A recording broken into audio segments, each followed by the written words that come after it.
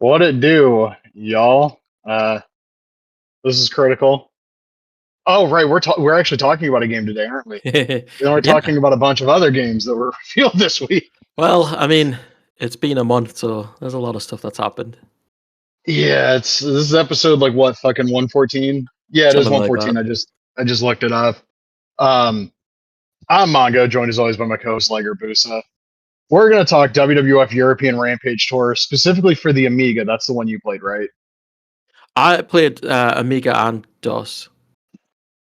Okay, I got the Amiga version to work on my 2012 Toshiba laptop. It's the only computer I've ever had that got Amiga versions to work. Weird. Yeah, so I think I said previously I'd played the Amiga version as a kid, but I was wrong. I played the DOS version on my old like Windows ME computer when I was like 11. I think Like the summer I discovered emulation. they're pretty much exactly the same. There's like minimal differences, if anything. I looked up gameplay. I want to say I looked up gameplay, and they looked pretty similar. Yeah. It's been a month. How the hell have you been? All right. I guess my uncle was here from England, so that was fun. This week I've been dealing with like some neck issues that I need to get checked out. But other than that, I'm okay. Yeah, I feel that. My neck and shoulders have been killing me. Oh, I forgot to tell you before we started recording, I did like an 8-day stretch and got one day off after it. Oh, gross.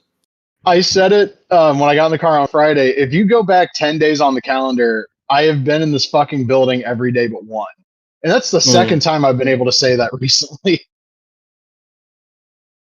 I've been run into the ground. There's all sorts of drama regarding a possible promotion. I went over before we started recording. I don't really want to think too hard about it. My aunt had a weird health scare last Sunday. She's all right now. That's good. But yeah, it did not sound encouraging last Sunday for a little bit. I discovered a new obscure media format. Oh, that's right. Yeah. Existed. Yes, I'll talk about this briefly before we get into European Rampage Tour. So I was watching a video because I'm fascinated about all the attempts to do high definition on like tape before Blu-ray became a thing.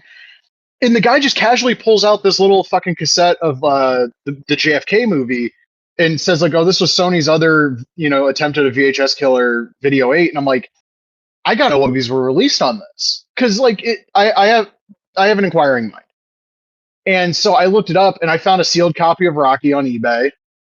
And as I'm prone to do when I'm highly stressed and things aren't going great, I bought it. And then I found a print ad. And there's a ton of movies that got released on this in the US, like TMNT 1990, Terminator 2, Raging Bull, Eddie Murphy Raw got released on this format, which is kind of crazy. Patriot Games. There's other big ones that I'm blanking on what they are right now. And then I find out in Japan they got the original Star Wars trilogy. And so I started looking into players, and there's like a portable Walkman that plays these. And because it has video in and out, because you could hook it up to a TV if you felt so inclined.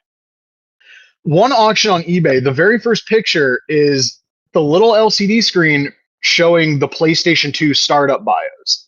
Nice. And you can't let me see that that's a thing I can do, because now I'm going to want to buy one of those players, not even to play my copy of Rocky or the Raging Bull that's probably going to be here tomorrow. I want to play King of Colosseum 2 on another fucking weird ass like screen. Yeah. We had a van for years that had a screen built in, and I kept meaning to plug my PS2 into it and fucking play like on the way to work one day, just play a match in King of Colosseum 2 on my PS2. That van croaked. We had it for almost a decade, and I just never actually did it. And I see this, and I'm like, the list of people that would have played King of Colosseum 2 on one of these would presumably be very short. Yeah, I would of course. suggest maybe nobody. Mm-hmm. I would like to put my name on that list. And then I started looking deeper. They had Video 8 players that just looked like straight up VCRs. And like there's one on Techmoan's page video about these. It's a YouTube channel.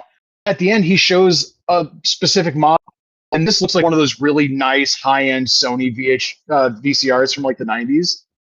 Right. Like one of the like metal panel ones that cost a few $100. Like you could fucking throw them at somebody and they'd be all right. The VCR would be all right. They wouldn't. and I couldn't fucking find one of those anywhere. And I was like, this is the one I want. If I have to get one of these that's not a Walkman, this is the one I would want. And also, I have to note this because the show is about wrestling largely. I did look it up. Not a single fucking wrestling release on Video 8. Oh, Terrible. I was thinking like, UWF put out UWF 1 and 2 put out a bunch of Betamax. What are the odds they jumped in on Video 8? Yeah, the odds are they didn't, sadly. But any like I did. wrestling related movies or anything? I looked for No Holds Barred because that was the big one, and no. But it's ironic you mentioned the Laserdisc rip of Ready to Rumble to me. Somebody in the comments on Techmoan's video mentioned being in like the Navy and being in the submarine, and their movies came to them on Video 8, and one of them they said was Ready to Rumble, which means there is a copy of Ready to Rumble on Video 8 somewhere in the world, and it will likely cost far too much money for me to ever seriously consider it. Although I will say this, Video 8 was also used as like the in-flight movies until like the late 2000s, I think. And I found a $12 copy of Punisher '04 on eBay. But the thing about those is they don't have like cover art or like a tape label like the official release pre-recorded movies do. Right. It's just like the tape and then the label on like the end of the tape, like you would do if you bought a tape at like Dollar General, and it says like the Punisher 2004. I mean, yeah, that's kind of crazy that it lasted so long with being an unknown format, I guess. It makes sense that they would send it to like the Navy and stuff because smaller than VHS, right? And way smaller. Probably easier to store and stuff. So yeah, that makes sense, and that they'd have them on planes as well. And it seems like the biggest use for this particular form of media was like in camcorders. It was like the standard for handheld cameras. And I did some digging because the Techmoan video fascinated me. These have the same resolution as VHS, but better audio quality than VHS. Right. Which, for those listening at home, that's 2 times Sony introduced a format that in one way or another was significantly superior to VHS. And the general public were just like, VHS go brr. Very frustrating because like I have Rocky. Like I sent you a picture of Rocky next to Hulkamania 4 just for scale. Because like I thought it was amusing when I got Betamax, and I was like, oh, these are like tiny compared to VHS. Yeah, no, there's a whole different fucking level to that. These things are like the size of an audio cassette, but like a little bit thicker because obviously it has to hold a much bigger like reel of tape. I wonder if you can get like blank ones to record on if there's a recorder out there. So what I was thinking, and this is the most me thing I'm ever going to say on the show, I was thinking if I could get blank tapes and find a splitter to run my Amazon Fire to the recorder, I want to record like an episode of AEW Dynamite on Video 8 just to say I did it. Yeah, I mean, that sounds pretty cool. Because there's all the people that are like, oh, I recorded Double or Nothing on VHS. Yeah? How about the last month of Dynamite on fucking Video 8? Just that kind of stuff. Because I think I mentioned on the show, I kind of floated the idea of doing that if I could have gotten, an affordable refurbished Betamax player a few years ago. Because I had found blank beta tapes on eBay that were like said to be in good condition, never been used. And I was like, they're $35 for 5 tapes or whatever it was. And, if I get the player and I can figure out the means to do it, it would be kind of funny to have like AEW on Betamax. That feels like just a shithead tier of the tape trader fucking community that I would be perfect to reside in. But alas, it didn't happen. Anyway, WWF European Rampage Tour fucking sucks. Yeah, this game is terrible. Like, all-time terrible. This might be the worst wrestling game ever. I mean, yeah, it's definitely the worst one I've played in a while. Like, I kept thinking, like, is this game worse than Mania for NES? Graphically, obviously not. It's on much more powerful hardware, unless you want to argue the Commodore version. But, like, gameplay is arguably equally as fucking bad. The NES game also has, like, really good audio, and this game doesn't have... Yeah, the David Wise music. Yeah, this game doesn't... I mean, this game has Sean Mooney, but he doesn't really look like Sean Mooney. No.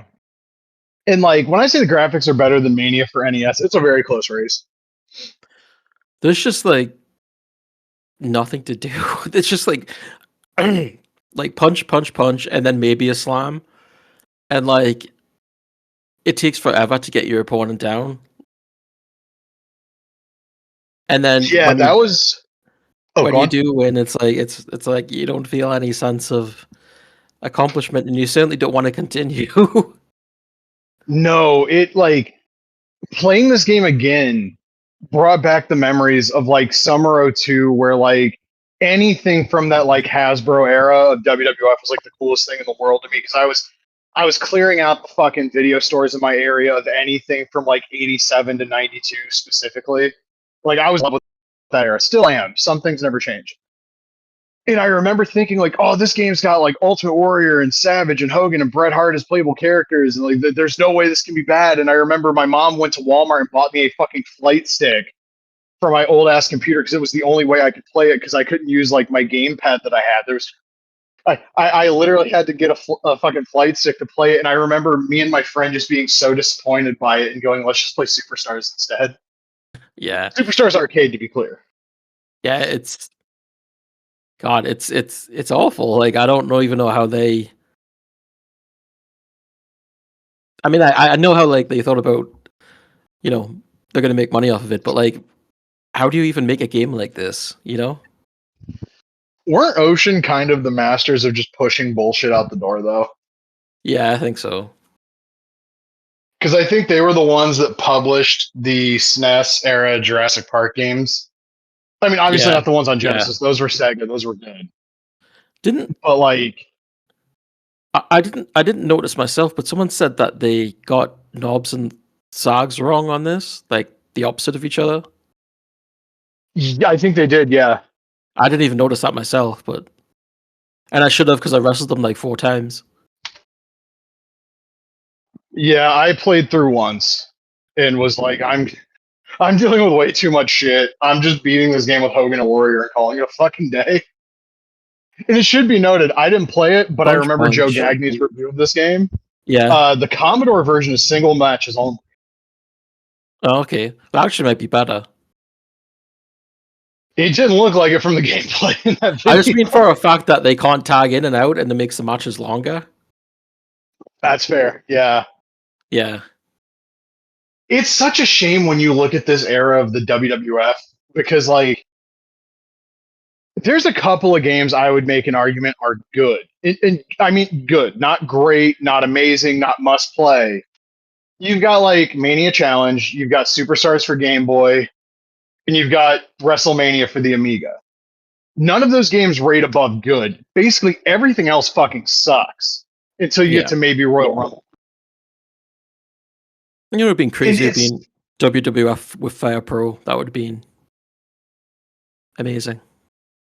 That would have required Acclaim to just go and license a Japanese game. What we needed would have been Acclaim to have the mindset that THQ had in the late 90s. For sure.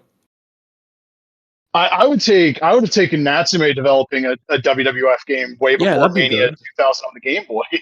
Yeah. Because you think about it, Natsume does what, 4 WWF games on 2 Game Boy systems, and they're not. Mania 2000's not bad. Road to Mania's not bad. Road to Mania X8, I'd argue, is the best of the bunch, and Survivor Series is cool too. You fucking pre-rendered. You basically have like something that looks close to what I imagine that Action Zone game we did the mental masturbation over would have looked like, his pre-rendered characters, 2D camera angle. There it was. Yep. But like this era, everybody fucking loves this era, and I know you shouldn't make generalizations like that. The overwhelming majority of wrestling fans that I know that lived through this shit have, or even watched it a little bit later, like me, because I was born in '91. Everybody I know that watched it has like an affinity for it. It like people can talk about the Attitude Era all they want. There's not nearly as many detractors of what came before the Attitude Era as there is what came, Attitude Era afterwards. Mm-hmm. And for this era to have like not one single definitive good home console video game, or great, I'll say, because there's a couple of good ones. To not have that like classic, like, how the fuck did Sega not try to license WrestleFest? Yeah, I mean that's pretty wild when you saw what the WrestleMania game on the Amiga was like, because that Oh in yeah, itself is sort of like Superstars basically. they stole fucking artwork from Technos. Yeah, it's crazy. For those that haven't seen it, legit look it up. They reused the fucking arena from Superstars and the Warrior and Hogan sprites from Superstars. Although Warrior is in purple trunks, Yeah, which I always thought was interesting. But I loaded that up for a minute and I was like, because I thought you said that we had played it before, and I was like, I don't remember playing that, and I was like, holy shit, yeah, this is Superstars. This is crazy. yeah, I don't know why. You know what it is? I think when we did our long ass just talking about each game for like 2 minutes, Yeah, we might have talked about it. there's also so many And games that's named WrestleMania. fucking for real. Yeah, In a way, I'm kind of glad we got away from that, and it's just like WWE in the year now. yeah, Because if you say exactly. like WWF WrestleMania, I'm like Which NES, one? arcade game Yeah, on console, Amiga, Steel Cage Challenge, 2000, Road 2. we should look at that Amiga game though, because like I said, I only played it for like a few minutes, but like I'm curious as to see what else is in there. I will say the gameplay is just you grapple, wiggle the stick, do a move, grapple, wiggle the stick, do a move. There's not a lot Yeah. to it. But Okay, the so it's Amiga version, especially, like the graphics carry that thing. Because you get to see like Mr. Perfect and the Warlord it's and wild. yeah, like they don't look out of place next to the sprites that they clearly fucking stole from Superstars. Oh That's yeah, like the craziest thing. Like yeah. those characters all fit in. It feels like someone would have made like it feels like a modern hack or something. Like someone would go back and like uh decom decompose that not decompose. Jeez, what's the word I'm trying to look for? Decomp. Yeah. Yeah, yeah, and put it on like an old console or something. You know, it's just it feels weird when you look at it now. Yeah, you know what's crazy? Nobody's, to my knowledge, in the homebrew community has ever tried to do one of those like console ports for WrestleFest. Yeah, that's true. I would be so curious to see somebody really get in their bag and do a 16-bit WrestleFest port, or even better. You know what I really want to see? I want to see somebody do like an NES demake of fucking WrestleFest, or That'd be Superstars would interesting. be even better because less stuff to carry over for Superstars. I don't know how. I mean, obviously, you're gonna have to redraw a bunch of shit regardless of what you do, but I see all this stuff like porting Final Fight to the N64 or whatever, and it's like, can we port fucking WrestleFest to the Sega Genesis real quick? Can we do Yeah, that? I'd be very curious to see what that would end up like. Especially if it played on like hardware, because you could get an EverDrive and play it on an actual Genesis. Yeah. The retro Randy projects have broken my brain in this way. I want so many games done in I'm just that fucking. thinking too, like the changes that would have to be made. Like you probably wouldn't get like maybe you would, but maybe they'll find a way to work it in. But like the Royal Rumble videos of the wrestlers entering the ring, and how would that stuff change? Would they be able to do that? Just things that I'm thinking of. It would probably, especially on the Super Nintendo, cause some frame drops. I don't know that Yeah, the SNES would be able to handle that. Genesis has the fucking processor for it though. Like people thought blast processing was a bunch of bullshit. No, there's a reason games ran faster on the Genesis. right. They might have looked like shit comparatively, but What if they could? How many wrestlers they could actually get on screen too? That'd be another thing. I mean, they were able to get 6 on screen with Royal Rumble on the Genesis. I'd imagine Right. you'd still be able to get 6 for Probably. Superstars. I'd hope. Yeah, there's interesting possibilities there. Again, the big brain in me is like port Superstars to NES, but you know, seriously, why the fuck didn't Acclaim just license those games? These games are making a fucking fortune at the arcade, and you have the arrogance to think sculptured fucking software can do better. Yeah, I had no idea. Like, imagine how cool like the WrestleFest poster mocked up on a Genesis box, like the early plastic like clamshell cases. Imagine how fucking cool that would have looked. Yeah, but I mean, it's the same company that looked at King of the Ring and Steel Cage Challenge and said, yeah, yeah. Yeah, they were in a lot of ways the American equivalent of Ocean, and that they were shoving out a lot of just Oh yeah, obvious yeah, shameless cash grabs. It's weird when there's like good games by them too, because like it's such a like sea of fucking shit, and then it's like, yeah. oh, Maximum Carnage, Separation Anxiety, Royal Rumble, Raw. I hate giving them credit for Mania the arcade game's home port, but that you have a quarterback club games for a few years. People people go back and forth on the Legends of Wrestling games. If you like them, that's cool. I'm at the point where I don't think I need to ever play them again. Definitely. I'll probably play Showdown at some point because I remember the arenas, and instead of just like looking at videos, I'm like, I need to see this and boot it up. But yeah, I don't enjoy those games. I mean, I appreciate the fact that they did them. You know. I think I appreciate, and I think we talked about this when we reviewed them. I appreciate them more for what they led to Right. than what they actually are.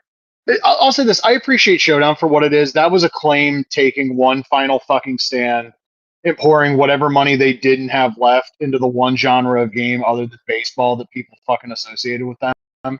And they went for it. Like there was no chance the game was ever going to be good, but like they did fucking everything to try to fucking to get some traction and make some money on that game. Like they basically said everybody you want that isn't under a WWF deal right now, we got them. Fucking Warrior, Savage, Sting, Dusty, Rick Rude, Mr. Perfect, Jake Roberts. All the guys you thought were missing from 2, fucking here you go. And honestly, if that game played like 2, I probably wouldn't be as down on it as I am. Because I think that's like my biggest problem is 2 was them getting kind of close to having something good, and then with 3 they fucking blew it up. It made Yeah. something a lot worse. Yeah, it's a I still shame. remember the day Here Comes the Pain came out, seeing the Showdown website for the first time, and seeing like my fucking brain just exploding because he'd just gotten removed from Here Comes the Pain, and Mm. we're never getting Warrior and Here Comes the Pain from Scott J. There's a lot of people who think he actually doesn't have any, and I've also seen accusations of stealing people's mods for those projects, which is not great. But like seeing Warrior, it was like, okay, cool. Like fucking he's gonna be in a game, and I liked the Legends games okay when I was a kid. They weren't my favorite, but like I wasn't there was no other game I could load up and play fucking Dynamite Kid versus Abdullah the Butcher other than Fire Pro on the Yeah, I and mean,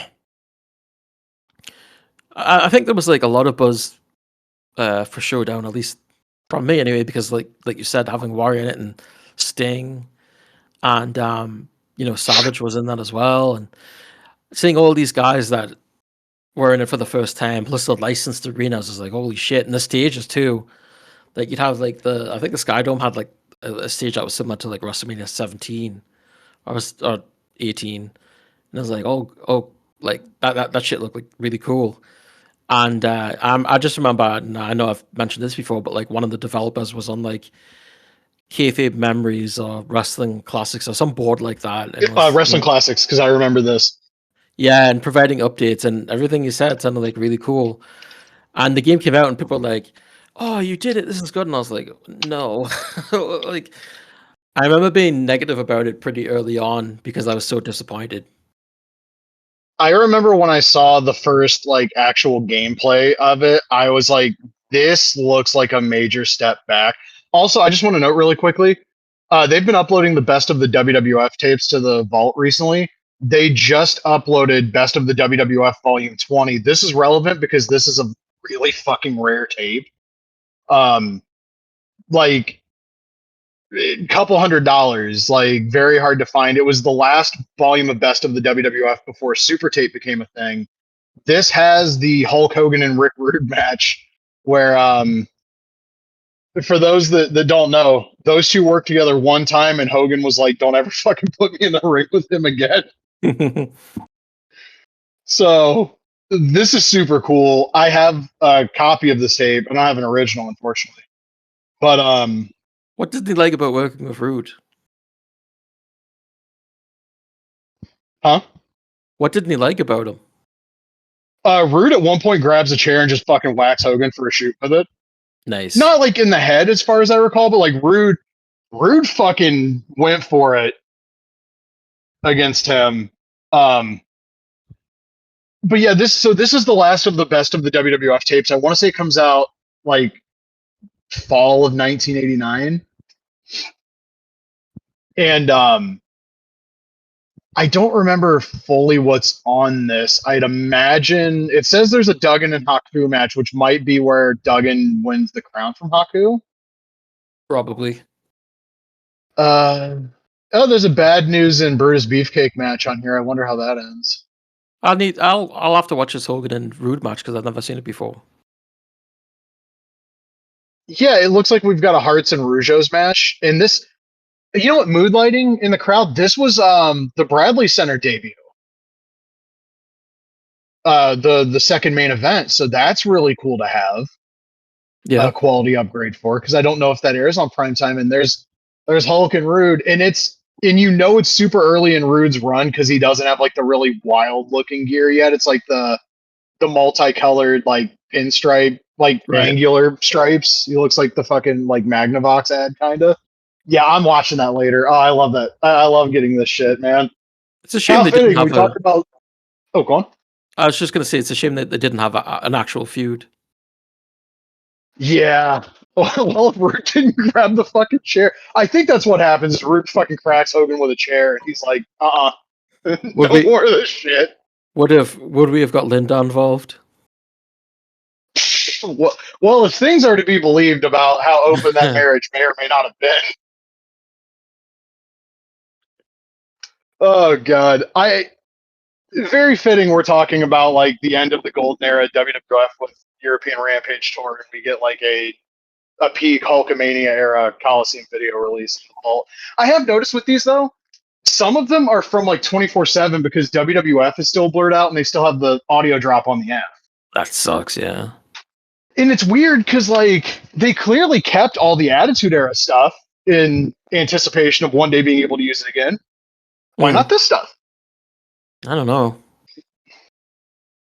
But like that's a super small price to pay to get a significant quality upgrade on old Coliseum videos. Like they put up Inside the WWF a few weeks back, and I love that tape. There's an Undertaker and Crush match on that where Crush does a superplex that kind of sort of looks like an Avalanche brainbuster, or at least that's my memory of it.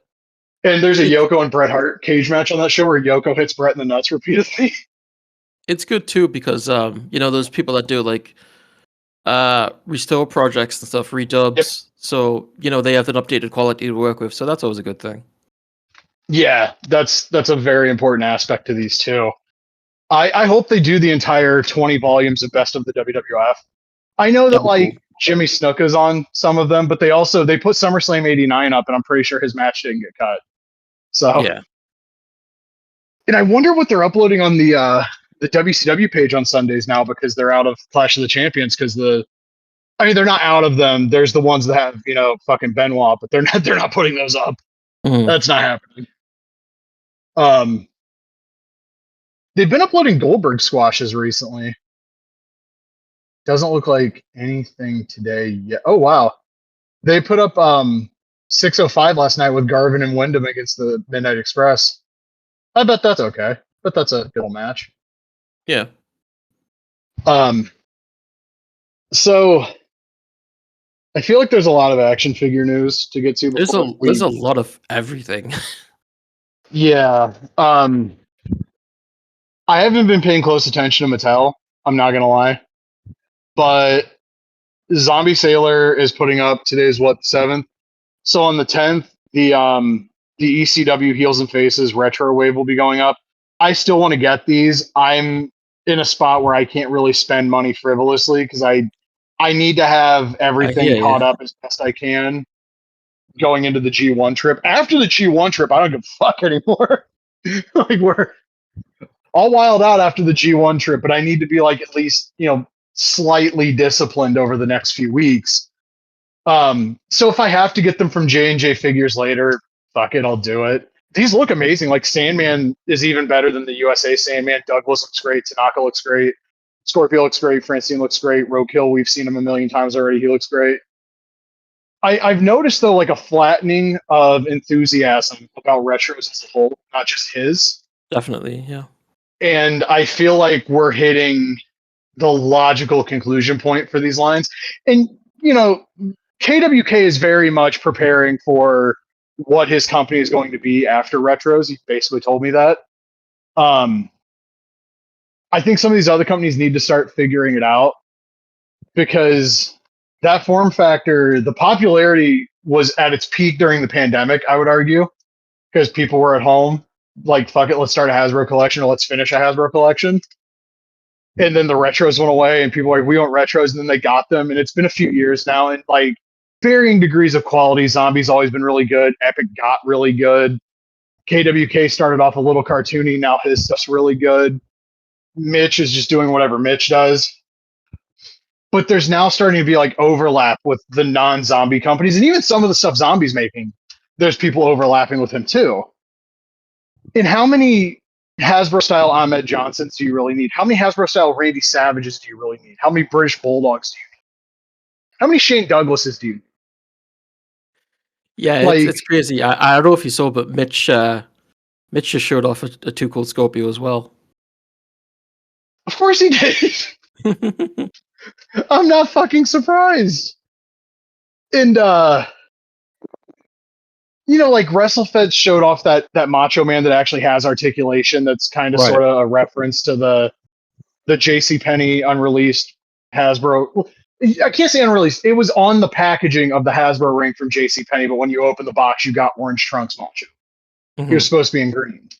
They're doing one, and that figure looks amazing. Yeah, that it's looks the same incredible. Same body generally as the Savage they're doing. They just lobbed off the posed arms and put the two like closed fist arms on it, and it looks great. And I see that, and I'm like, if you would have done this with the Mania 5 figure, I would have pre-ordered it. You had done it with the Mania 3 when I would have pre-ordered it. I don't care about the way they're doing that Savage initially. He's basically just a fucking Galoob, which not the worst thing. You know, it's kind of cool, but I'd rather have like Savage with the soft goods robe in Hasbro style, like in that classic Savage pose, because he's the first guy that has that pose in the line. They reuse it, but he's the guy it debuts with.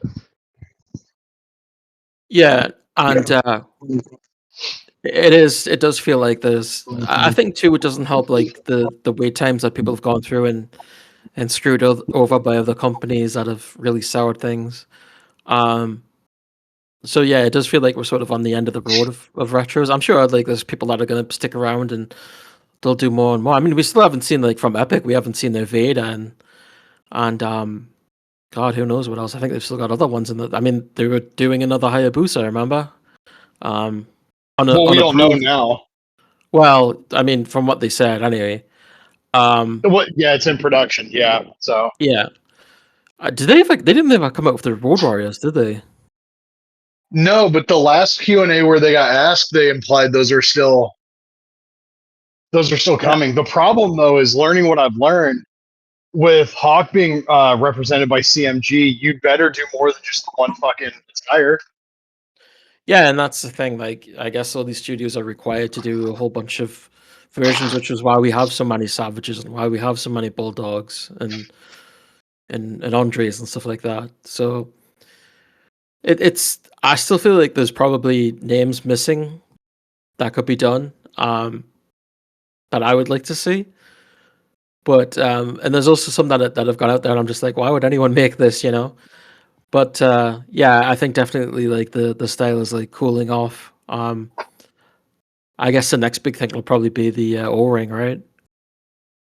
That's kind of if KWK called that one, that's going to be really interesting because other than the Kara Pros, the Kara Joes rather, and like Remco bootleg wrestlers from like 1990, it's a style of figure that's really never been explored in terms of, and certainly with Western names, it's never been explored.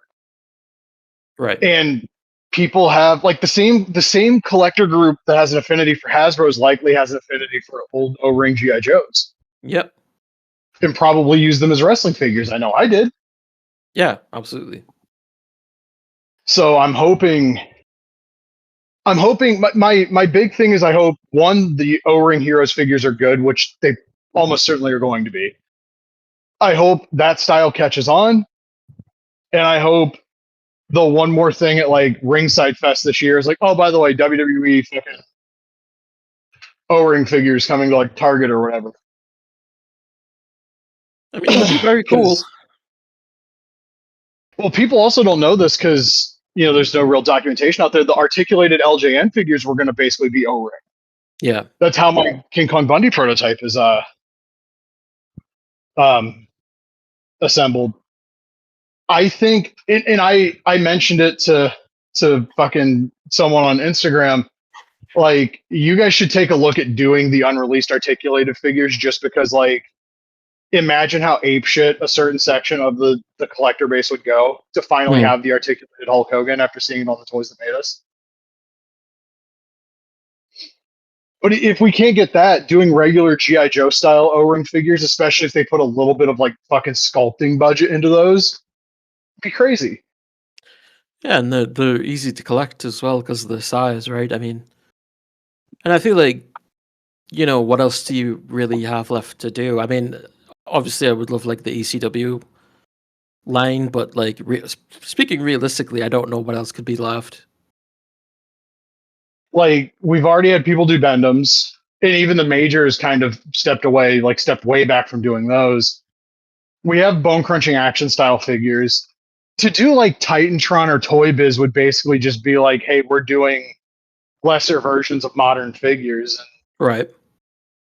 That novelty is going to wear off super quickly. There's the one company doing the Galoobs. Epic is going to do them at some point. I feel like we're scraping the retro toy barrel like past the bottom if we go any further, which is, I think, another reason why the O-Ring stuff is so interesting to me, because we're getting a G.I. Joe style Jake Roberts that's going to probably be on packaging that's heavily inspired by the 80s G.I. Joes. Yeah, it should look very cool. Like, yeah. And that's the wrestling figure line I'm looking forward to the most this year. I know I've said that a bunch, but July 1st, we're gonna see what those look like, and we're gonna see.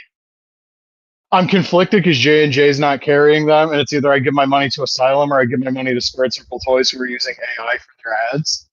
Oof. Yeah, it's two shitty sides of the same coin. I mean, I could order from KWK directly, but then I have to pay like fucking import fees and also probably pretty high shipping too. Yeah, I mean, I ordered directly from him. It's different from me, I guess, because I don't know how it works out. Like, I know we have a deal with China, but I was saving a lot more money than ordering directly from Canada. And like, Collect and Connect was like, hey, you can like order a few different things at once, or you can hold them, right? You can like build a box, and then like you can save on shipping that way. It's like, I guess, but like when they put up they made a deal with somebody recently. I think it was uh Was it Top Rope? yeah. And Top Rope was like, you for Canadian fans, you're saving on shipping. And then I worked it out and it was like you're saving like $6. And I was like, come on, that's nothing. Jesus. And that's when Yeah. Collect was like, well, if you order a few different things that you're interested in and box them up, then you'll save more on shipping. And I was like, all right, that's fair. But like, what if I don't want anything else and I'm only saving like $6, And I know they bring up like customs fees, but I don't really get customs fees for the most part. Like only like less than a handful, of times I've had to pay customs fees. But yeah, I don't know. The Canadian shipping situation is awful. I was talking to someone a few weeks ago that said that they live close to the border, so whenever they ship anything, they sell anything, they just drive over the border because it's ship at a cheap in the U.S. Ship in the U.S. than it is to Canada. So it's crazy. Did you see that WrestleFed showed off their Tatanka figures? I don't think I have seen them yet. Yeah, so I'm on their website, and they have like the long white tights version of Tatanka from like his debut. They have like default 93 Tatanka, and then they have like 94 right before he turns heel Tatanka, and he's in the Mr. Perfect pose for reasons I don't understand. Let me take a look here. Well, my browser takes forever to load anything. Don't know I why. mean, I get it if you like that pose and you think that pose is cool. I understand, but it doesn't make sense for Tatanka. Yeah, I don't think I've seen them. Like I know Mitch's figures are quite different than theirs, but when you talk about Tatanka, I think that's the only ones I've seen because he was doing them too, right? So Yeah, I'm looking heads at up, the. Oh, go on. heads up, pretty good. Oh yeah, no, the head sculpt is awesome. It looks exactly like him. So the Savage figure is part of what they call the Black Collection. Yeah, the green trunks one is, yes. God, that one looks so good. And near as I can figure, it's called the Black Collection because the carding is black and gold, which also looks really striking, honestly. Yeah, yeah. That's coming in 2027. I will almost certainly be buying that. Even They if it wasn't in the green trunks, I'd probably still fucking buy it just because I think that looks really good. It's a shame that they don't have like different names, because their figures are like I haven't seen, I haven't really heard of anybody that's got like the Bulldogs or anything that's been released. Um, but I've seen their promotional images and their like Bulldog released images and stuff, and I mean everything looks pretty good. So it's a shame they don't have more like original names, um, that no one else is I doing saw because they would probably all look excellent. I saw the pictures. I think it was J and J posted of those bulldog figures, and they look awesome. They Yeah, look fucking great. I keep looking at that Mania 5 Savage, and it's like, I might actually. this is a Canadian company, right? I believe so. Which is weird because all the prices are in pounds. So Huh. Yeah, that's a lot. I thought they were like from the UK but Canada based. So I don't know what's up with that. That might be that might be the case. KWK put up the Fantastics and Kevin Kelly, which I know you were really excited for that one. Yep, I might, the New Japan Legend. I, I, I might buy the Fantastics. It'll probably be after the G1 trip, but Bobby Fulton's a shithead. Tommy Rogers is, no longer with us. I love that team. They were great wrestlers, and Bobby Fulton, as much of a piece of shit that he is, also promoted the first wrestling event I ever attended. So there's like kind of a sentimental attachment to that. And Yeah. also, when I posted the picture of myself with Doink on the internet close to 10 years ago in Matt Bourne. I thought it was maybe Matt Bourne, but not entirely certain. Obviously, Matt Bourne had already passed away by this point. And Bobby Fulton found my fucking post on Twitter and was like, I never booked a fake Doink.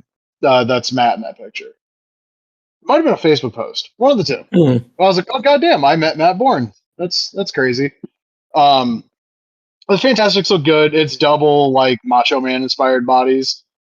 And somebody needs to have a talk with KWK and a sculptor about how many fucking figures they're doing in that post. Because it's Sheldon and those two and Sasuke. Yeah, that's I'm a kind of shocked Tenyu wasn't in that post. That he did the jabs, but yeah. he's got the the chop going on. So that's kind of cool.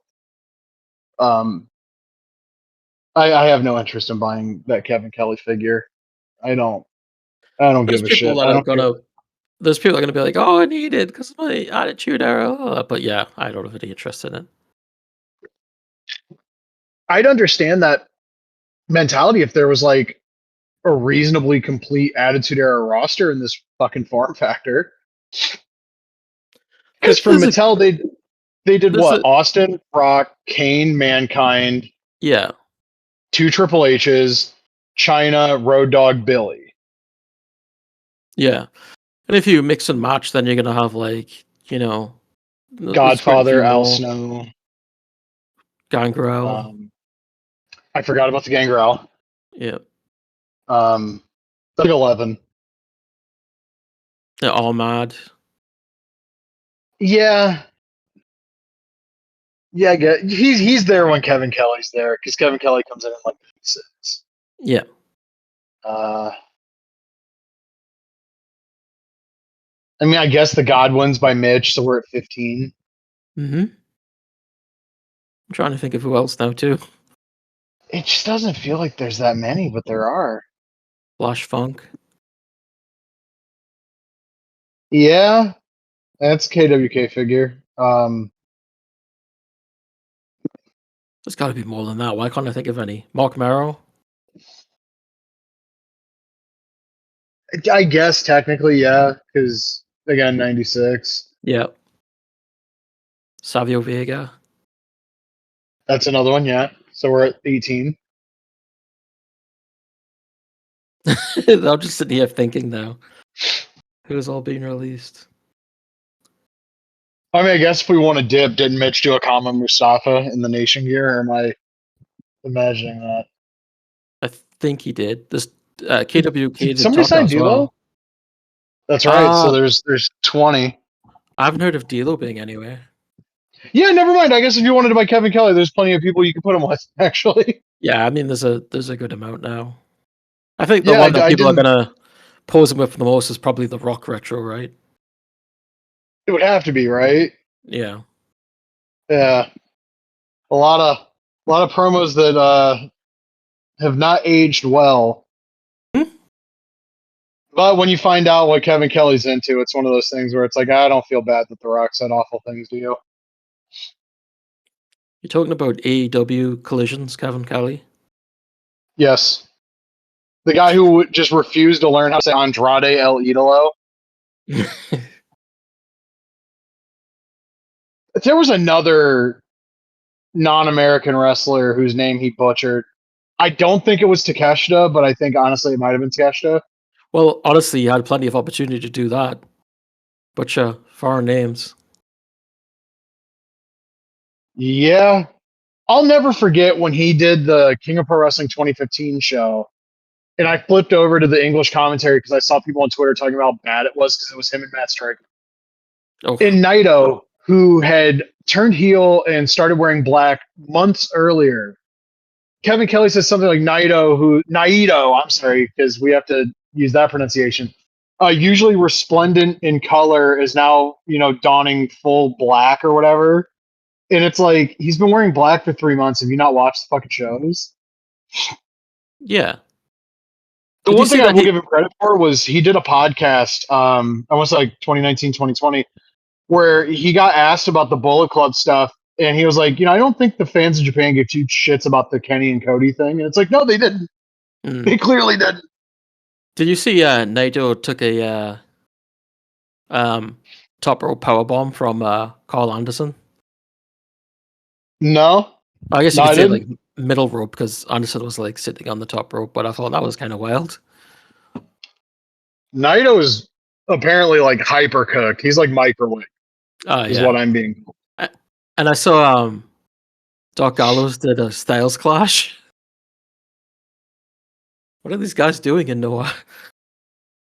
I don't know. Apparently, the Young Bucks said on Being the Elite, they may have tried recently to see about getting those guys into AEW. That's on okay. TV. I think they can work Noah, and they'll be just fine doing that. Well, I mean, we haven't talked about it, but New Japan was sold, right, to CyberAgent and TV Asahi. So yeah, that's an interesting fucking thing because it seemed really bleak at first, but it looks like despite them quote unquote having the same number of shares, Asahi has the controlling interest somehow. I think technically it's going to be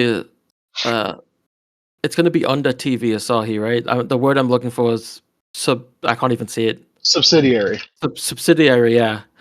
So I think that's technically how they're going to use it. And I think there's been some talk of like taking advantage of their archives, which, let's be honest, all the years it's been around, New Japan World hasn't really done a great job of adding really a large amount of archival footage.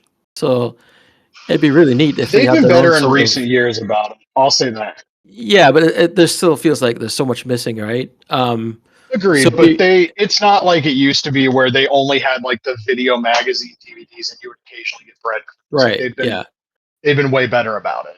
yeah. But it would be so nice if we got like uh, so much more that they have available.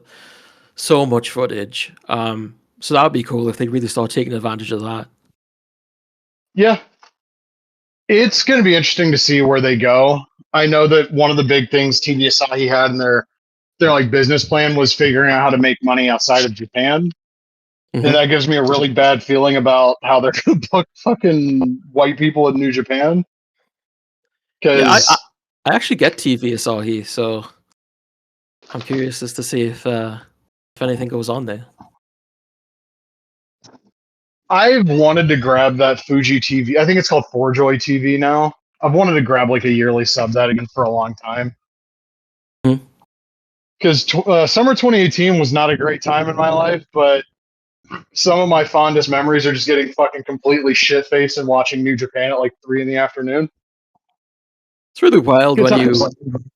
as someone who hasn't watched Japanese TV and like used to buy tapes, obviously with commercials and stuff, and like seeing them now and tuning into a Japanese channel and seeing like the commercial stuff, it's so wild. Because I remember so like how difficult that used to be, right? Like you'd have to buy a tape or you'd have to go on a streaming site, and maybe the quality wasn't the best, but it's the best you could do. And now it's just like, here it is. It's readily available for you, and it's like, wow, that's crazy. God bless piracy. Yeah, like I was watching is it Wow WWOW? I know it's been Yeah, out wow, for a wow. while.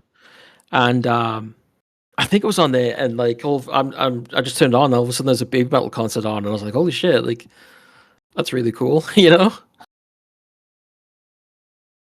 I'm trying to remember if Forjoy TV had the NTV Sports channel. I think I might have that. I don't know. Because I know they're still doing like that classic show that's hosted by Kobashi, or at least they were the last time I looked. Oh, right, okay. Like Classics Deluxe, which I have to look into that. looks like there's one fucking episode of it airing soon, and it's June 26th, and no reruns. Okay. Currently. And I guess Stan Hansen is going to be the subject of that special, so I liked that show a lot when it first started because they had Classics tradition, which was picking up where original All Japan Classics left off. Yeah. And then it morphed into the show where it's like half studio show with Kobashi and a guest, and you get 3 clipped matches with Kobashi and the guest kind of doing commentary over it. And then you would get like the one big match for the week. Throughout all of this, I'm pretty sure didn't get a fucking re-airing of either of the Jumbo Misawa matches from 1990.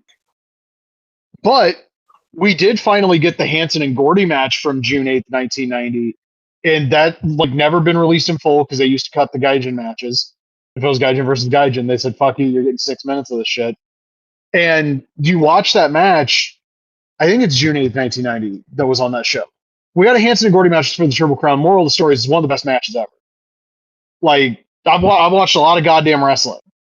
And when that was over, I was like, that's like one of the better Gordy matches, and it's probably like top 25 for Stan if we're talking singles matches. Like, it was that good. NTV just sitting on goldmine. Well, Speaking of discussing footage, I know you don't care about this, but I got to talk about the GWE thing because I followed along closely because I've always found like just discussing wrestling like in good faith. I've always found it fascinating, like getting other people's perspectives and opinions. Because when it's not done in an argumentative fashion and it's like a conversation rather than I like this and you don't like this, but what I like I think is better, so fuck you. There was a lot of that going on because once this fucking broke containment, you had the people that were getting really mad about how other people voted, and that's not the point of something like this. But I found some of the like voting trends fascinating. I also thought like because they would include like a write up if you voted if you voted Muto number 1, like you could put a write-up that they would put in the post for Muto, right? Mm-hmm. And there were obvious fucking troll posts because like there was somebody who was like the tribal chief of Rhode Island in the thing they did for Roman, because go figure, that's the number one, was like, oh, look at all the guys he's beat. He's the greatest of all time. Acknowledge him. And that kind of goes against the whole point of the fucking thing. Because it's like you watch the footage to see who you think has the best case. And I was getting run into the ground at work. I started on mine and then missed the fucking deadline. But it was very fascinating to kind of see when it was obvious the top three were going to be Kobashi, Danielson, and Terry Funk. It's kind of interesting to see how people reacted to that. Because there are the people that thought Danielson was way too high, shouldn't have been. And there were some arguments made that I kind of understand. But like, if you do like a community poll and like 500 people vote and you land on that top three, that's not bad. It could have been worse. Yeah. I don't have a problem with any of those guys. But it was like the fucking, Okada's not a better wrestler than shit. Like all the arguments. I couldn't give two shits about the people that want to be petty about shit. But my brother in Christ, if you can't see why somebody would like Okada more than Jerry Lawler, I don't know what to tell you. But to also be like, who gives a fuck what they think? Because I think it's what Jonathan Snowden said, and that guy's a fucking loser. Like immediately discrediting somebody because they think Okada's better than Jerry Lawler. Okay, well, fuck you. That's the thing about it I don't like, is when it becomes like mean-spirited, my opinion's superior to yours, and I'm not going to fucking explain why. Like, Yeah, I mean, you think this guy's better. Like, fuck off. It's always going to break down to that with some people, though, right? That's the problem with these it's sort the of wrestling things. fandom. Yeah. And that's why I said, like, when it breaks containment, like, when it was just on PWO, there were still arguments, but it's like people articulating their fucking point. It wasn't like, fucking Okada's not a better wrestler than Lawler. Fuck you. Look, Jerry Lawler's a great wrestler. He got a lot out of not doing anything. I also think if you asked me to make a list of Jerry Lawler's best matches, every single one of them is going to be with somebody who's a much better worker. Bockwinkel, Terry Funk, Jack Briscoe, Bill Dundee, Randy Savage. It's all going to be like you can be a great wrestler in the ring with other great wrestlers. That's fine. But to be like, he's not, Okada's not better than, Okada's an argument for being the best fucking in-ring worker of the last 25 years. Like, he's a legitimate all-time great. Why are you mad that other people think that he's an all-time great over? And some of the people that voted for Okada probably also had Lawler on their fucking top 100. A lot of them probably didn't, but some of them might have. In some cases, it's just like, it happens all the time when there's a wrestler that's older. Like there's people that think that they're automatically better than the wrestler that's younger. You know what I mean? Yeah, and it goes the other way too, where like certain younger wrestling fans don't like anybody that's older than anybody that wrestled before they were aware of wrestling. In both audiences, to be perfectly clear about this, are fucking annoying as shit. True. Like, if you're a younger fan that doesn't want to see anybody older, how are you such a fan of something and you have no curiosity about what came before you? And if you're an older fan that hates everything newer, why are you so closed-minded that you won't even give like a thought to something newer than your preferred fucking timeline being any good? It's really bizarre. I mean, I mostly see it from like the current WWE fan mindset. How they don't. I mean, there's you have people freely admitting that they don't like wrestling. And then it's like, well, if you don't like wrestling, what do you like it for? And there's people that the say promos and the acting. Yeah, they'll say something regarding somebody said like this. It's about the storylines or something. And I was like, well, they release wrestlers in the middle of storylines, so they can't be that important to them. You know what I mean? It's like, yeah. And the storylines are there to facilitate the fucking matches, not vice versa. Yeah, I don't understand them at all. You know what? Honestly, a lot of this is in terms of that is people fucking listening to that Bruce Pritchard podcast for a long time. like those Conrad podcasts have been absolutely destructive to the way people view wrestling. Right. Yeah. Like that one video where Stevie Rich is like, "Oh, I don't want dream matches. Give me dream stories." What does that fucking mean? I You're have just no saying idea. shit. This was like 2 years ago, like right when I started to notice like Stevie was turning into an AEW grifter, anti-AEW grifter. Like fucking PWI when I was a kid would have matches, like dream matches on the cover. This isn't like a modern fucking thing. This isn't a last 10 years invention. People were talking about dream matches when I was in fucking preschool because I read the magazines. Yeah. It was like who would win between fucking Hulk Hogan and fucking Sting or whatever the fuck. Mm-hmm. Like none of this is new. You guys have just had your brains fucking broken. And Dream I remember, stories. yeah, like what was like you dream about the storyline leading up to the match more than like, oh, I wonder what the storyline go for Hulk Hogan and Sting would be like instead of, what would happen when the fucking bell rings. That's crazy. Stupid. Fuck stupid shit. And I remember, I mean, some of this creeped in a long time ago too, like when the WWE writers started doing podcast appearances. Because you remember the CM Punk Brock match at SummerSlam? Like everybody kind of liked that match. There were a lot of people that were very vocal that it should have gotten 5 from Dave, and I was not one of them. Mm. One of my friends was like, it should have been 5. And I'm like, well, what makes the match 5 stars? And the first thing he says is the build up. And I'm like, that has nothing to do with the match. No, I mean, you can't.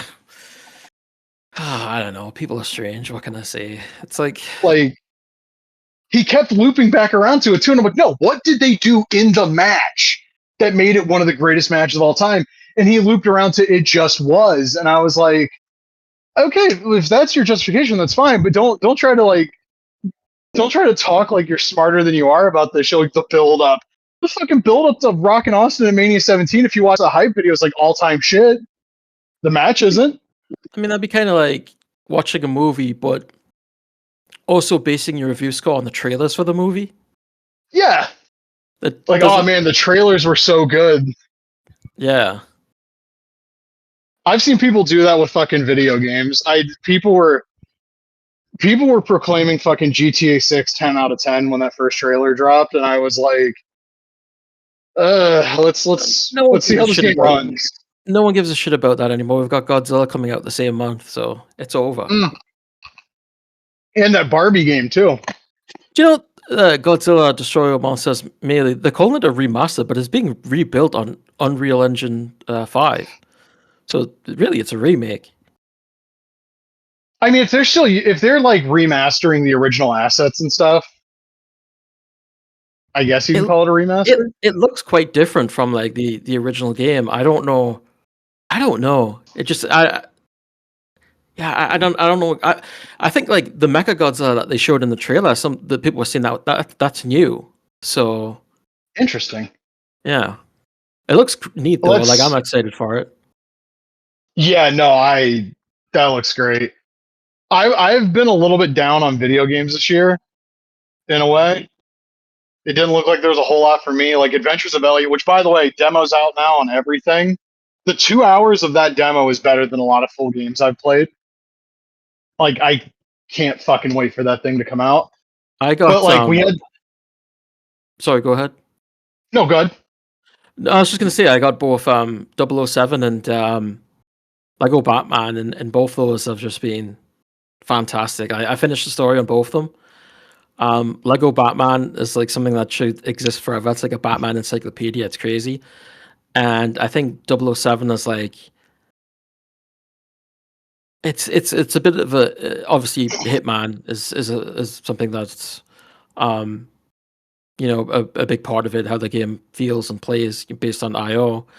Also there's like a lot of Uncharted. It's so strange too, because like, there's a lot of people who want to play it stealth. They put so many exploding barrels in that game. It's ridiculous. Like at every single level you see, there's like these massive exploding barrels, and the environments are so like destructive. So you kind of don't want to play stealth. You look at these things, and you hit them, and it's just like everything goes up in the air. It's insane. I saw that game is like really well optimized on Steam Deck too. I was very impressed. Yeah, I've been playing it on my PC, and there was like 1 second where it went from cutscene to gameplay was like a little hiccup, but other than that, it's ran perfectly. And I've seen people talking about playing it on the lowest settings and saying it still looks really good. Like they've done a tremendous job with it, and that Glacier engine that they use, IO, they've got a lot out of that engine, and it still seems like an incredible engine to use.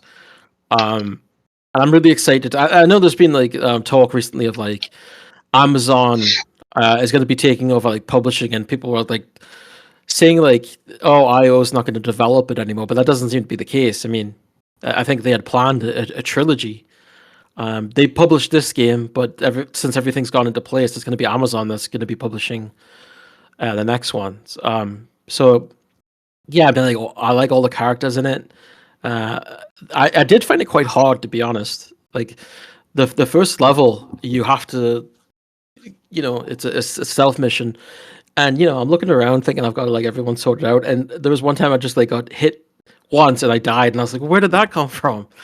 And I got through that, and there was other times like I'm trying to sneak and I'm looking in all directions, and somehow I just got spotted, and I'm just like, why did that happen? And my combat is I'm not the best of like lining up headshots and stuff like that, so I may have done a little cheating to get my way through it. But I mean, I did enjoy it a lot. I think the hand to hand too is very frantic and close, and it was a bit hard to get used to because the opponents do like a tackle or like a grab, and I think to block them it's like B and R B or something like that, and I could never get used to that. And I was like, oh god, I fucked it up every time.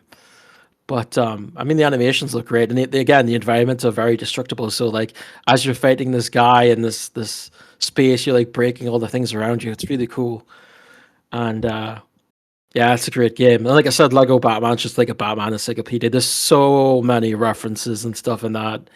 Like it's unreal, and the way that they combine all the movies together is so like really well done. And some of the chapters start off like the one of the chapters starts off with like the Burton theme, and you see how like the Batman penguin turns into the penguin from Batman Returns, and there's another one that recreates Batman the Animated Series intro, and another one that's like Batman Forever inspired with the theme music from that. And yeah, I've done the main story. There's a lot of like side things that I haven't done, like tons of them, and I think I'm gonna still go on with that for a while because I want to see some of that stuff. But yeah, that game is outstanding as well. Great month of games, really. Oh, speaking of DC, the core line, the basics line has hit, Oh right, and yeah, those scale super well with Marvel Legends. I have not heard a single negative thing about them. There's a lot of for what they are being thrown hmm around because they don't have like an ab crunch or whatever, but they're $13 toys. yeah, Collector, it was kid focused with collector appeal, I believe, was Steve Ozer's wording at Toy Fair, and they look really good. Apparently, fucking impossible to find in stores right now because people are grabbing them. I had a friend tell me that what he heard was that they were looking to do something along the lines of like domestic Mayfex. Basically, told me take a look at Motu Chronicles and what those are like articulation wise and quality wise, and they're basically looking to do like higher end like import stuff at domestic prices. And I've seen all of those Motu Chronicles figures in person. I haven't gotten my hands on them yet, but they're as good of $27 action figures you're going to find on the market. Drop down hips. They're very Jada toys in terms of how they're like engineered. right, yeah. If that's the baseline, that DC collector's line is going to be fucking incredible. I'm very curious to see what we get first, as far as like designs and everything. Yeah, because they're not 100% accurate to any specific thing with the kids line, but I think they're going to have to be a little more Yeah, like this is this specific version with the collector's line because the kids aren't going to care that your new 52 Batman's not 100% accurate, but like there's going to be people that buy those uh, collector's figures that are going to absolutely notice and they're going to be very vocal if they're not Right. they're not accurate. My big thing is I want them to do Absolute Batman in Wave 1 because that's the biggest ongoing comic right now. It's very crazy to me how people mocked that Batman. We all did when we first saw it because, like, what the fuck? Look at him. He's goddamn huge. And then the first issue came out and people were like, this is actually good. And by the time you get to issue 5 or 6, basically unanimously, people are like, we're seeing something special here. And it not only saved DC and gave them the market share for the first time, like the #1 market share for the first time in decades, it fucking saved the comic book industry. Like, there are more people going into comic shops now because specifically of Absolute fucking Batman than any movie that's fucking out or coming out. That is the fucking book. If I were DC, that's the Batman I would have in Series 1. Because you can't really do him in the kids. He's fucking huge. He's like super detailed. Yeah. Like that big motherfucker with all of that articulation, like a wired cape, couple heads, couple different hands, the fucking axe, like the bat symbol that turns into an axe. I think people would go fucking nuts for that. Like, they got to do that at some point. Yeah, I haven't read it yet, but it'll be interesting to see how that what's the word I'm looking for is represented in other pieces of media going forward. You know, such as action figures and movies and video games.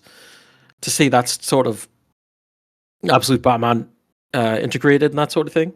Because you know it's going to happen, right? They're going to take bits and pieces of different stories and stuff from that. So that'll be interesting to see. The trades aren't that expensive. They're like $19. I'd recommend because I don't know when that's going to get a compact release. It should. And I mentioned it to a friend of mine that does some stuff for a different line of things for DC. I was like, how open of a channel do you have to let them know that like every one of those Absolute books needs to have $10 trades? And he was like, dude, that's like everybody talks about that in the office. It's like the compact line's killing it. Absolute Batman. And I understand maybe not wanting to take some of the sales away from the $20 and $30 paperbacks and hardcovers. Yeah. But I really feel like you probably should be striking while the iron is hot with Absolute Batman. Specifically him. But like people really love that Martian Manhunter book. The Wonder Woman book I've read. I read the first trade paperback for that, and I read the 2 issues that came after it. That one was really good. Absolute Superman's a little wishy-washy because Jason Aaron's the writer. And I'm worried about that Absolute event that they're doing with him as the writer because not my pick for that. But that DC Collectors line is going to be incredible. One of my friends thinks we might not see the actual prototypes at Comic-Con. We might see like renders at the panel.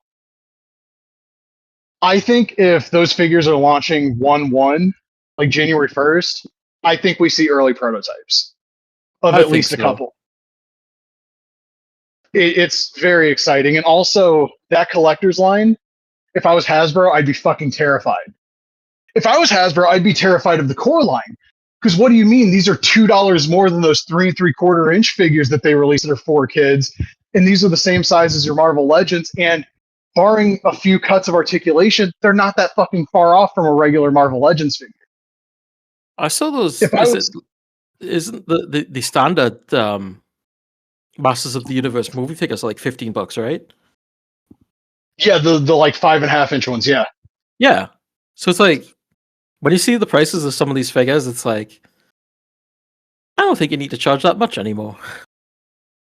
No, like all due respect, I love Marvel Legends. Charging like $25 for like your entry level figures when the DC figures for $12 are almost as good. You kind of need to. If I was Hasbro, I'd try to figure out a way to get the regular Marvel Legends figures back down to like 15. Yeah. They won't do it, but like your base Marvel Legends being 15 and then the maximums coming down to like $30, $35, that would be the play, but they're not going to do it. It's going to be interesting to see how this pushes Hasbro because Marvel Legends is a really good line most of the friggin' time. if Mattel can sustain the level of quality they're clearly establishing with these first, we've seen the first 2 core sets and we've seen the 2-packs and a couple of the 3-packs. If they keep that quality consistently for years, Hasbro has to do something.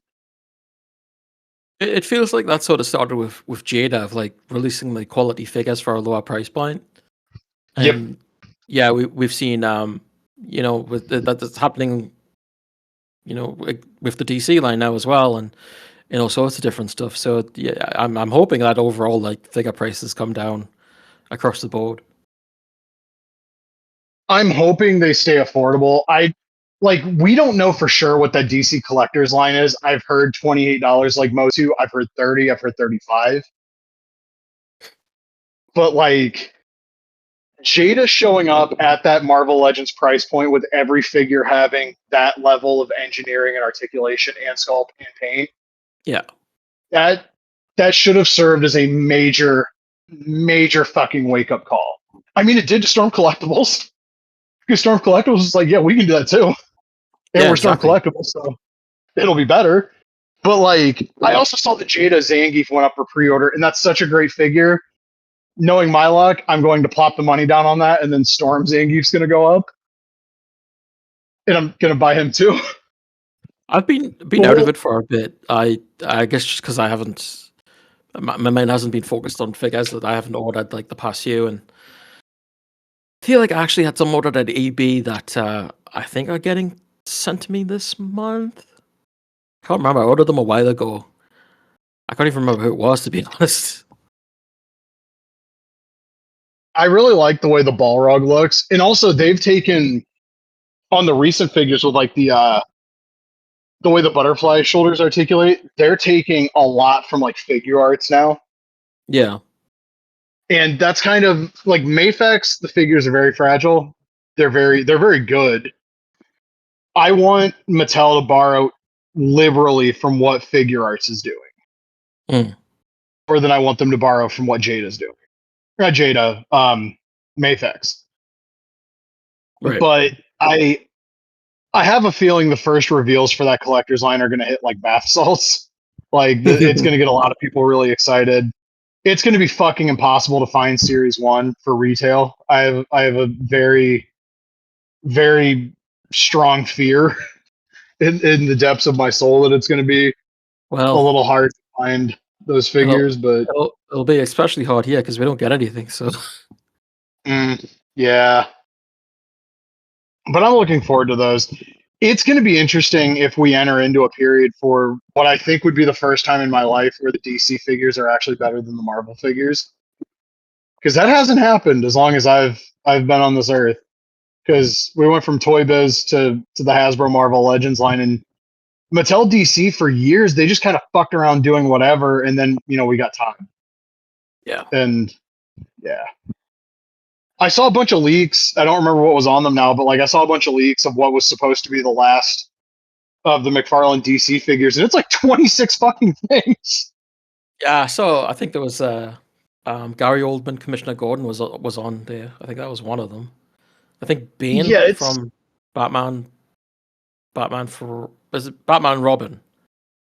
Yeah, I think that's the one.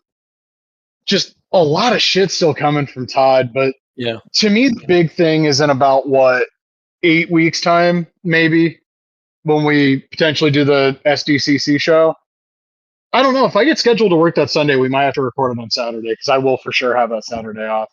Okay. But it's going to be very interesting to see what we're discussing across like all action figures, honestly, that weekend, because Jada should have more of Alpha 3, their Alpha 3 line shown, more Invincible, just more stuff from them in general. There's Mattel DC, Mattel WWE, Mattel Turtles might make its fucking first appearance at Comic-Con. NECA might reveal the Ultimate line at fucking Comic-Con, which one of my friends thinks is just going to be a way for them to charge $50 for figures they used to charge $35 for, which, yeah, I could see it. The whole toy industry is in such an interesting spot. Mattel now will control WWE, Teenage Mutant Ninja Turtles, and DC Comics, in addition to the Masters of the Universe line, which is apparently doing very well. Hasbro is gonna, trudge forward with GI Joe and Star Wars and Marvel like they have been. And there's all the like second tier companies like Jada and Storm and all the others. Like the next few years are going to be very interesting, especially given like the global economy. And what I'm saying is like love your boutique independent action figure companies now, because in 5 years we might not have any. That's the unfortunate reality. But there is a fortunate reality because we saw a lot of fucking video games this week. It started on, was it Tuesday with State of Play? Yeah, I believe so. So yes, they opened with Wolverine. It looks, from everything we saw in the trailer and from what is there on the PlayStation blog and the IGN interview, basically everything that leaked is still happening. So the X-Men do not exist yet. Jean Grey's just fucking running around causing all sorts of trouble. And Wolverine's on a team with, I was saying this to my friend Kara. It feels like they included Omega Red in that whole thing just because they felt they needed to have an Omega Red boss fight, and you can't just have him show up, apparently. Yeah, I had the same sort of feeling. So my thing is, and we've discussed this for years on the show at this point, just based on the leaks, the story is probably not going to be for me. I don't like the idea of Team X spoilers being like a Mr. Sinister plot, because he saw a vision of Apocalypse and was like, oh, we need to get humanity right. It's not what Mr. Sinister fucking does. And if that holds true to the final game, everybody in Insomniac needs to go.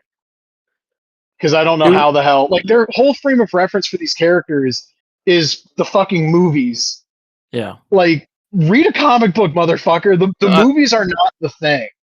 Tell you what, after watching X-Men 97, if Leech dies, I'm going to be very upset. Yeah. I saw people were complaining that, I don't remember her last name. I know her first name is Deborah, but she's apparently playing Callisto. Yeah. That's it. I don't know why I was going to say something. I think Adam about it. Well, there's two reasons I can think of that Chuds would complain about. Oh, yeah. I've never. Yeah. Actually, it is very interesting that. It's very interesting to see her all over this, because like I remember her from Mad TV, and then her hitting Will Sasso with a chair on Nitro. So to see her on all these games and stuff is kind of wild. It looks like the Morlocks who were being kidnapped in the gameplay preview we saw. So as much as I say the story is not going to be for me, the gameplay here looks like they really loved the X-Men Origins tie-in game. Yep. It's fast, visceral, bloody. It probably goes a little bit further in terms of like the gore than Origins did, which I have zero problem with. It looks fast, like crunchy, cathartic. Jean Grey apparently is not playable at all, so that those leaked sections we saw, those are just not in the game unless it's Insomniac hide. She will show up to fucking help you do like a team-assisted fucking chokeslam to people, because they kind of do that. They do like the Kawada Taue backdrop chokeslam, but it's like a claw through the throat. That was kind of cool. There's like a little bit of motorcycle section. Like that whole section where he's like jumping from truck to truck is so like X-Men Origins. Mm-hmm. I like the way this looks. I don't think I'm going to be super happy with it by the time it's over, but the gameplay's probably going to carry it. Yeah, I think it looks neat. Definitely, you could see some inspiration from Origins, and I mean, why wouldn't there be? It was a great game. I just saw that someone just did a decomp for that too. Maybe it was a repost, but they were talking about how it was like Steam Deck compatible and stuff. So that's cool. Amazing game. Yeah, horrible fucking movie. Amazing game. You know what though? I kind of like that movie. I think I've talked about it before, but I feel like as a like corny like 80s action revenge movie, I like it in that way. Like I'm not saying like the characterization and obviously Deadpool and stuff is like all messed up, but like just as like a corny popcorn revenge action film, I like it in that sense. I like it better than like The Last Stand and Apocalypse. The Last Stand sucks. So I've never seen Apocalypse. I know I've said this on the show. One of my friends worked at a movie theater in Calgary, watched that movie, and immediately texted me from his phone on Facebook Messenger saying, like, please don't watch this movie. I think you should. He was like, I know you love Apocalypse. Do not watch this movie. I've watched one trailer for it, and that was within the last 2 years because I got curious. You should watch it and count how long it takes Oscar Isaacs to get through one sentence as Apocalypse. I should watch it and count how long it takes me before I turn it the fuck off. You should watch it. I mean, it's been long enough now. Go ahead. No, I don't want to. I value my sanity a little too much, which is funny because I work retail. Yeah. We saw the Knights of Doom team for Marvel ToeCon. It's very funny to see Carnage doing all of the Venom stuff from MVC2. He even has the super. You also get Goblin, Doom, and Magneto in the team with Carnage, even though I just said it was the Knights of Doom. This game looks awesome. I don't have an arcade stick. If I did, I would probably sink a lot of time into playing that game. Yeah, I heard the beta was disappointing, but yeah, I have no idea. I forgot they did a beta, honestly. Yeah. We saw the Rayman Legends Retold trailer, which this leaked, like, I want to say a couple of days out. My frame of reference for Rayman is literally playing the original game on the PlayStation 1 and my cousin drawing him for the high school art show in 1997. I remember wanting to play Origins when it came out because I thought it looked really cool, and I, again, had the little frame of reference for it. They changed the art style, but I don't think this looks bad. I also don't remember what the original looked like. I think I played it, and I think it's pretty. I thought it was pretty good. I get Origins and Legends confused, so one of the two, or maybe both of the two, I've played. But yeah, it was neat. I think I remember being really into one of them, and then something else came along, and I unfortunately never went back to it. But I really like the way it looks. I'm not a big fan of like the 3D Rayman games that have come out. Like I don't like the look of them. I think like 2D like this is the way to go. And I think there is like a 3D section in this, but there was in the trailer, yeah. Yeah, it's. I think it looks cool. Definitely something I'd probably want to check out again. We saw the Tomb Raider Legacy of Atlantis game. This looks cool. I'm growing tired of third-person action games that use the same camera angle. Can somebody please just shift the camera a little bit in one direction or the fucking other? I did like the spot where she like swung across like trees or whatever, and the dinosaur came up and opened its mouth. That was very cool. Yeah, pretty cool it on looks the game cool. instead of the trailer, but it's just like I'm so sick of that camera angle. It makes it look like everything else. Yeah. My brain just fucking doesn't compute. Speaking of things that don't compute, I really don't remember a lot of the other things that were shown. But I do remember they showed the God of War game. Right, yeah. The Karen Page game. Yeah, well, I guess she's Faye in Ragnarok, which I've never played. I had no idea. Yeah. So here's my thing. I do not have an issue that they're making a game about Faye. I do not have an issue with Deborah Ann Woll being cast as the main character. My issues, and this is not going to surprise anybody that listens to the show, my issues are with the fact that we're still doing the really long fucking cutscenes. My issue is with the fact that Sony Santa Monica cannot fucking write a game where you don't have smart-ass side characters doing MCU start. And more importantly, what do you mean she's able to fucking jump and do air combos, but Kratos couldn't do that in his own fucking games? That game's being written by Alana Pierce, I think her name is. She's been around for a while. Yeah, she had a part in it. Yeah. Yeah, I thought that was a really bad way to end your presentation. Like, I wouldn't have ended any presentation with 20 minutes of gameplay, just because I think, like, at the end, you sort of want to get something new and quick that people have something to talk about at the end. I think the way it was presented was, like, really bad, because it's like... Half of it was a cutscene! Yeah, and it was the only part of the cutscenes that were interactive were just press R2. Every single time was press R2, press R2. I don't think it did a fair job of showing the game off at all. It was funny to watch Reset Era go from, oh my god, to can we fucking end this cutscene, please? Yeah. if that fucking preview was like the first level with no cutscene, like to me the biggest first impression you could have made is like we're not going to waterboard you by making you stop and watch long ass cutscenes.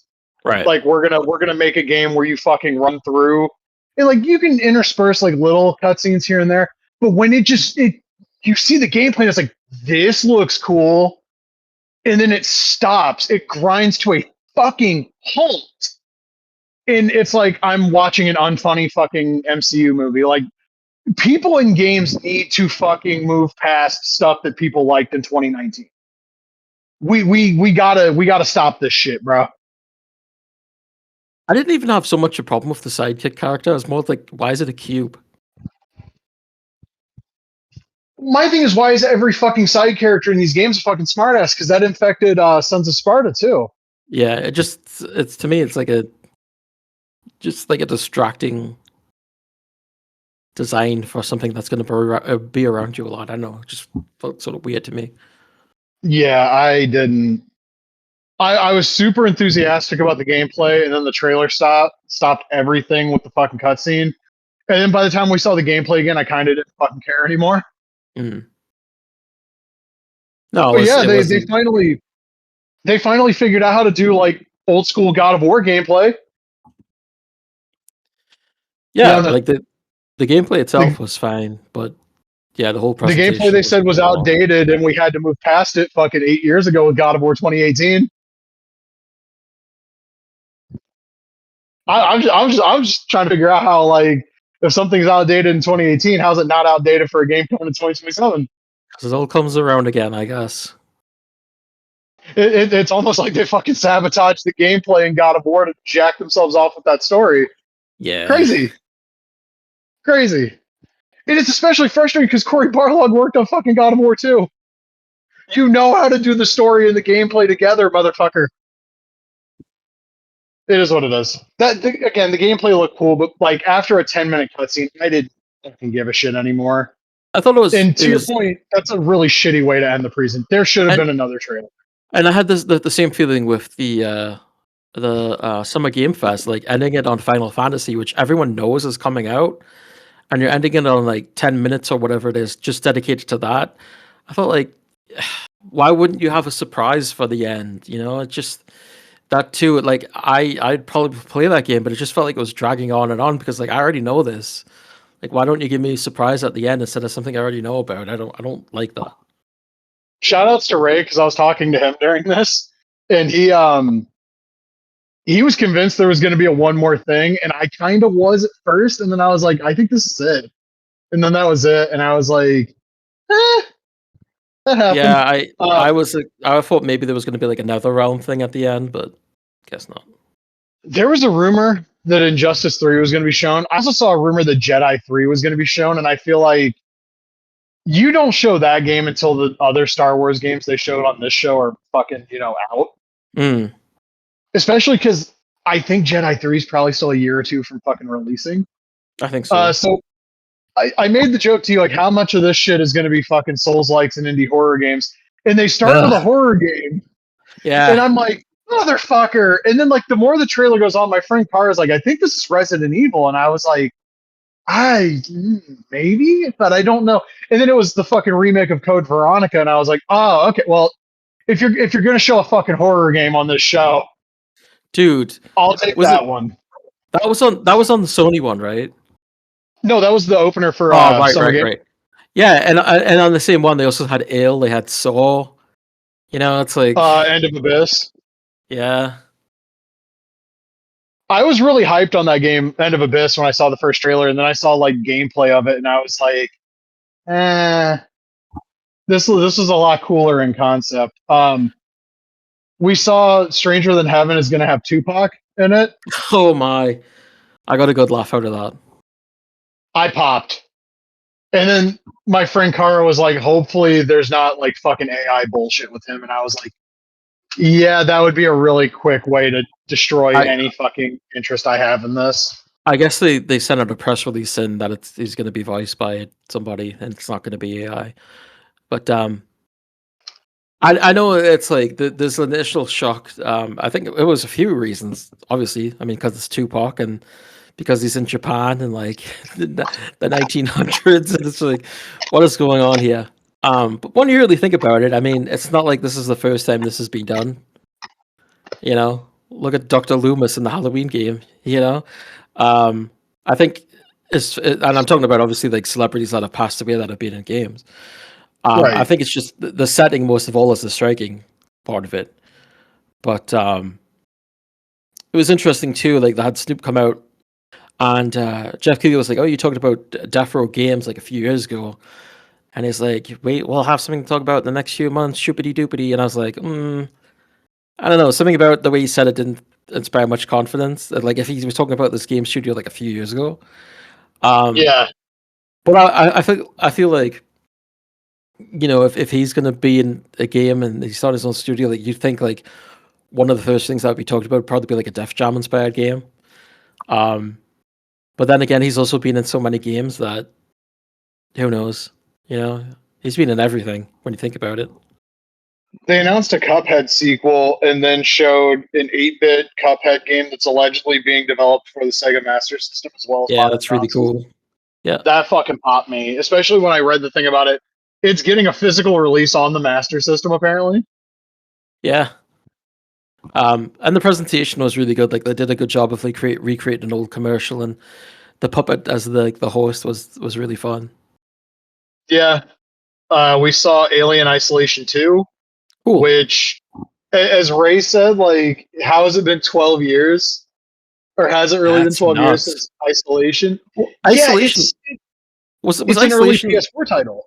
Yeah, yeah. It's you forget like how long ago that actually came out. I spent a bit of time with Isolation. The robots or the androids freaked me out. I didn't get too far in it, but like I appreciate it for what it is. And then another reveal that I think popped everybody I was talking to. So THQ Nordic and I don't remember what studio that got shut down had announced the last Ronin game. And I didn't see the first like 8 seconds of the trailer. So when I looked up and I saw the Paramount logo, I was like, what the fuck is this? Because sometimes it takes my brain a little bit. I also had like just a meat grinder of a fucking day at work. So when I saw the Platinum Games logo, I was like, oh. And then it was like, hey, it's the last Ronin. And I was like, this is the best possible fucking scenario. When they showed like at the very start they showed like the sewer, like the I don't want to call it like a hallway, but in the sewer, it looked like a Stargate. So I was like, wait, what? But like so many games have like that Stargate design in it, and I was like, it's not Stargate, is it? And I was like, oh. But then when it came up as Ninja Turtles in the last run, and I was like, holy shit, yes, thank God it's still alive. Now, if only the movie was alive as well. Well, it's different because this isn't the game that was announced. This is something Yeah, yeah, separate. yeah. Apparently, Paramount also killed a fucking Avatar: The Last Airbender game that was being done by another company, but there's no plans for them to make it themselves Huh, because that's interesting. that's what fucking.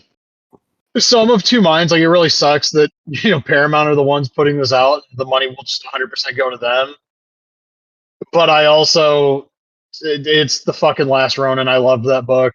I will probably play this game at some point. And having Platinum Games as the developer, they work very quick, and their games are typically pretty high quality.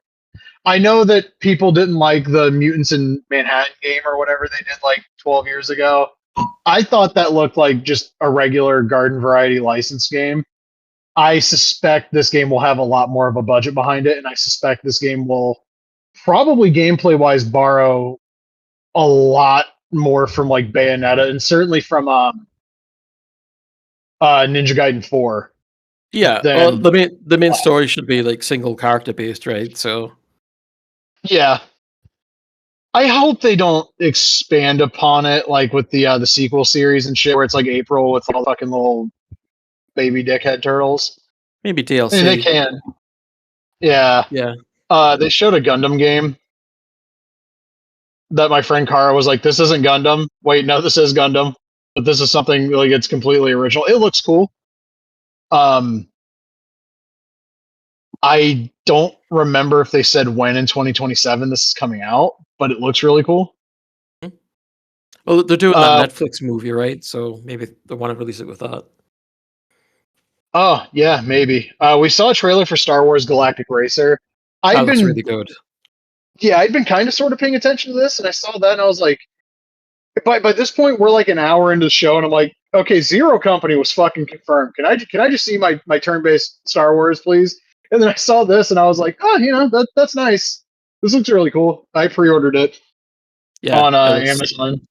it's got like that burnout like slow mo cam for crashes and stuff, and Yeah, it looks really really cool. yeah, I really dig that game. Just and I went back and I watched like the first couple of trailers for it too, and yeah, that's going to be a neat game. We saw Virtua Fighter Crossroads, which I guess David Hayter is one of the people writing the game. That's interesting. I was confused because I've seen like the leaked footage of this being obviously a fighting game, but this trailer made it look like there was like a story mode. Yeah, I mean, I thought that was interesting too, but then I thought, it's the Yakuza studio, so I was like, oh, that makes sense. Yeah, Yeah, I don't know. I mean, we'll see how much of it is actually in like the story mode is actually because there was a running sequence, so I was like, okay, so there's more than just like fighting gameplay. But we'll see how far they actually go with it. Maybe it's something similar to like the Street Fighter 6 story. which was a lot of fun. I didn't play through all of it, but that was a lot of fun. Yeah, I mean, it looked interesting. I have the Virtua Fighter. Was it a series or a movie on Blu-ray that I still haven't watched yet? Discotech put out the animated series. Yeah, that's what I've got. So and I'm honestly not that familiar with Virtua Fighter. And it's been a while since we've had a game, so um, I know that some of the designs of the characters, but I don't know their names. So I'm curious to see if like this can get me into Virtua Fighter. I also saw the Will Ospreay tweet about is the fucking Stormbreaker the only wrestling move to make it into multiple. Like, how fucking stupid can you be? I think honestly he meant fighting games, but like even then, there's no way it's anywhere close. Multiple characters in the history of fighting games have done power bombs and German suplexes, fucking like Yeah. body slams and shit. Oh, of course, yeah. And if you extend beyond fighting games, it gets even fucking funnier. Because there were people in the replies like the Rainmakers in Tekken and Yakuza. Mm-hmm. Well, like Okada is literally in Yakuza as well. Yeah, I don't expect Will Ospreay to know anything about video games other than Assassin's Creed. No, yeah. Ugh. Honestly. Gross. Just feels like a really like lame way to consume media, to look at it through the lens of one fucking thing. I mean, I did say to you when that leaked footage went out of like the hidden blade and the spirit gun. I was like, man, like you see all these wrestling moves in these games, and like we can't even get a new wrestling game. It sucks, but maybe TV Asahi will fucking get Ukes on the horn. It'd be nice, but I mean, Ukes have been taking a beating with some of their recent projects, like Kiwami game and the Double Dragon game. It's funny though, so hot critically. Yeah, you see like those moves in like a Sega game, and there's that recently that Brendan Fraser movie with like Giant Graham playing in one scene. It's like, huh, there's been like a little bit of Sega and wrestling tie in. It'd be nice if something came of that, but I doubt it. I don't even know. You know what? Honestly, the RGG studio making a wrestling game would be really fucking interesting. Yeah, for sure. Yeah, somebody get New Japan and Sega on the horn. You think any of that Giant Graham team is still around? Probably not, honestly. Yeah. It's been 26 years. Well, I mean, they could even have new people. I mean, they're doing new Crazy Taxi and all this stuff, so. Yeah, and I thought it was kind of fucking weird that they introed Virtua Fighter by being like, hey, remember when we told you guys about Jet Set Radio and fucking Crazy Taxi? Yeah, here's an update on Virtua Fighter. Yeah, it's not sort of a remake or anything. It's a completely new game. But yeah, Sega seems to be on an interesting path. I mean, it's good to see, as a studio that, was a major player with consoles and then had their troubles. It's good to see them coming back and doing some cool stuff like Godzilla and Evangelion, and the Sonic Racing was really cool as well. So to see them doing well for themselves is really, it feels good. God bless those Sonic movies. Yeah, right. That's apparently like a big part of why they have the money and are willing to take like big swings on shit now. Which Yeah, shout outs. they're doing a Streets of Rage movie now too, right? Yeah, and they showed that 3D Streets of Rage in the Power Surge trailer too. We saw a fucking Saw game that's an asymmetrical multiplayer game, and when I figured it out, I was like, I don't give a Yeah. shit. I think the idea of it being like where you have to escape and it's a single player experience could have been fun, but like if it's just you're just doing an online multiplayer, that sounds boring. And then not even probably, this was the biggest thing of the week for me. We saw Star Wars Zero Company. We got a little bit of a story trailer, which weirdly showed a shit ton of gameplay, actually. There was, the PC Gamer article a few months ago where they got to play 4.5 hours of the game, but they weren't allowed to capture footage. But they had nothing but glowing praise for the game, which I was like, well, it's kind of crazy they wouldn't let you record some fucking B-roll if the game is that good. And this trailer looked great. It looks nice graphically. Clearly, there's a fucking budget behind it. The trailer showed off like there's customization options. It showed like a funeral for a character that died because there's permadeath in this game. They showed you can load out different characters for your squad. It's been mentioned that one of the developers wanted to be able to beat the missions using nothing but droids. So you can just post up with 4 droids and see what happens. There's footage of like a droid shooting a thermal detonator, which was kind of cool. There's like a big blue fucker that's like melee heavy. He looks really neat. And the trailer ends with Anakin Skywalker showing up. And because this game's set towards the end of the Clone Wars, my theory, and I'm probably wrong about this, but my theory was he's the final boss of the game. Because he should be at some point intermingling with turning evil if it's at the end of the Clone Wars. And the Merc group that's trying to help the side opposite the fucking separatists, the group that's trying to like fuck their plans up would, kind of collide with his interests in theory. I just hope they give you the ability to throw sand at him. I think that would be a very nice detail. I thought I sent this to you. I think the Amazon listing for the physical notes that the entire game is on disc. Right. And Yeah. it is so nutty to me that in an era where like 240, there's 250, I think it's 250 gigabyte Blu-ray discs. There's at least 200 because those are quad layer. Like there's 200 gig Blu-ray discs. What excuse do you fucking have as even with a bloated game like COD?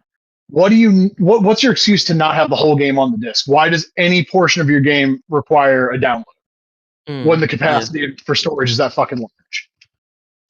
Well, we live in these days. Yeah, it's just pushing people towards digital distribution so they no longer actually own the things that they pay for. Yeah. I pre-ordered this game. It's $60 on PC, $50 on Steam. Digital Deluxe is $70 on consoles, $60 on Steam. If it's deck verified, I will double dip just on general principle. What scares me about this though, no Respawn logo in the trailer. It's the EA logo. And I'm horrified by the implications of that because if it was a Respawn published game, significant chances that like like Respawn's owned by EA and there's all the stuff going on at EA and that whole thing. But if it was the Respawn logo on the cover, and I know this is going to sound stupid, the sales target would likely be much lower. Right. Which means the game would have a much easier chance of success. And I don't think the game has like a massive budget. Like it's certainly like the amount of money they're going to pour into Jedi 3 is exponentially higher than what they're pouring into this. But yeah, Jedi has a more broad appeal because it's a regular third-person action game. This is Star Wars XCOM with RPG elements inspired by Mass Effect, and it looks like Marvel's Midnight Suns. And I feel like this game, if it doesn't sell a shit ton of copies right out of the gate, it's just going to be thrown in the garbage and not be given a fair chance to find its audience. I think a lot of people just need, with the turn-based tactics genre especially, you just need a game that makes it like a game with depth that makes understanding how to utilize that depth user friendly. Because that's one of the reasons like I got like 2/3 of the way through Midnight Suns and stopped because I was like the game never explained to me that it was never communicated in any sort of way to me. You need to do all of the side missions and you need to do all of the team bonding stuff or else you're not going to get the cards required to have like an easier go later in the game. That should be common sense. But also when you make the side stuff that's actually important out to be like, no, it's just busy work, people aren't going to fucking do it. Right. Like, Yeah. if you don't feel like there's an actual reward for the side stuff, I'm never going to like, oh, cool, I can craft these cards, but like the immediate ones are like cards I already have 5 of. Why would I bother? Right. But there's no card system here, and it looks like they're going really deep into having like cutscenes and cinematic camera angles when characters attack.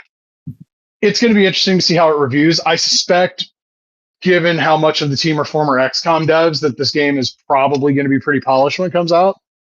It's also been in development for years too, so we'll see. I hope it does well. I'm probably going to enjoy it regardless. This is the first turn-based tactics Star Wars game ever, and how fucking insane is that? Yeah, it's wild to think about. I imagine there's probably some XCOM mods back in the day, Star Wars mods. Oh, there are. Yeah. One of the comments I saw was like, somebody at Lucasfilm took a look at those XCOM mods and said, hey, why don't we do this? Yeah. And then in the comments, you see these fuckers like, oh, they made this instead of Battlefront 3. Let me be perfectly clear. Star Wars is, out of every media property I think I've ever seen in my life, the one that you can do the most with in video game form. You can literally do everything. You can do third-person action games, RTS games, turn-based tactics, point-and-click games, flight simulators, pod racing games. Like, you can literally do whatever the fuck you want with Star Wars. How has this fandom... Yeah, like... How have we gotten to the point where the fan base thinks Star Wars games are one of two things? It's either Jedi or it's Battlefront or it's worthless. I saw people saying this shit under the Fate of the Old Republic trailer. Like, if you're, and I hate to be this guy, but if you're any sort of like fucking Star Wars fan, like, this is a spiritual successor to like 2 games that everybody, at least in real time, I recall everybody basically saying this is as good as Star Wars games are ever going to get. I don't know that I necessarily agree, but it's like, this is such, it's like the people that bitch when they do movies that aren't just like Jedi jack-off fests. Like, Star Wars can literally be anything. You can tell any kind of story you fucking want with Star Wars. You can make any kind of game you want with Star Wars. But you're always going to have the fuckers that think Star Wars is fucking blaster fights and lightsaber fights and nothing else. It's fucking ridiculous. Yeah, I mean, people always want the same thing. There's not a lot of creative thinking when it comes to like fan bases these days, much at all. So yeah, when they see something that they're not familiar with, it's like, oh, I don't want that. It's so dumb, man. Like, and I saw somebody say this, I think it was on Reset Era in a Zero Company thread, because somebody was like, well, Disney Star Wars has been a massive failure.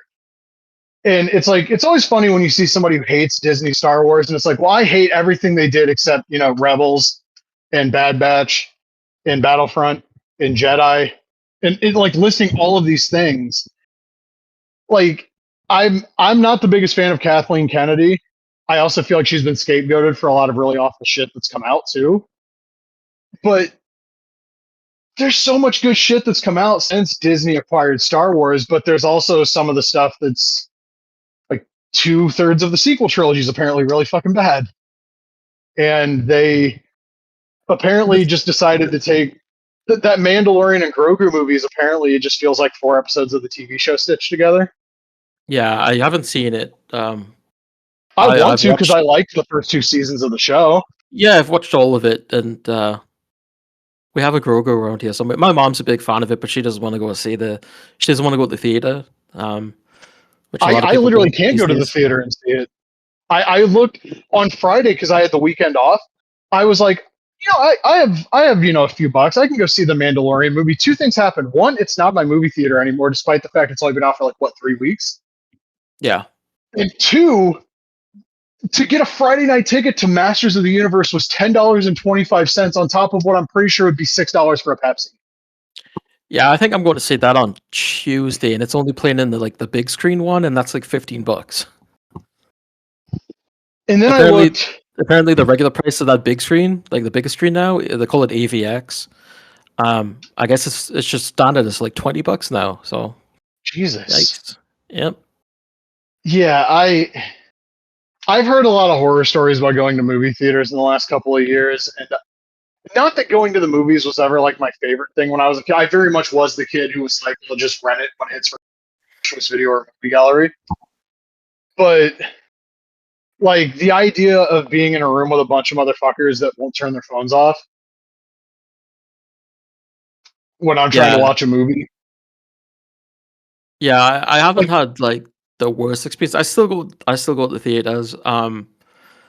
I see. I hate sort of how like when it comes to like success, it's like the number one thing people always talk about in fan bases is like, oh, how much money did it make in the theaters? And it's frustrating, Mortal Kombat 2, I think it's made like 120 or something. And but people the break-even point's like 180 or 200, which is so fucking weird. Yeah, the budget was 80. Yeah, the budget was 80. And it's also frustrating because like you hear more and more people are like, oh, I don't want to go to the theaters. But then when it comes down to it, there's so many people that's all they talk about, right? It's like, how much money did it make? How much money did it make? And it's like, I think that movie's going to do really well on digital. It'd be nice if we got a sequel for it. I don't know. But it's just frustrating to see how much is like focused on the theater experience still. But at the same time, you've got so many people saying like, oh, I don't want to go to the theaters. It's like, unless it's like a big Marvel event or something like that, people don't really seem to want to show up anymore. And you can't blame them if they're having terrible experiences there. Also, when I go now, like the commercials are like 10 to 15 minutes. It's kind of ridiculous. Oh, dude, it was 35 minutes for the fucking Iron Claw. We got there, and it was like we told like my mom what time we were going to be back because my cousin obviously is my aunt's caretaker. Mm-hmm. And during the previews, I was like, I hate myself for doing this, but I texted my mom like, whatever time we told you we were going to be back, add like a half an hour to it. Yeah, it's nuts. So like I don't fault people for not going to the theaters, but when people try to use it as a win on the movie that they don't like or whatever because it didn't do well in theaters, it's like, well, people have legitimate reasons why they don't want to go to theaters, and you have so many like reaction channels now too on YouTube, and they're all waiting for things to go digital so they can react to them. And they've got audiences too that they make up their mind on whether they want to see a film that's worth their time based on what they're seeing on these reaction channels. So I think there's a lot of more factors that go into it now, rather than, oh, is this movie good or bad? Like it's people are more than ever they're willing to wait, right? Especially the way movies are released now. It's like a month later they're on digital. So, especially if they don't do well, like they rush that shit to digital to try to recoup. If I we think don't it was get Matt Damon. Yeah, go ahead. No, go ahead. I think it was Matt Damon who bemoaned the loss of like the DVD as a viable second option for your movie, because like even if the movie didn't do well, like it missed projections, the DVD release was like a second premiere. You were going to make a ton of money day one on that, and it doesn't feel like maybe people treat the digital releases like that. I don't know, but it'd be nice if they treated the physical releases like that. Yeah, I mean, I'm going to be price down on them. I pre-ordered Mortal Kombat 2 along with the collection, and if we don't, I really love that movie. Like yeah, I'm kind of in love with that movie. So I'll be really sad if we don't get a third one based on the theater, box office. Here's kind of my thing regarding anything with Warner Brothers right now. Mm-hmm. Even if the fucking Ellisons or whoever the studio head is tomorrow came out and was like, we're doing a Mortal Kombat 3. And this goes with the DCU, literally anything Warner Brothers may have cooking right now. There is a high degree of likelihood we don't fucking get any of that shit as it was originally intended. Like, they can say we're not going to fuck with the DCU. The Ellisons are liars. We're not going to raise the prices on you guys just because we paid $1 bajillion for the UFC. Guess what they're doing? They raise the prices. They don't give a fuck. Yeah, They're going to cycle through every stupid fucking idea they have to try to make money, and then they're going to dump Paramount and Warner Brothers off on somebody else when this doesn't work out. It's very interesting though. I will say, like, you see Megan Ellison, who runs Annapurna, and she puts out stuff like Mixtape, which, you know, all the conservatives are all over that game for being woke and going on about lesbians in the game, and even though there's apparently no lesbians in the game. And that game did come out finally. Yeah, and then my bad. Yeah. No, you see, like, David Ellison, who's very much, you know, like, Trump and all this bullshit, and it just seems very opposite. But also, like, she was producing Terminator Genesis, and then he produced it instead, and that was a movie that was also attacked for being very woke and shit and stuff. So it's weird, but culture war bullshit doesn't make any sense, man. No, and it's also like that Star Trek game coming out. I think that's got a female lead, right? Yeah. Yeah, so that's gonna be. I'm sure there's gonna be some talk about that. Yeah, I don't know. I also have a lot of worries about like what's going to happen to DC Comics when this merger goes through, because I don't think they're going to take, and I mean purely the comics publishing end. I don't think anybody involved gives a flying fuck that Absolute Batman's basically carrying the entire comic book industry on its fucking jack.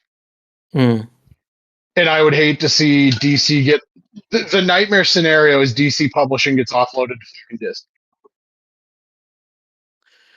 Yeah, I mean, we don't know exactly that the merger is going to go through. There's people trying to block it. We'll see what happens. My feeling is that it will, but you know, yeah, one fucking phone call to Daddy Trump and it's going through. Yeah, that's the fucking problem here.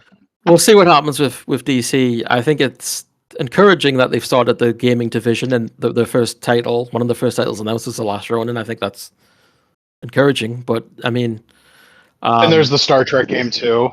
Yeah, but there's also shit like CBS, which they've totally, you know, turned into a conservative platform. And they're going to do it to CNN too. Exactly, yeah. So it's like, you know, it's, I don't know. It's all so stupid. And I saw something that they would be willing to sell off Cartoon Network and Nickelodeon. Why wouldn't you just merge the two fucking channels? That makes sense. Yeah. What are we doing? What the fuck are we doing here? And who are you going to sell Cartoon Network to, motherfucker? What are you selling? Are you going to sell all the Cartoon Network shows? Because if so, if Comcast is listening and they're not, I have a great idea for you to fucking get some of the people back to cut fucking Peacock. God, all these corporations are such bullshit. All of the consolidation is fucking awful, and it's going to leave us with fucking nothing. Yeah, pretty much. It sucks. There were some other game announcements. We saw Halloween it's had a release date, but it finally went up for pre-order. Interesting to note, base game, $40. I would have thought full 60. I thought they showed a single player trailer. Yeah, I thought that was super interesting, that trailer. From a few different reasons. Like, I didn't expect it to be like a single player. I haven't really followed the game that. It was announced like day one. It was going to have a single player, but we didn't know like any actual.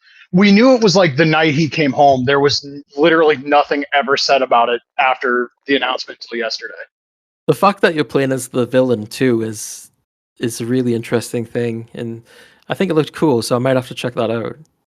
I saw a theory as to why you play as Michael. I watched the Slash and Cast video on it because I couldn't find any concrete info about like the pre-order bonuses and shit. And I saw they put up a video.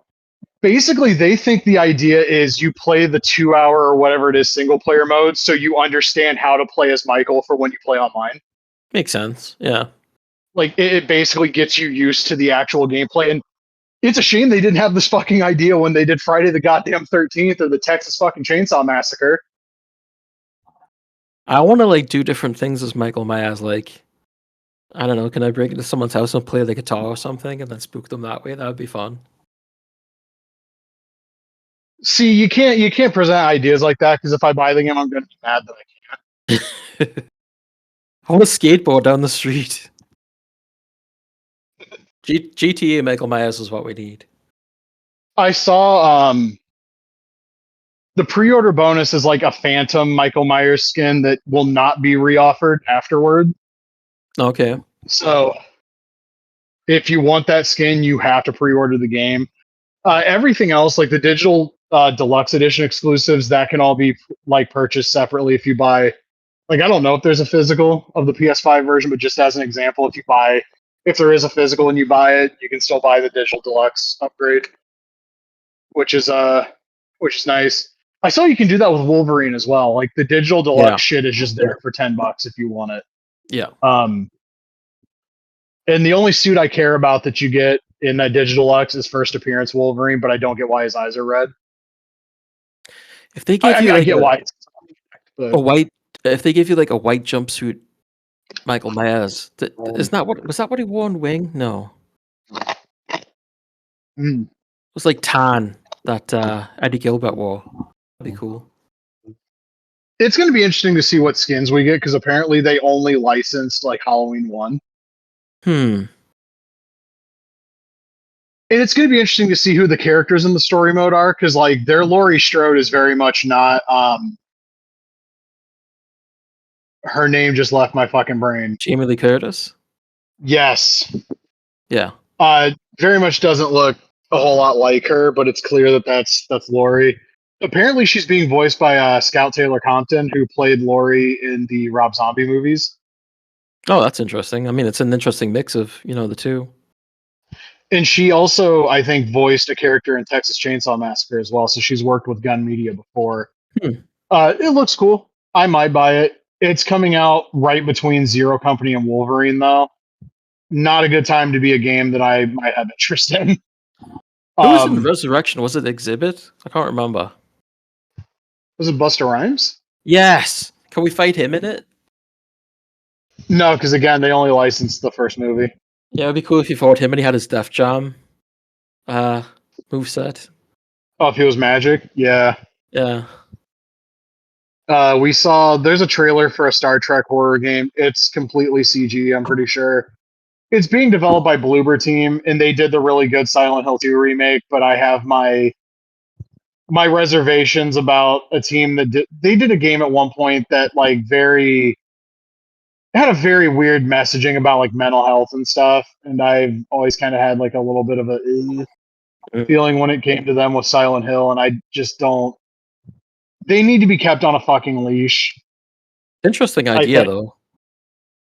Yeah, and it's crazy to finally get another fucking Star Wars console or Star Trek console game. Yeah. That's cool. We saw that Godzilla remaster we talked about earlier. That looks really cool. We saw Stuntman Hollywood, which was really neat. Oh, speaking of games that tie into movies, there's a Toy Story Classic collection coming out, but also the Toy Story 3 tie-in game, which I've always heard was amazing, is being released from fucking PS3 jail with a proper remaster for modern hardware. I saw people like saying like, well, who is this for? And it's like, who cares? I mean, it's cool. I think like it's not my sort of thing, but like I think it's cool that even something like that is even getting released, It's neat. Who is it for? People that no longer own PlayStation 3 or 360 that have fond memories of that game. I remember Video and Arcade Top 10, which was the TV show on YTV in Canada where they would play Super Nintendo games. And I specifically remember them playing Toy Story on the Super Nintendo. So that's my memory of it. So that's cool. It's a good game. The Genesis version is very technologically impressive for what they're able to accomplish. So I think it's the 16-bit versions of that, the Game Boy version, the Toy Story 2 game, the Game Boy version, the Buzz Lightyear game, the Game Boy version, the Toy Story Racer game, maybe the Game Boy version. That's your classic collection. And then Toy Story 3, just the big console one, is being released. They're separate if you buy them digitally, but there's a physical version that includes both packages. It's like a 2-in-1. Yeah. I'm loving the whole like retro rewind collection thing we're getting right now. Yeah, they're doing that. They're doing that Barbie one as well, which cool. Yeah. Where's GTA 6? Count your fucking days. Where's the Mary Kate and Ashley collection? God, you'd have to license shit from Acclaim for that. Oh my god, yeah, I know. By the way, one of those Mary Kate and Ashley games is basically a repurposed version of the South Park Game Boy Color game that got canceled. Oh yeah, I think I I didn't remember know that hearing until a about couple of that. years ago. Yeah. That's fucking wild. They should have been in Hardcore Revolution. Have you seen them with the ECW wrestlers at E3? I have, yeah. Yeah. I'm looking up what actually comes with the retro roundup collection, because also Atari is just going nuts with these like remaster and re-release comps. It's very funny to see them being the ones that are doing it. Yeah, they're doing some interesting things as well. It's very cool. Some of the different things that studios are doing right now. As much as I'm down on like modern gaming a lot of the time, and on all these shows, all the same with these horror games and like Souls like and stuff like that. It's when they do cool things like this, I'm very happy to see. So it's Toy Story 95, Genesis, SNES, and Game Boy. Toy Story 2, Buzz Lightyear to the Rescue for the PS1. Toy Story 2 for the Game Boy Color. Buzz Lightyear Star Command, PS1 Game Boy Color. Toy Story Racer, PS1 and Game Boy Color. And A Bug's Life, PS1 and Game Boy Color. Oh, that's right. Yeah. And then if you buy the physical, obviously you get all of that plus Toy Story 3. It makes me feel so old too that you can fit all these PS1 games as part of these collections. Because I remember when those were the new things, and it's like now you can just put them on a disc with everything else. It's like, oh shit. It's so weird to me that like we're in the time period where like PS3 games are now classic. Like a PS3 game from 2010 is now like that's part of a retro collection, and also it's only $40 for the physical of this. That's not bad at all. How many games you get? No, not at all. That's exciting. I will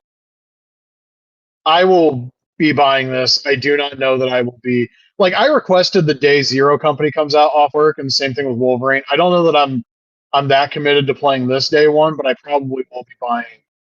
You might have to take the day off when they release on the PsyOps on the PlayStation collection. The Mindgate Conspiracy. Oh Jesus! Did you see that one? I didn't. That's Guitar Room Man are coming to the PlayStation Classics. I'm going to be honest. During that portion of the state of play, I kind of tuned the fuck out. I did too until they said PsyOps, and I was like, "Whoa!" Yeah, that's a title I haven't thought about in a long time. I wonder who's doing that too. Because is it like WB or? Yeah, it was a midway game, right? Was that a midway game? Hold on. I think so.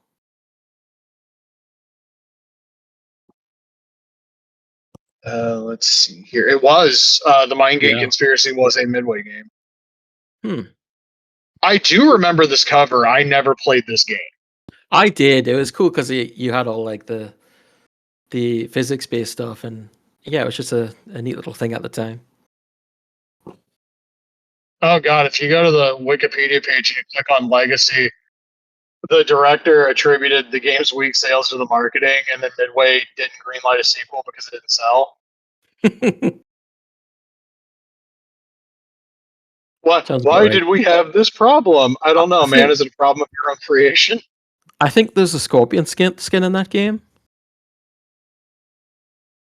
Oh, it's another Eclipse collection. Those motherfuckers are working overtime with these fucking things, man. Yeah. You know what gives me pause about them being the ones on the Toy Story thing? Remember how the MK collection launched? I might have to wait a little bit on the Toy Story gimmick. And they're the ones doing Barbie I said this to him yesterday. I did not realize there were enough Barbie video games to like stack the fuck out of a collection like this. It was never like my thing. Obviously, I was not the target audience. Also, this clearly looks like a GBA game, and there's pre-rendered 3D sprites from an isometric angle. What I'm telling you here is that Tony Hawk game that launched with the GBA inspired like a whole fucking like generation of handheld games. Jesus Christ. Yeah, those Tony Hawk games were very cool. Yeah, I loved Pro Skater 2. Like, obviously the levels couldn't be 1-to-1 or whatever because hardware limitations, camera angle, etc. But it if you ever played the Game Boy Color Pro Skater games, they felt nothing like Pro Skater. Like, the Right. first one was very much skate or die. The second one was like a side-scrolling Tony Hawk game developed by Natsume, but it didn't feel like Tony Hawk. You play the Vicarious Visions GBA Tony Hawk games, and in about 2 seconds, your brain clicks and it feels exactly like console Tony Hawk. Is And I still love those games to this day. Pro Skater 2 is my favorite. I like the GBA Pro Skater 3. 4 is where they start to lose me, and I'm not the biggest fan of Underground or Underground 2 anymore anyway, but like I hated the GBA Underground 2. I thought it sucked. have you heard anything about like the playtest for NBA The Run? Because I see that comes out in 2 days. No, but my whole thing with that game is I hate that it's online only. Oh, is it? Oh, gross. Yeah, like there's apparently some shit where you can play against bots or whatever, but like, yeah, I just found my copy of Pro Skater 2 for Game Boy Advance. The box is all beat up because I've had it for 20 years. I still remember I had my mom put that on layaway for me, and she got so mad at me that I wanted a $30 game put on layaway. But I was like, we don't know it's gonna be here when the fucking like I'm gonna need something to play on my new Game Boy Hmm. because we pre-ordered the GBA at Walmart, and I still remember going to get my Glacier Freeze fucking whatever the fuck, the translucent Game Boy, Right. and being really hyped about it. And then my mom had to walk back to layaway, and they just kind of looked at my mom when they were like, "This is all you had on layaway," and my mom was like, "Yep." My my son told me I had to go on layaway, and I was like, "Yeah, that's true, I did." And like I said, like just the first time you get like, because the camera angle is a little bit of like, oh, this throws me off. The second like you really start like your first combo, it like clicks, and it's like this is perfect. And now you can just play Dreamcast Pro Skater 2 on a fucking Steam Deck, or you can Yeah, play the 1 and 2 remasters on the Steam Deck. We've come a long way. we have indeed. Oh, speaking of handhelds, did you hear the rumor that Sega is developing a handheld that plays cartridges? No, I did not hear that. Yeah, I read something about it. I don't know like the technical specs or anything, but apparently it's going to have cartridges and it's not going to be like super powerful or whatever.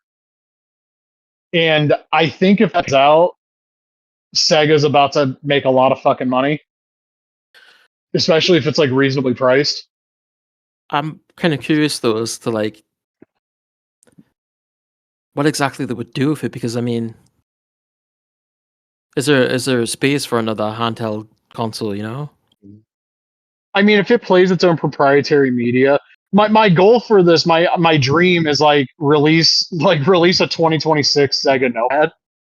Let me play my Genesis games again on a handheld. This time a little bit better battery life, presumably. Yeah. But it might just be a rumor. I thought it was interesting when I saw the report. Speaking of handhelds with pricing, did you hear about the fucking Steam Deck? Yes.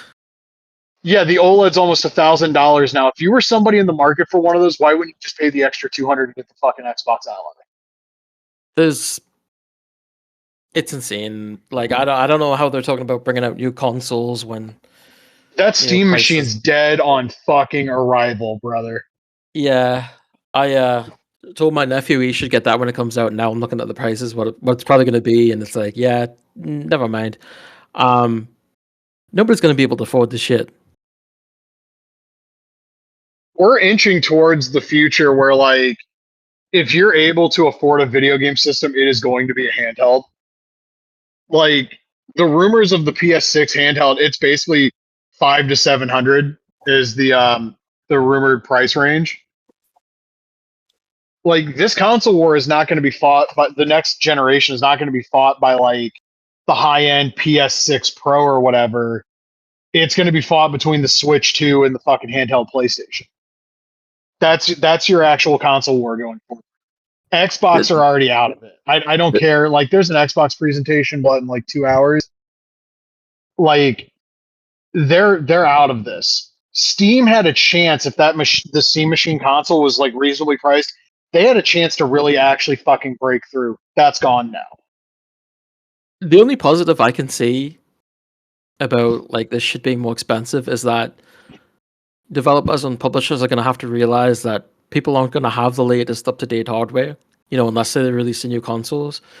So, you think ideally it would mean that like specs for newer games aren't going to be as demanding as you might think. And I think that's why a studio like IO is perfect. That can release a game like First Blood that seems to run very, very well everywhere. Did I say First Blood? I mean, Yeah, First Light. First Light. Yeah, I'm thinking about I the Marvel game we wish. talked about. Yeah, like we need developers like that can, bring out these new games and they just seem to work on everything and look really good, as opposed to like spending shit tons of money for the latest hardware and you can't run it unless you have a goddamn supercomputer. That's the only good thing I can think about of something like this, is where we're forced to take like a step backwards as when it comes to like technology, because it's not affordable anymore. It feels like we might swing the other way to where gaming is just viewed as like a luxury Becomes hobby. like an elitist thing. Yeah. Yeah. My That thing would is, I've suck. seen so many fucking developers now saying like, we don't really need a next generation. We're past the point of diminishing returns. Like, people can't fucking afford these things anyway. Like, we need to focus on putting hardware out or software out on the current generation and I agree. hopefully fucking dropping the price of this shit. This is the first console generation in history where it is cheaper to have gotten in on the ground floor than it is. We're 6 years into the PlayStation 5 and the Xbox Series. Mm-hmm. They're exponentially, like, significantly more expensive now. Yeah, because of all the bullshit surrounding the economy. Yeah. Yeah, it's so fucking insane. Like, I could rant for like 3 more fucking hours about all of the bullshit with the war in Iran and the entanglement of the IDF with the US military, which is going to have disastrous fucking consequences for basically the rest of human existence. And it's so just infuriating because nobody cared. It was never fucking about gas prices or the price of eggs or the economy for these motherfuckers. It was 100 fucking percent always about, this guy's a bigot, I'm a bigot, I'm with him. Yeah. Like, never underestimate the fucking power of fucking stupid white people that have been told they're wrong and are refusing to fucking admit that they're wrong. Mm-hmm. But it's like, as far as like the consoles go, like if I had these for another 10 years, I don't think I'd complain. You know what I mean? Yeah, well, and even to expand upon that, I don't know how much further are we going to push graphical fidelity. It doesn't feel like we can go much further. I mean, some of the games that, you know what? It feels like every game that comes out these days, someone's going to say it looks like shit. So what does it even matter at this point? And you see, like, people are talking about having fatigue with like the Square Enix HD 2D stuff. Those games are still going to look good in 5 years. When the next big thing in terms of like ray tracing or path tracing comes out, how many of these current games are being touted for their graphical fidelity would still look good? Like, the PlayStation 3 was probably as good as video games ever needed to look. After that, we've been sacrificing gameplay for graphical fidelity. We've sacrificed player agency in the name of like immersive storytelling. Yeah, And it's sad. I mean, we're so many years into the PS5, and it still doesn't feel like it has like that one killer game exclusive that people are really like, over the moon about. At least from my perspective. I can't really think of one. Like, God of War Ragnarok got a PS4 version. Spider-Man 2 did not. It sold really well, but it didn't hit the critical fucking reception they were looking for. Right. And it doesn't feel like they have, just to again parallel to the PS3 generation, it doesn't feel like they have the God of War 3 like linchpin turning point moment coming anytime soon. No, I think at least from my point of view, it's like the limit has been reached as far as what we can do right now. It's like I don't know really what a PS6 and an Xbox whatever, you know, are gonna do that's really gonna change the game. Like it's other than, Sony doing a handheld would obviously be quite different, but like I don't know. I'm not ready to move on. I'm not ready to buy a new computer. I'm not ready to buy new consoles at all. Um, and also like the titles I play, like obviously I just bought some new stuff and like Lego Batman and James Bond, but for the most part, I'm not buying like the newest of newest games. If anything, I'm going back and playing older ones, and I'm sure I'm not the only one that's like that. No, like Zero Company and like Adventures of Elliot and Wolverine aside, the majority of things I'm excited about are just like remasters and re-releases of old games. Yeah, there's always something new that comes on the scene that you look at and it's like, oh, that's cool, but like I don't think it's what it used to be. Like when I used to watch E3 and see multiple things that I was excited for, it's not like that now. It's just like there's a few things, but overall, there's a ton of old stuff that I haven't checked out. I through playing First Light, I've started to really get into Bond, and I watched Doctor No a few days ago, and I want to play the Russia with Love game and Everything or Nothing and stuff like that. So I want to go back and check out these old games. That's where my head's at. Like, and I've been inspired by a new thing to check out old things, and it might be that with the Wolverine game. Maybe after that, I'll want to go back and check out X-Men Origins Wolverine. I don't necessarily need new stuff all the time, but they seem to help in reliving the classics, especially when it comes to IPs. Right? It's like when you watch Mortal Kombat 2, I wanted to come home and play Legacy Collection because I'm all about Mortal Kombat at the moment, stuff like that. Yeah, and I've gotten to the point like people will turn up their nose at all of these like retro re-release collections. Anything that makes and I understand emulation's not as difficult as it was 25 years ago. I get it. There's a lot of people that get really offended if you say like I don't want to emulate, but I'm willing to pay the $20 or $25 if I can just play this on modern hardware. Like the only hoop I have to jump through is do I have the money? Hmm. And like the quality of life upgrades, like you mentioned, the Legacy Collection. If I'm emulating, I have to go through the fucking pain of doing a save state in fucking Mortal Kombat Mythologies. If I get hit by some bullshit fucking level design in the game, I can literally just hold the button down to rewind. Mm-hmm. Like the quality of life updates we get with these collections, like I love emulation. A lot of my video gaming is done on emulation for stuff that doesn't have like easily accessible modern ports. But when I see people like, well, I can just play Toy Story on ZSNES, like, cool. There's an exponentially larger fan base for that game that probably doesn't know ZSNES exists. Yeah, and I think there's quite a big difference between what is this? Skeletor in an office talking to he. Did you see that movie yet? No. Oh, I just saw a video of Skeletor in an office setting. I don't know what's going on. I think there's a big difference too between like these collections being released in like the more what feels like lazy remasters that we get. Yes. We see these remasters of games that aren't that old, or like where it feels like minimum work has been done, as opposed to like a collection. Obviously it's a collection of different games that have gone years past, so it's more refreshing than just a simple like a new fresh look. I think that's the thing about what's surprising about the Godzilla game is that they're calling it a remaster, but it's really just a straight up remake, new engine and everything, and by the looks of it, new characters too. So, people are a lot more. That's a lot more appealing than just like, hey, let's slap a new coat of paint on it and maybe make it look worse in some cases. One of the things I noticed in that trailer is there's like a fuck up the city mode in that game. Yeah, destruction mode. Yeah. Yeah, the WCW page of Great American Bash '89. Oh, cool. Oh, that's a fucking great show.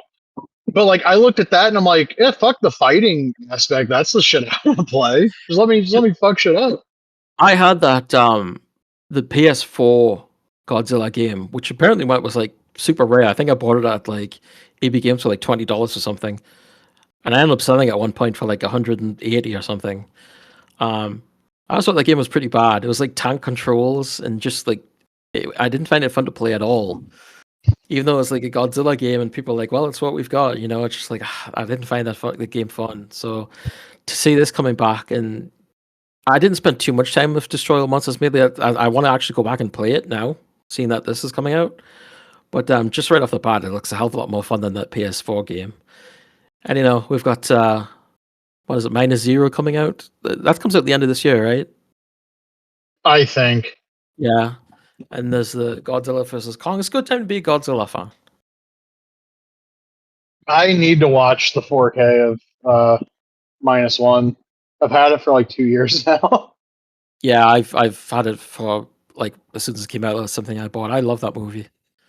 It's great. I watched it on Netflix. I watched -0 and -0 Color, which I don't think really adds anything to the movie, to be No, I honest. don't think so. It's like a cool little alternate version, but it doesn't really do a whole lot for me, honestly. Yeah, I saw it in theaters. We were lucky enough to get it in theaters, and usually we don't get, you know, sort of limited releases and stuff at ours, but they had that here, and that was really awesome.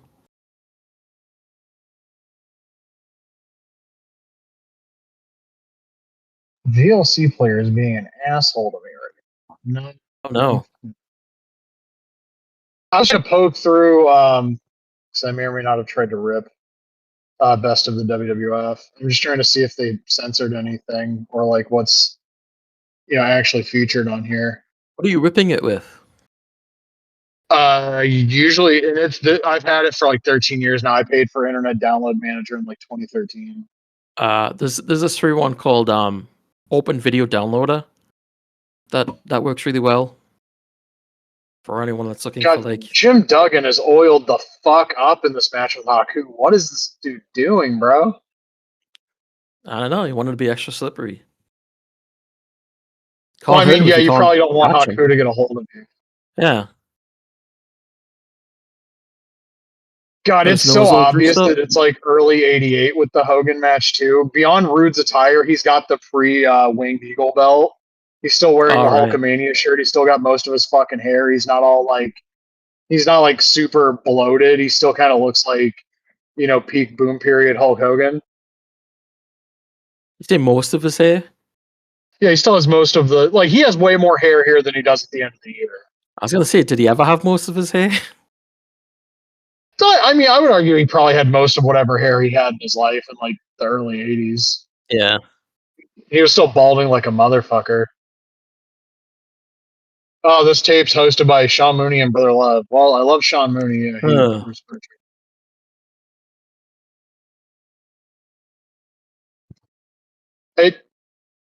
Nobody's saying WWF yet, so I don't know.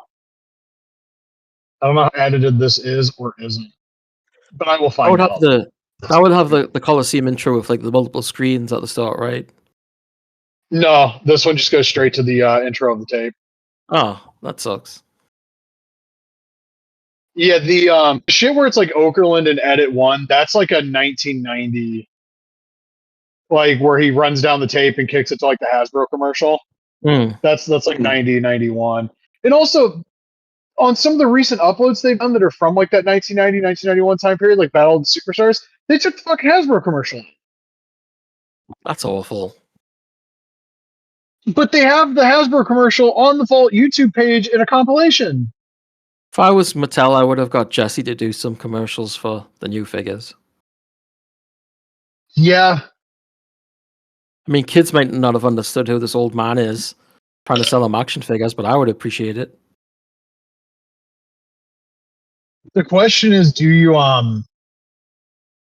him show the retros that are? Do you have him show the the retro figures that are ringside exclusive, or do you have Jesse trying to show like the Ultimate editions? I'd rather the Ultimate because I think the retros suck. Yeah, I'm trying to imagine what the hell you have Jesse Ventura do to sell the Ultimate Edition figures. You talk about Agent Orange and Like 30 points of articulation, like underground tunnels. The Marines. No, he was in the Navy. Navy SEALs, yeah.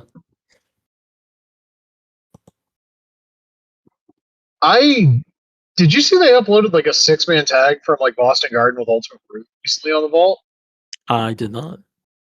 I've been kind of unimpressed with the Vault page for the last couple of weeks, I'm not going to lie. Although I did see this morning they uploaded Brock versus Test from the O2 King of the Ring, which I've still never seen, but I've always been told is really good. When we ordered that pay-per-view, the cable company tried to fuck on us for the first like 35, 40 minutes, so we didn't get to see the full show. Oh, assholes. It's Ultimate Warrior and Strike Force. Yeah, for real. Fucking watch TV. Couldn't watch what we fucking paid for, motherfuckers.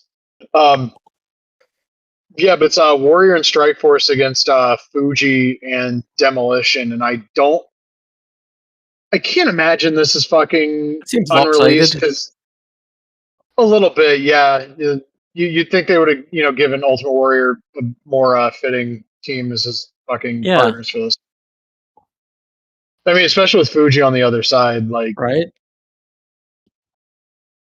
It's also really weird. I saw somebody point this out. Like, have you ever noticed, like, no two stories about Mr. Fuji feeding somebody their dog are the same? I don't like any of them. No. It's like, it's a really fucked up story, but like, everybody has like a different version of it. Like, who it happened to, when it happened, or maybe how it happened multiple times. It would be really weird if people fell for that shit twice. Well, they are wrestlers after all. I mean, if it happens once and I see Fuji cooking chili, I'm immediately going to be fucking suspicious. Yeah. Just knowing the story. But it's like one of those like really weird, like, I don't even want to say like kind of like rooted in racism, but it feels like it kind of is. Probably. Yeah, like, it's such a weird fucking story. Like, there's a lot of really awful stories about him pulling really brutal ribs on people. I don't think you need to make up the Japanese guy feeding someone their dog. That's a little. No, I'm looking at the Fish and Chips Patreon uploads for this month. We got Heat and SmackDown TV taping 8/29/2000, Heat and Raw 5602. Yokohama Fan Cam WWF 5794. You had me until you said before. I've seen that show. I have that show on DVD somewhere. Is that a Rumble on that show? I think they do a Rumble in Osaka. Oh, okay. We've got some Primetime, Starcade 95, International Challenge. One of those shows has a Tenyu and Yoko match. And then I think another one of those shows has Tenyu and Undertaker versus Yoko and Bam Bam. And then, of course, Brett wrestles Bam Bam I think Brett wrestles Bam Bam in Yokohama. And he wrestles Savage in Osaka. Or I might have gotten those flipped around. Brett versus Tenyu would have been fun. Yeah, Brett would have bitched the second Tenyu hit him, though. That Savage match was really fun. And they had a tag match together, too, I remember. A couple of them. Yeah. There's one where it's those two against Yatsu and Haku, and Tenyu and Haku just start beating the fuck out of each other. I always felt like Savage really enjoyed that Tokyo Dome match. You could tell he was like really into it. He also manages to do the American heel shtick better than fucking anybody ever. Yeah. And then like Rick Rude's really good at it in '92, but I don't think he was as good as Savage at it. And then like Savage and Tenyu have the rematch in like SWS, and it's not nearly as good. Mm. But that Tokyo Dome match, god damn. I wish that would have gotten released by the WWF, or just like when they did the Savage unreleased DVD, that could have been thrown on there because they have the footage. They've released stuff from the fucking Tokyo Dome shows that they did with SWS. Like, Yeah. why have we not gotten Hogan versus Tenyu released by the WWF? Can we get that, please, WWE Vault? Sherry was also very fun at the Tokyo Dome too. Yeah, Savage doing the American heel shtick the way he did doesn't work nearly as well if he doesn't have a valet, and it's good that he had that valet in particular. Have you ever seen the match he had with Rick Steiner from like the Dome in '99? Yeah. I've never seen that match. The match that was supposed to be Goldberg and Rick Steiner, but Chris Charlton said for years it was supposed to be Goldberg versus Nakanishi, despite the fact I have the fucking program from that show and it previews fucking Goldberg versus Rick Steiner. I imagine that match kind of died in the Dome. Dude, that match sucks. Yeah, it's awful. Savage comes out in this big fluffy fucking jacket. Masa Saito's on commentary. Savage is like beefing with him during his entrance. Oh, really? And then they get in the ring, and it's bad. I remember somebody on DVR going, "Oh, well, the match probably was the opponent for Rick Steiner changed, but the quality was probably the same." Goldberg and Rick Steiner would have had a good match. Like, fuck off. It would have been laid out completely different. Yeah, like. But New Japan also fucking clearly loved using Savage because they bring him in for Battle Formation to have the rematch with Tenzan from Starrcade 95. Yeah. He has the match with Liger. That used to be my favorite thing on Twitter. Like, every couple of years, people would discover that match happened, and they'd be like, "Oh my god, did you know Savage wrestled Jushin Thunder Liger?" Yeah. And it's like, yeah. That's cool. It's a real shame we didn't get Savage versus fucking Muta. Oh. That would have been really, really cool. Imagine Savage's reaction at the start of the match if Muta just points up and sprays the mist. I wonder if they must have they ever shared the ring together? I think they must have, like, in the NWO. Maybe. I'm just curious because I don't know if I've ever seen them in the same ring at the same time. But maybe when Hogan was doing like a promo, I think maybe it did one of the whole group, and it was Chono and Muta were there, and I think Savage would have probably been there at the same time. But yeah, that would have been a great match. That would have been crazy to see.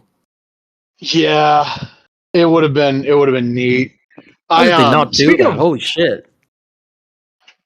I don't know, because it feels like such an obvious thing, especially like even if it was like a one-off on Saturday night that went like 4 fucking minutes. How did nobody have that idea? God. Yeah, that would have been wild. Savage would have probably been like all about it too. Oh yeah, definitely. He'd have been choking them all over the place with like wires and shit. Yeah. Yeah, like you can clearly tell in the Liger match that Savage is fucking fired up to work with him because it's like somebody he has to like match. Yeah. It's very weird because like you see that with Rock in like 2000 when they put him in the ring with like Benoit. Like you never see Rocky work harder than when it's like, oh, I have a guy that I can fucking kind of do some shit with. Like I want to prove I can fucking hang with these guys that are considered the quote unquote great wrestlers, right. And he does. Yeah, you can definitely tell. Versus Buddha would have been something. Yeah, you can definitely tell with some wrestlers when they're more motivated in the ring. You know, being with someone for the first time, you can tell that they're really into it. Yeah, one of my friends watched the show from fucking Italy and said Brock seemed motivated against Obafemi, and I was like, I can't imagine watching that match. Apparently, 7 fucking F5s to put Obafemi down.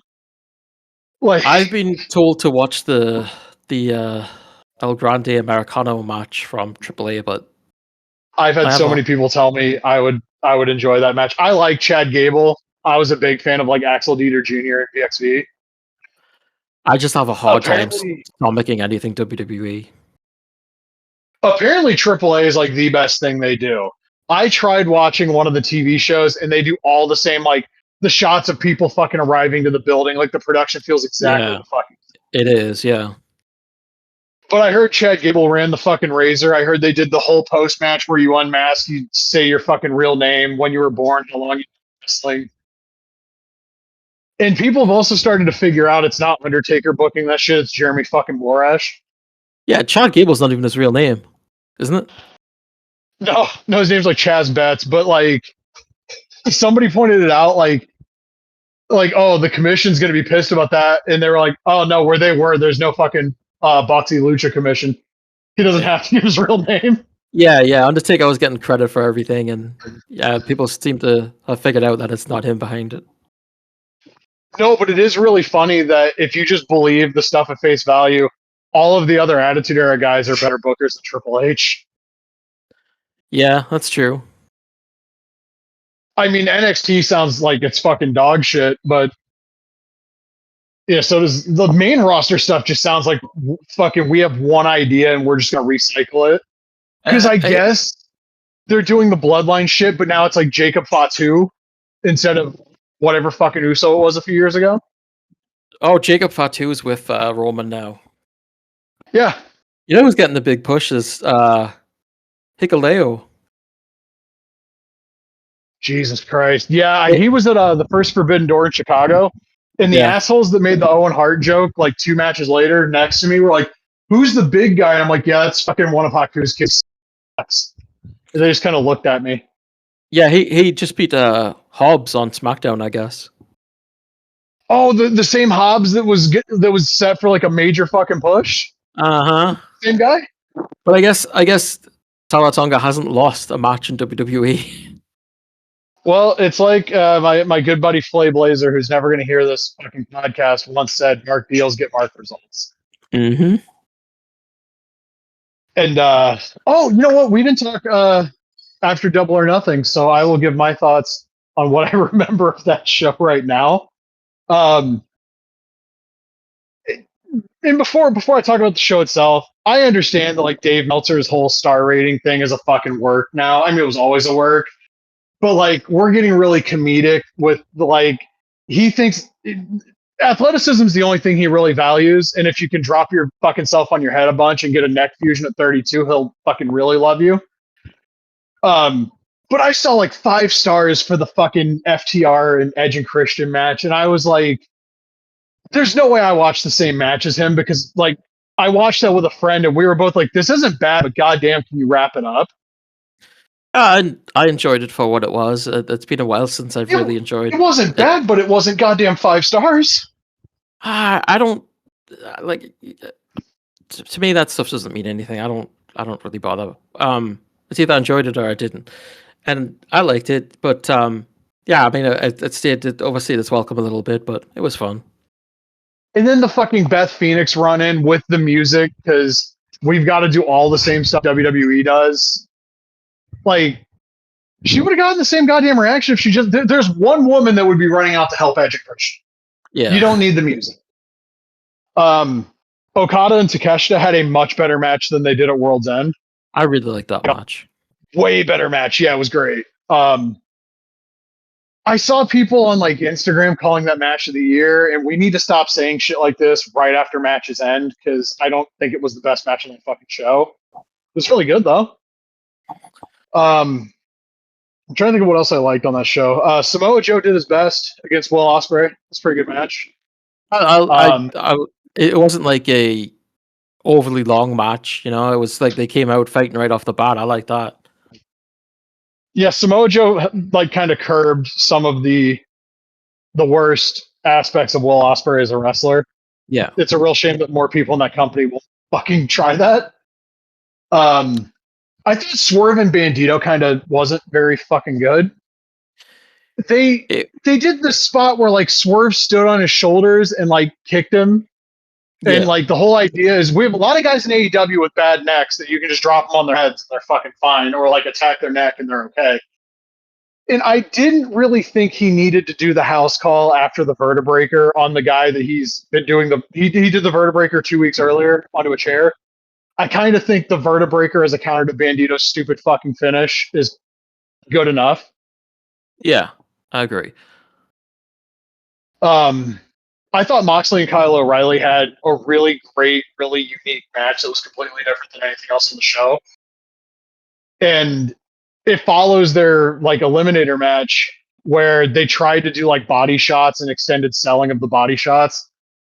And they tried mixing that with like extended limb selling. They did like a double ankle lock spot, which was obviously reading the Moxley book and knowing the other person involved, 100%, they were like, "Can we do the Fry Shamrock fucking double leg lock spot, but do it differently?" And they did it. I don't I thought want to that be. match was great. Yeah, I don't want to be too harsh on like GR because I know he's been going through health issues for a long time now. But like, I thought that was the wrong match to have him call. If He you're gonna have him, clearly didn't fucking know. yeah, like if you're gonna have him call any match on the show, I think that was the wrong one. It should have been the main event, but it was also probably a little late for JR. He also fell like the day Oh before yeah, that show. yeah. Like I love JR, and I get that he still like feels he can contribute. He's one of my favorite commentators of all time.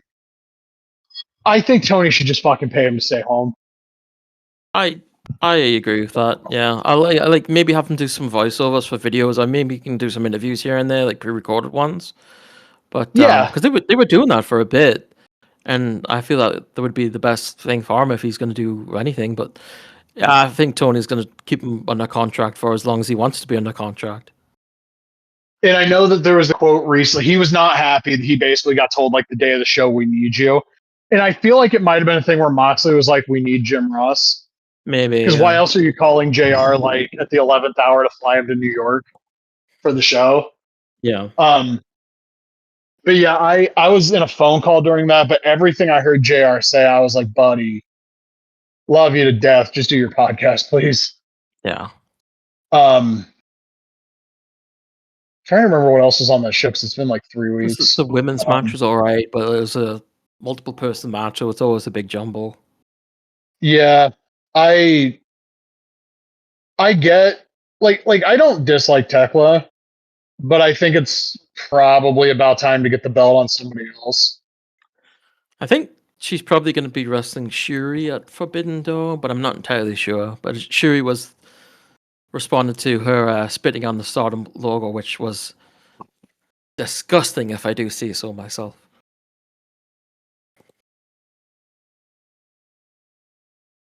I saw Hazuki won her match last night over Persephone. That I thought match it was with very Mercedes cool. will be good. Yeah.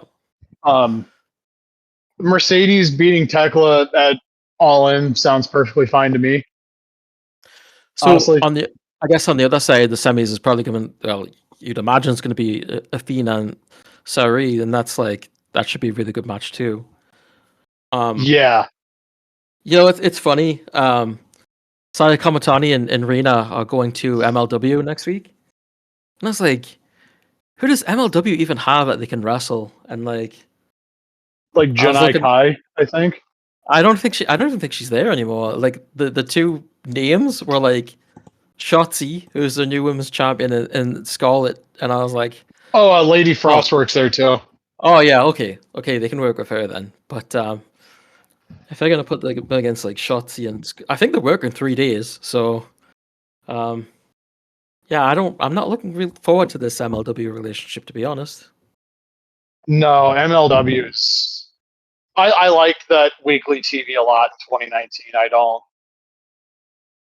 I haven't watched anything they've done in a long time. The main event, MJF Darby Allin. I was upset with the ending of the match in real time because the Darby title reign was so fucking good. You got like a high quality world title match every single fucking week on TV, and they were all different too. Like no two matches in that Darby reign had the same fucking like formula layout, whatever you want to say. They were all worked very very smartly. And so it was like, oh great, this motherfucker has the belt again. And I watched the match the next day, and like, no, that was a great match. I wouldn't say best match on the show. I wouldn't say like all time classic. It's probably the best MJF match that isn't the dog collar match with Punk. I mean, there's Probably. I not a mean, lot of things I'd put up there, but I really didn't like the previous match they had together, so yeah, I thought it was much better. Um, and I did like I that liked the squash a lot. I'm not gonna the lie. I'm thinking of like the overly long match they had where they went into like the circuit board and all that shit, and I was like, oh, I hate this stuff. Um, yeah, I thought it was good. but I don't need to see MJF as champion ever. No, and I would say honestly, that's the best AEW pay-per-view since like All In last year, which feels like, high praise, but like I didn't watch all this, but what I saw was like good. Well, not even what I saw, because I saw that Moxley and Ospreay match, and the match sucked. I didn't see Revolution. Everything I heard about it was like it was a pretty dreadful show. World's End was not great. Full Gear was not great. Wrestle Dream was not great.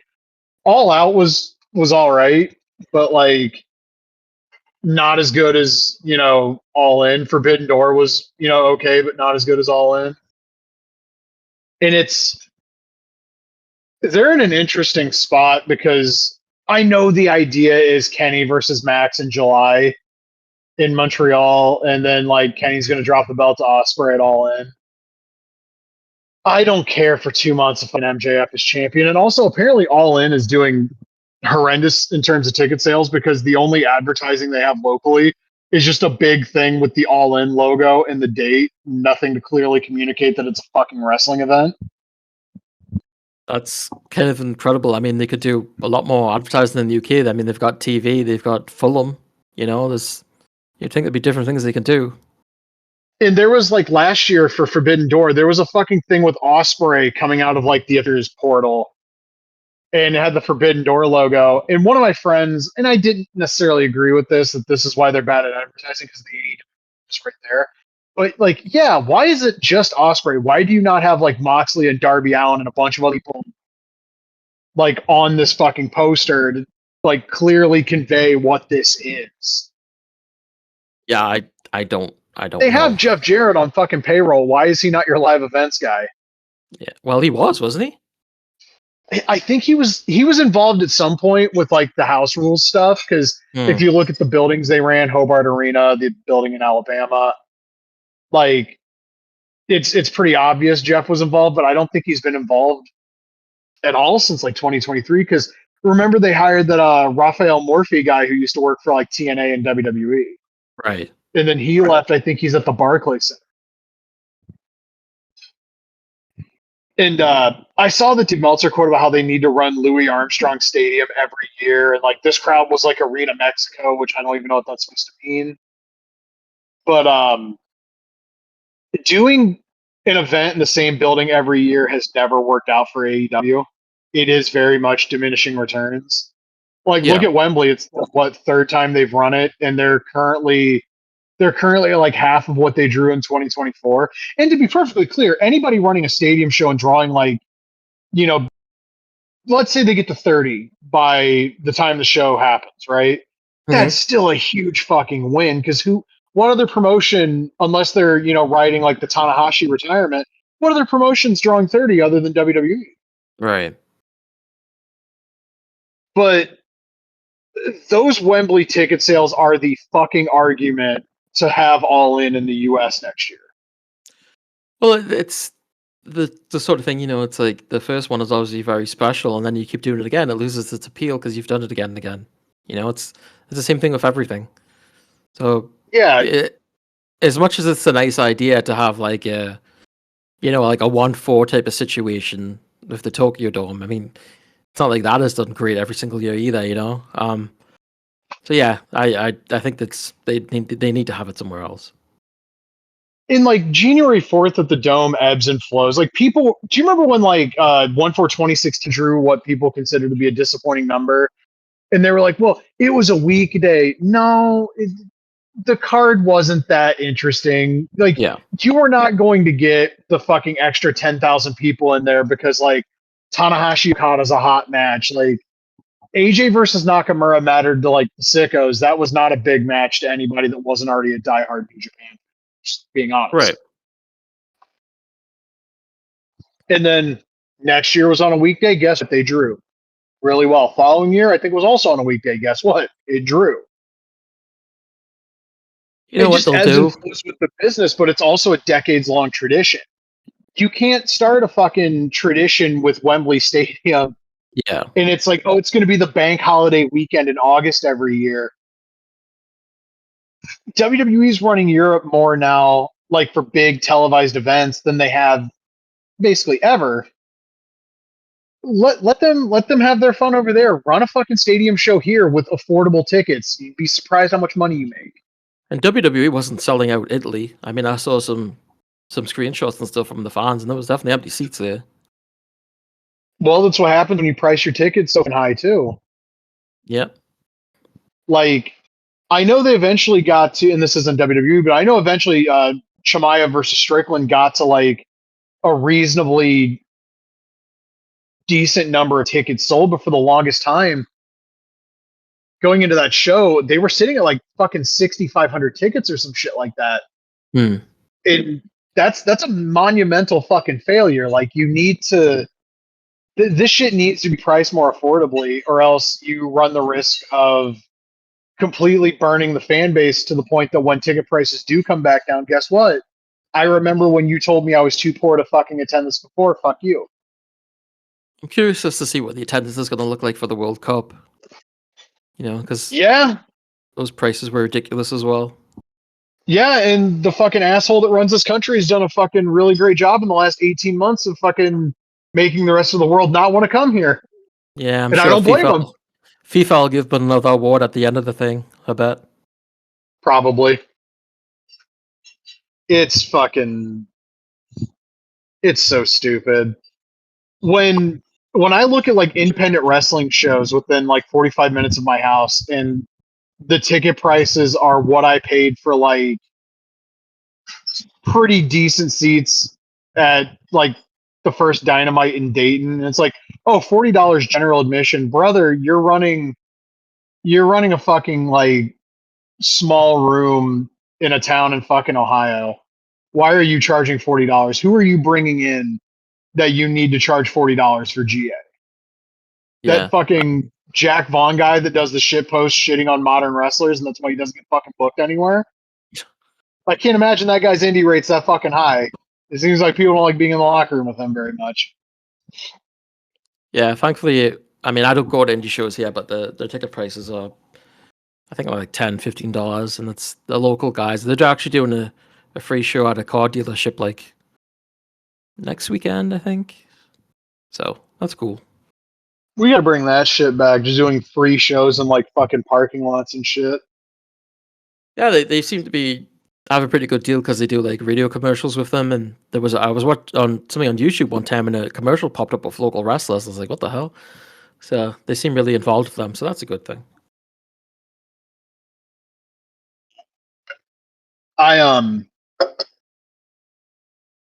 I saw. Oh, also speaking of independent wrestling, Produce signed a distribution deal with my AEW. Right. Yep. Which is exciting because I don't so much like the guy behind Orange Crush, because he had some like weird ass take during Mania weekend. Like, capitalism can work. Like, no, buddy. Capitalism's a fucked up system, and you shouldn't try to spotlight it in any way, shape, or form. But he also bought Segunda Caída and DVD VR, and I think the DVD VR company also being like aligned with AEW makes all the sense in the world. Mm-hmm. And the shows are going to be $15. There's 6 of them this year. But if you buy the season pass, you get the shows for $50. As of my last check, and by last check I mean right now, at least in the US, it doesn't look like they're currently available, but it is a worldwide deal. So presumably, if you are in the US and you have a My AEW account, you'll be able to purchase the shows and watch them. They're doing some interesting stuff. Like, I think there's like a fucking live performance at the Jonathan Gresham show. I don't remember the name of the person that's doing the live performance, but it seems like these are going to be, God forgive me for saying this, a little bit more artsy in their presentation, which is interesting. We'll see how that pans out. I think the first show has Gresham versus Fuminori Abe in the main event, and like, hell yeah, brother. That's a match I'd like to see. I guess Gresham worked the GCW Deathmatch tournament yesterday. Yeah, I saw that. Yeah. What the hell's going on with that guy? I don't know. He's short. Remember when he used his He tried to use his PWI 500 spot to justify not jobbing to Claudio. Yeah. Like, independent of everything, that's really fucking funny. Well, where's he on like the world's greatest wrestler ever list? Got to use that now. I don't. You know what? Is he not on it? I'm curious. He didn't make the top 100. Like, for fucking certain, he didn't make the top 100. I'm kind of curious where Hideki Suzuki fell on this too, because he would have been on my top 100. Is that only male wrestlers? No, there were Joshi talent all over that motherfucker. Okay, because no one. I've only heard of like male wrestlers on the list. Yeah, because those were the ones that were going to get argued over. The kind of people that were mad about Okada over Lawler probably could not pick Aja Kong out of a one-person lineup. Just being honest with you. Yeah. And she ended up really high. I think she was number 11. Yeah. Oh, well, that's good. Hokuto was like number 16. Hold on. Jonathan Gresham. He was number 538. Oh. Right between Koki Kitahara and Hyper Misao. He was one, two, right, the eclectic collection. He was 7 spots higher than IWA Mid-South legend Mickey Knuckles. Oh, well. And 3 spots lower than Senshiro Takagi. Oh, my God. Hideki Suzuki was number 507, by the way. Combat Toyota, she was number 513. Bull Nakano was number 31. Chigusa Nagaya was number 32. I'm trying to find where Manami Toyota was, because it's really... I know that, like... Oh, she was number 41, between LA Park and Fujinami. There's a Fire Pro Trios team for you. Yeah, I heard against LA Park sounds like a lot of fun, actually. Yeah. Fucking Shawn Michaels was 1 spot above Jun Akiyama, which does not sit well with me. Sting also making the top 50 made me smile, because, like, I love that the fucking narrative on him has turned, because people used to think he fucking sucked. I never thought the truth is, those people sucked. There were a lot of smart fans for years that acted like he was just a fucking big steroid guy with face paint that couldn't work and had to be carried. The fucking idiot that used to run Black Label Pro, I don't know if that promotion still exists, made a post about, like, fucking, oh, Sting never had a good match without being carried. And it's like, you run an independent wrestling company. How are you this much of a fucking doofus? He also said Triple H was better than Bret Hart. So there you go. I'm sure that guy would deal. Huh? He was looking for a deal. I was literally just about to say, if the WWE ID thing would have been back then, he would have fucking offered up that company for it. Did you hear the shit now? Like, if you book a WWE ID talent, you have to use their ID name or whatever. When did that come into effect? The last couple of weeks, I think. Because I know I watched the Marvelous show, and they had Starboy Charlie, and they called him that. And it was a WWE ID title match, actually. That whole thing is such a scam, and all of those motherfuckers are marks. It was interesting because Nyla Rose was on the show, and they announced her as an AEW talent because she was still with the promotion. But they had him on the show as well as like a WWE ID, so that was an interesting thing, I guess. I don't like the ID system getting any sort of roots in Japan. I don't like any of it. No, I saw people saying, like, well, what's the bad thing about if CyberAgent were the ones that were the majority owners of New Japan? The problem is more corporate influence over Japanese wrestling is not good, especially when, you know, CyberAgent owns all those other fucking companies. We don't need consolidation in Japanese wrestling. That's not going to strengthen. Yeah, no, it's never really good when one company owns everything. That's never really a good thing. Yeah, and the way that I just find the way that they do business is really strange because they've got Noah, and they also own TGPW, but like TGPW talent is never on the Noah Monday Magic shows. It's always Marvelous and Marigold.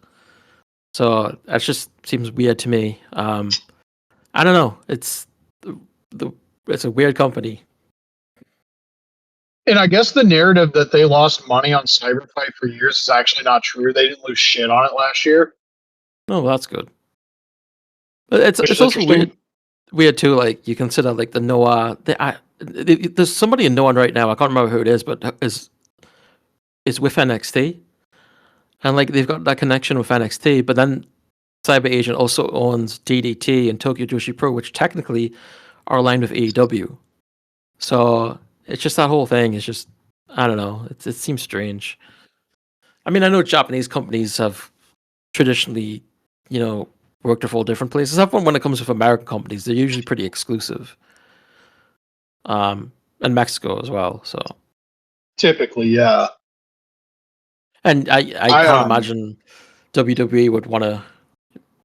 You would think they wouldn't want their talent to be on the same card with AEW talent, but it's already happened. So I don't think they gave a shit if it's like someone who's not currently on TV, like Nyla.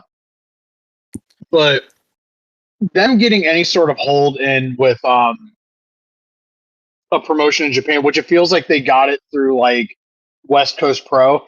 And there needs to be a discussion about Chris Hero working with AEW while also booking a promotion that's openly like ID affiliated. You mean Marvelous? Yeah, West Coast has like a fucking agreement with them. Yeah, I don't know what the deal is with Marvelous. I don't know if Starboy Charlie how I mean it's a women's promotion, right? So I don't know how often he's worked with them before or whatever the case may be. There was a bad match on that show with a bunch of American talent. I can't even remember who was in it now. It was like Ray Lynn and Renee Michelle and Vinny Massaro. And a few other people. I don't remember, but it was not a good match. But yeah, it's just I mean, Nyla Rose also worked Marigold just recently, and it seemed to be through Marvelous. Like I think they were doing some Marvelous. They always do some Marvelous Marigold matches, but it was interesting that an EW talent was in Marigold. Consider the things Kenny has said about Rossi Ogawa and the connection with WWE with Io and Julia and stuff, but. Actually, Natsuko Tora had a very funny promo the other day. She was talking to Utami, who just came back to Stardom from Marigold, and she said something like, "There's been a few different translations, but it was something like she was talking about Rossi to her, and she's like, I thought you had gone to the grave for that old bald bastard or something like that." Stardom has like bleeped it out on their Twitter upload now, which is pretty funny. It's very weird seeing the Western talent that gets booked in Japan now, just like the quality of the talent. Yeah, it's not really great. No. Yeah, it's bizarre. Like Alan fucking Angels. Oh, he was on that Marvelous show. He was in that bad match as well.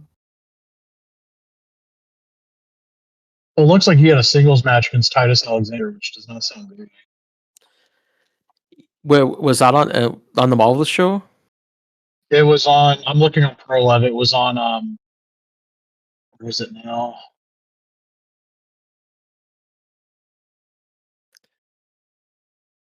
I literally just saw it now. I can't. Oh, it was the May 12th show at Shinkiba First Ring. I think the WWID match was Titus Alexander against Starboy Charlie. Yep, it was the opener on that show, and then you had the show with, for the match. Excuse me, rather, with Miko Alana and Vinny Massaro on a team, and Raylan and Alan Angels on a team.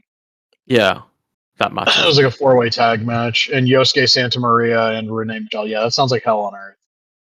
Yeah, I saw that Shun Skywalker has left Dragon Gate. I'm curious where the fuck he's going. I don't know, but it's just a good feeling, Noah. I don't know why. I don't know why I think that. I could see Noah. I could also see New Japan. Yeah. I don't think it'd be coming to the US or anything.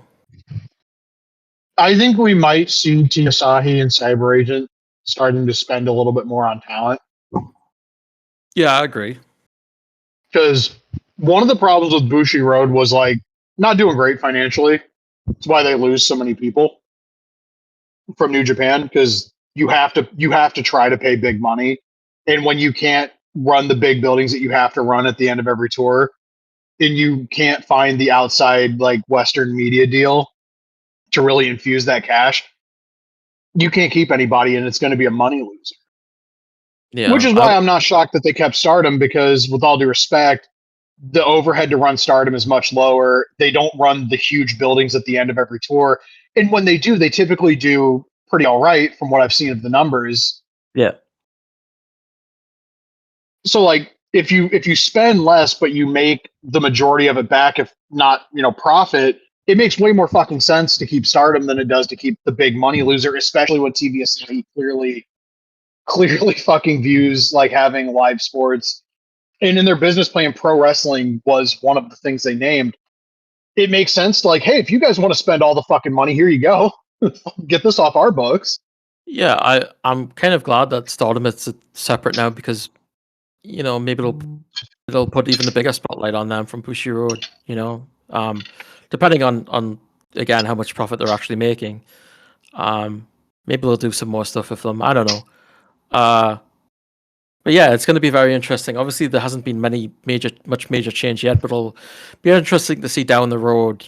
Like, is Strong even going to be a thing anymore? Like, what are they going to do with like the IWGP Women's Title, for example? I know they're staying with Stardom right now, but if like they separate, like, are they going to have that in TGPW or something? Going over. It's going to be interesting to see what happens. It's also going to be interesting to see how this affects Bushi Road, like their stock price and just the general overall health of the company. Yeah. Because my understanding from what I'd seen Zach Arnold reporting, and I know Zach Arnold, but their card games had started to fucking tank in popularity too. It wasn't just like the wrestling stuff was fucking them. It was like everything they were involved with was fucking them. But I also saw somebody make the point, like, you can market the Stardom, like if like say they do like a Stardom trading card, like they bring back Kin Pro, but it's like, Queen of Pro Wrestling or whatever, right? You can market that to young girls and probably make a ton of money. It feels like they have the better promotion for what their target audience for the products they make happens to be. Right. Because you can market Stardom to younger people and it'll probably do pretty well. It just comes down to how solid a financial footing is Bushi Road on now after getting, what was it, $22 million? I don't know, maybe. I think it was around 22 million for New Japan. Which is interesting because if you remember, they basically got New Japan on credit from Hughes because Hughes owed them a shit ton of money. Yeah.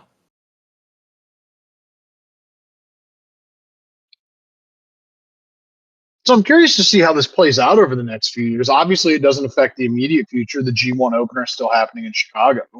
Yeah, everything for the time being is going to be the way it is. It's going to be like, a little while before we start to see changes.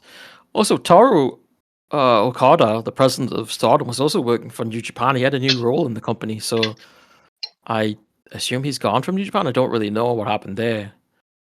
At least I imagine he's probably not the only one that works. I imagine he's not the only one that works for both companies. Like, there's probably some people that go back and forth. So yeah, that'll be something to watch too. Marcus Stewart is also a Stardom / New Japan employee. So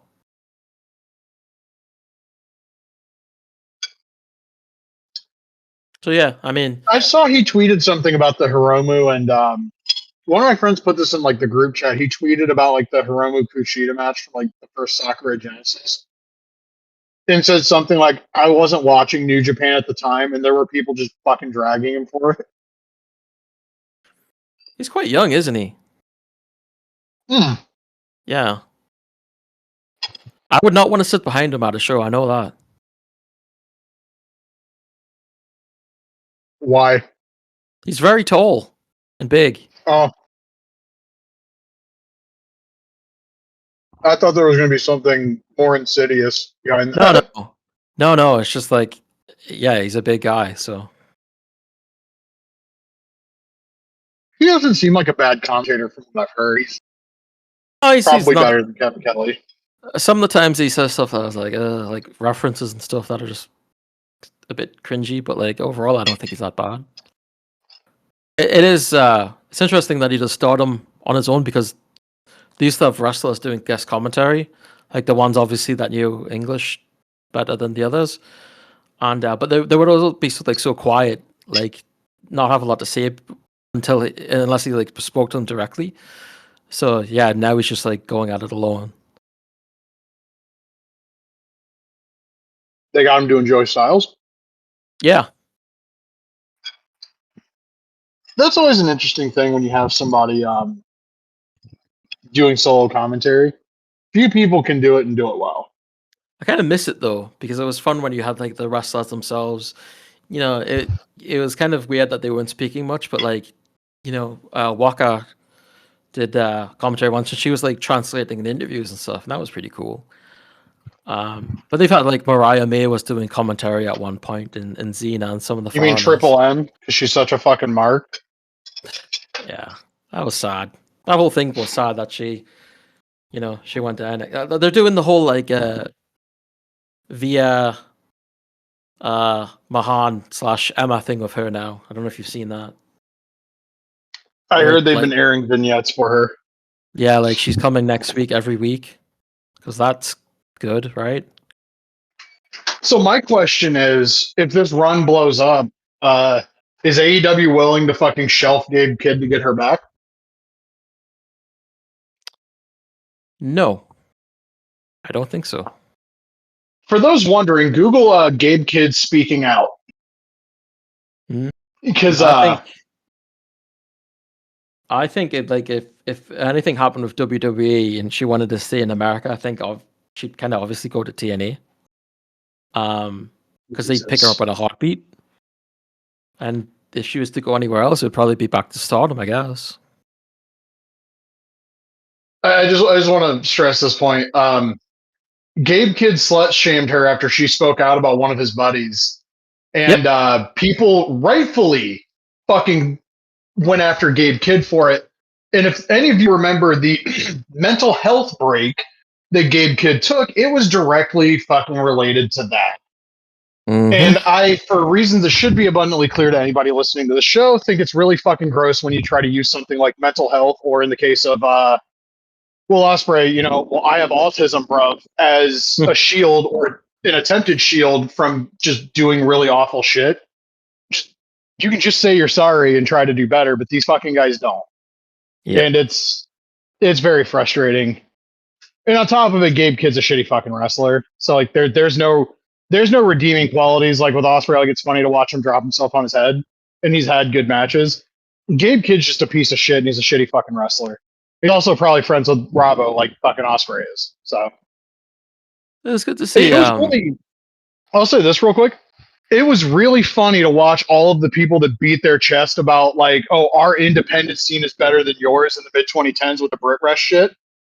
Because you can't find a single fucking person like fucking talking about how great that time period was. Now that shit ended about the summer of 2020 when it was like, oh no, everybody in that scene is a fucking sex pest or they're friends with one. Didn't Nikki Cross and what's his face buy Progress and something else? Didn't they buy 2 promotions? Technically, yeah, because didn't Progress fucking merge with Defy?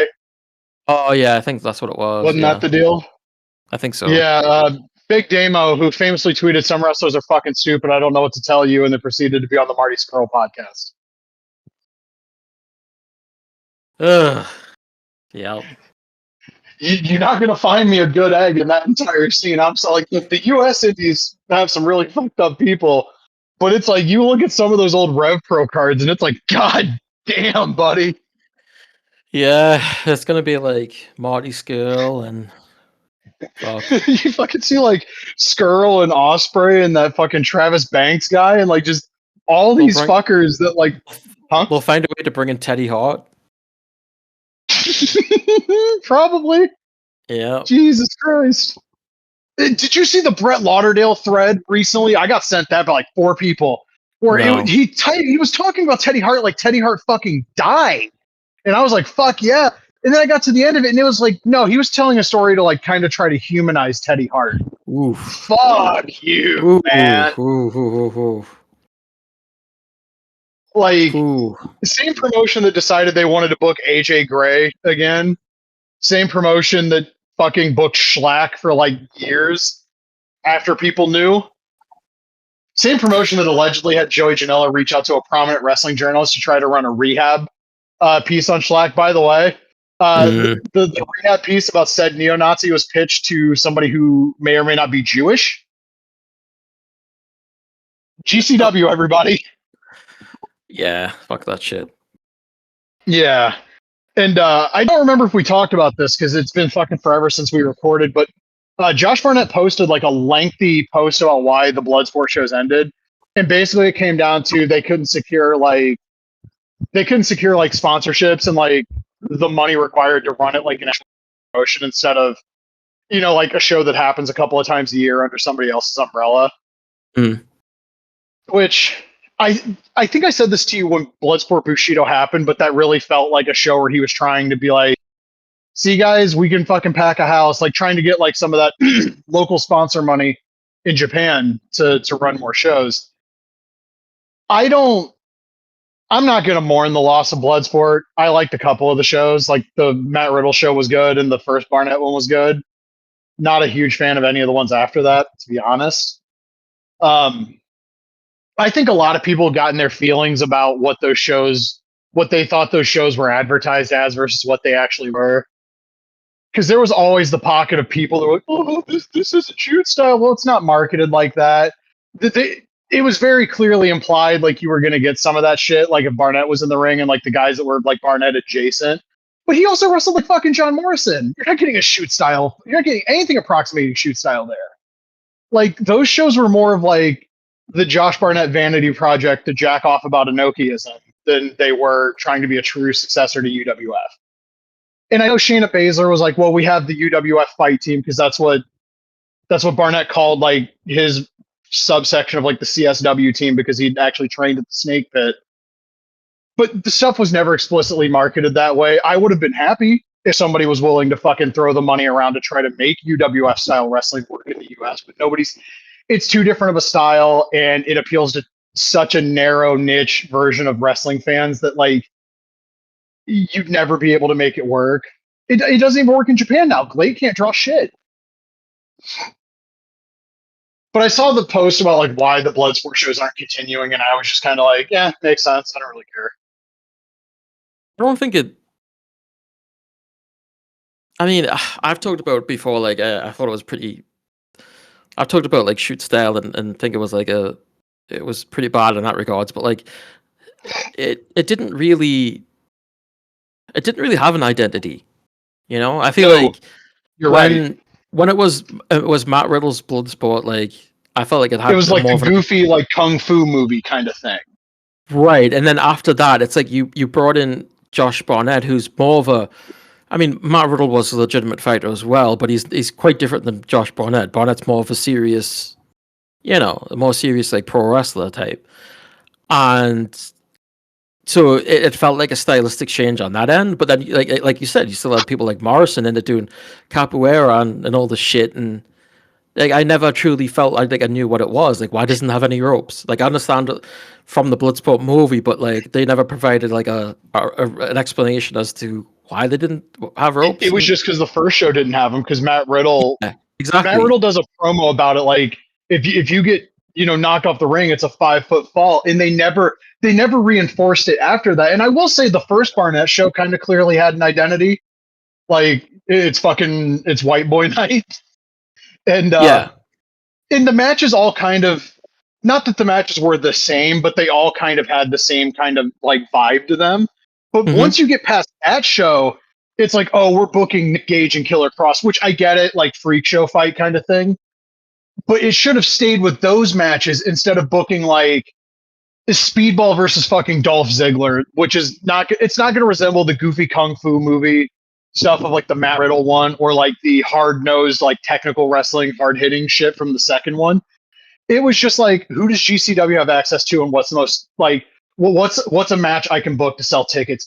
You're right. It didn't have a fucking clear identity, especially after the first Barnett show. It was booking whoever we can. Yeah, and you've got like some stuff on the card that's quite different than what like Natty Nighthawk was doing at the end. Was just it's like I don't know what this is. So yeah, I was at the one. I was Barnett and Suzuki. I was in the front row for that. And yeah, that's the first Barnett one. Yeah, I thought that was really fun. But then afterwards, and I started watching more of the other shows. I was like, I don't. But even that show was like. There's also a thing like it's not shoot style, but they're trying to do these knockouts and stuff, and they never looked good because it wasn't people that really. I don't think they really knew what a legitimate knockout looked like, you know, and they would try to do these knockouts and they just look like really bad. And they were also really inconsistent with how they did the quote unquote stoppages too. Yeah, and it's like you know, there's so much footage I can watch of like old UFC and stuff, and I know what like bare knuckle knockouts look like, and like what you're trying to do here is just like very, very fake, and it's like it's not working in this environment. You know, if I'm watching a UWF match, it feels a lot more realistic because they train specifically for stuff like this, and I don't think a guy that works the independents is trained to perfect what a knockout looks like in a fake pro wrestling match, you know? So no, and Barnett also made a point about that recently. Like you can't even try to approach real shoot style anymore because you don't have any dojos where guys are being trained specifically to do it. Yeah, that's true. They need to be trained in a specific way where, you know, even if it's not real, there's a sense of legitimacy to it, you know, but like with Bloodsport, you never really got that. No. Even though some people try to. Yeah, it was like I appreciated the idea of like booking Frank Mir versus Dan Severn because that's a really match, especially when Frank shows up and he's in like an Under Armour fucking tank top and fucking MMA shorts, and I think Severn was wearing a shirt too, and it's like, yeah, fucking Barnett got his buddies a fucking payday here. But like the further you get, like people were really into the Natty Nighthawk thing, and like that's the most embarrassing fucking shit. Like, I don't mean to. Well, she's from the dungeon, bro. Except, you know, the dungeon she operates now, they're just teaching people the same shit every other wrestling school teaches. There's nobody being stretched. There's nobody learning how to actually fucking wrestle. And like, my thing is like, I don't even dislike Natty. I do think she's nowhere near as good as WWE fans would have you believe she is. I think she is somebody that is only appears good because she's in that system. If take whatever version of Natty you think is the best and drop her on like the 2021 AEW women's roster, so like the Britt Baker era, Natty's like one of the worst women in the division even at that point. She's not a good wrestler. And everything she's ever done, if you give her a chance to talk or have any sort of character, has felt really fucking try hard.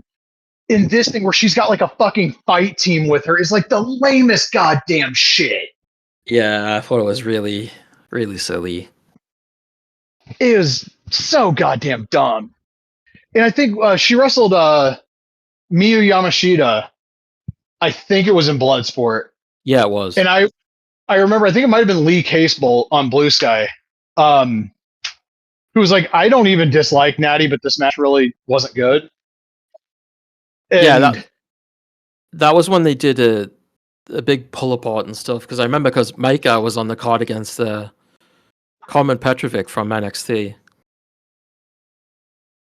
That was last year in Vegas. Yeah, I feel like I watched that show, but I also don't think I did.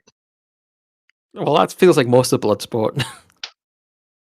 Yeah, like I know I watched the 2024 one. I don't think I watched the 2023 one. Or the 2022 one. I think 2021 was Barnett and Moxley. I did watch that. Mm-hmm. And I don't think I watched any of the COVID ones. I think I have one of them on Blu-ray. Yeah, I didn't really watch a lot of them. I watched Bloodsport Bushido because, like, I remember we were both kind of like Mike O'Hearn's on this shit. Yeah, and then he wasn't. What's going on here? Yeah, there was somebody else that was announced that wasn't on the show, right? Was it Sakuraba? No, Sakuraba was on the show. No, but there was definitely someone else. Oh, the big fucking like Russian fucker. All right, yeah. That was like clearly on like fucking 42 different kinds of steroids. Yeah. Yeah, because I remember thinking like, oh, they should book him versus Barnett. That would be sick. And then they booked Barnett and Moxley, and they had an infinitely worse version of the match they had like 3 years earlier or whatever. Because, you know, just how it works. I feel like there was, oh, you know what? The last time we recorded, like literally right after we stopped recording, I was like, we didn't say shit about Ted Turner. Yeah, we also haven't talked about Ultraviolence as well. Yeah, talk about two things on morning. Yeah. I kind of want to see if Gakdal wants to record an episode of the podcast eventually to talk about that. But he did announce that he's ceased development on the game, which sucks because it was so promising. And we had also kind of thought that was coming because we talked with him. I hope he doesn't get mad about this. We talked about it a little bit after we stopped recording the interview for 100. And he was like, you know, it's I don't know that I'm going to finish it, I think was maybe the exact quote. And I was like, well, even if you don't, can I maybe play the Steam Deck build of the game just to see? Because I really want to like get a feel. I know that he thinks it wouldn't have been at the level of quality people were expecting. I think he's probably being a little hard on himself, but without actually having gotten hands on the game, I don't know. But it sucks because it was such a unique take on wrestling games. It wasn't even really that inspired by like wrestling. Like Mania 19 and Backyard Wrestling, yes, but like heavy Tony Hawk's Pro Skater influence on that game too. Yeah, definitely. And yeah, I was super excited. I remember fucking talking to him on like Twitter in like 2018 about like, you know, if you kickstart this game, I'll back whatever the highest tier is because I was making a decent amount of money at the time. And it just sucks, man. Deathmatch wrestling is so underrepresented in video game form. And we talked with him about like he had signed some people. I don't think he wants me to name them, but there had been some people signed that one of them was even publicly announced. It was like very publicly canceled for really bad shit. G-Raver, I'm pretty sure was already announced, so I'm not breaking any news there.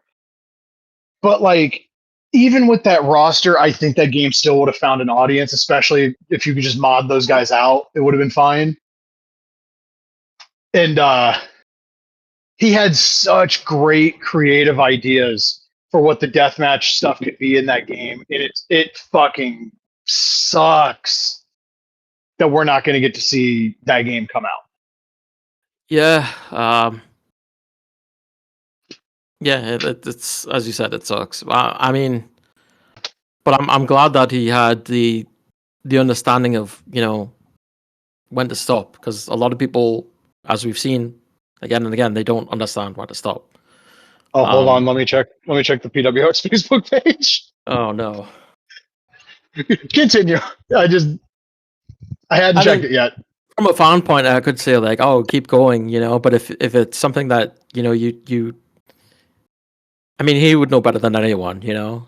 So yeah, it's his game. He would know if it was actually going to be up to par. I just like that's like one of my internet homies going way back to like No Mercy Zone, and I think even if it didn't meet his expectations of quality, it likely would have met a lot of deathmatch fans' expectations of quality. Yeah, and he would have either on a delay because that's just how it works with indie games with word of mouth, or maybe even immediately. I think he would have seen a lot of love from the community just because of how different the game was going to be. I think so too. Yeah, but like it's easy for us to say that when we're not the ones who poured money and time into it. Exactly. And that's the thing that I mourned the most for him was like all the years and the money spent to just shelve the project. That sucks. Yeah, And I remember. I remember getting sad when we talked to him on the interview because he's having troubles then, and he was looking for someone to help him out on it. And sometimes the gaming industry really sucks. yeah, but like all love and respect to that guy. He's always been super cool to me, going back to the No Yeah. Mercy Zone days, and he still has, I think, that High Dives game coming, which is like a modern version of M. Dickey's old Big Bumps game. Yeah, and that should be cool. So Yeah, and that honestly, to look forward to. yeah, it honestly feels more like what he really wants to make, because it's probably a couple of orders of magnitude less complicated than a regular wrestling game with all the combat systems. Yeah. But yeah, shout outs to Alex Gakda. I'll play High Dives when it comes out for certain. Yeah, me too. No PWX Facebook update, by the way. Oh, speaking of people who don't know when to stop, I got sent images of the Mall of America in UPW. Oh, I was literally going to send you that because I said I couldn't remember. I was like, did I send that to him? I got sent that update by somebody else, and it looks cool, but like, I think we're both kind of on the same page here. Like, we're past the time of like showing stuff like, look what we're putting in. We need that. We need the demo. We need something, because like, the illusion of progress is not actual progress. Did you see the wrestler that was in that video as well, the model? I didn't see the video. I only saw screenshots. Oh, because it's a YouTube video. Let's see if I can find it here, because maybe it's just me, and I'm sure it is just me because they haven't said it, but it looked like the wrestler's model looked like a different style than what we've seen. But like I said, it's probably just me.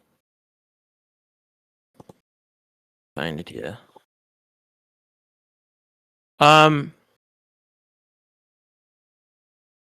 I don't know. I'm not even, to be honest, I'm not even worried about a demo right now. Because their focus is on getting a publisher. So I mean, if they're not thinking about a demo, then it's not even in my mind at this point. It's just been a very, very long time. Oh no, I agree. It's just that, to be honest, it's not something I've put much thought into at this point. Yeah, until we have like some concrete evidence, and maybe a publisher will help, but I don't. This video here. I don't know how much. I'll take it. I'll send you this here.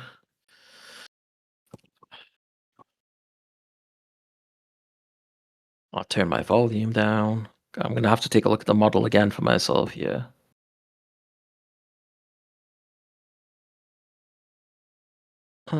There's the Mall of America. What timestamp am I going for here? Looks like 5:05.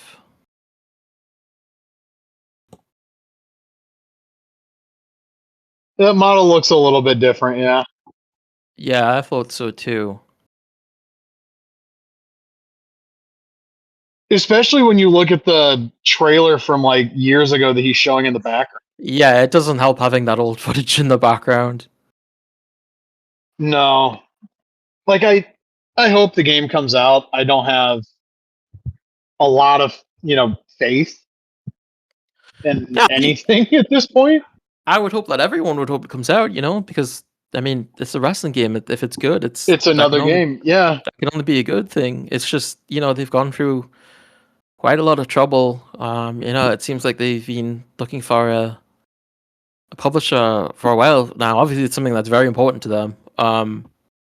I did check the Discord the other day, but there's not a lot going on. I mean, I think Lucha Lou's in there answering some questions, but like, in general, it seemed people were mostly talking about like the revenge clothes in 2K and stuff like that, and some other things. So it's very quiet right now, but hopefully they get a publisher. I think also the thing of getting a publisher is like, he's Sam's been very, vocal on that. He doesn't want anybody to change his game. Like, they want a publisher is going to basically agree to their how they view the game, and a lack of censorship on the publisher's part. So, are you going to get that, or are you going to have to? Are you going to get to the point where you're going to have to sacrifice some things to get a publisher? I mean, we'll see what happens. And not only that, like some publishers will probably be on board with the idea of that DLC model. Mm-hmm. I'm willing to bet you the publishers that are going to infuse the most money into trying to make sure this game is a success, any of those publishers are going to want those licensed guys in the game. Yeah, definitely. Which turns the contracts those guys signed into something completely different, in theory. I think any indie publisher, when you mention all those names, might be a bit wary as well, because that's a lot of names and a lot of talent. So if you're an independent publisher looking at it, like they're thinking about how much money they can invest into it, and you look at all that talent, and that's a lot to work with. I mean, I don't know how hands-on the publisher would be in regards to that sort of thing, but like, if I'm putting my name on a game and seeing all these talent and stuff, and the pay and everything like that, I'd be like, okay, like hold on a second, I need all the details, I need to know everything that's going on here. It's a lot. Yeah, and there's also the due diligence of the contracts. A lot of those guys are appearing in WWE products now. Yeah. I know what they've said about the contracts, but like same thing with Wrestling Code. I would be very, very weary if I was shown a game that has demolition in it. I would be very, very weary that contracts from 3 years ago would be enforceable now. Yeah. I don't know. Has there been an update on Wrestling Code? Oh no.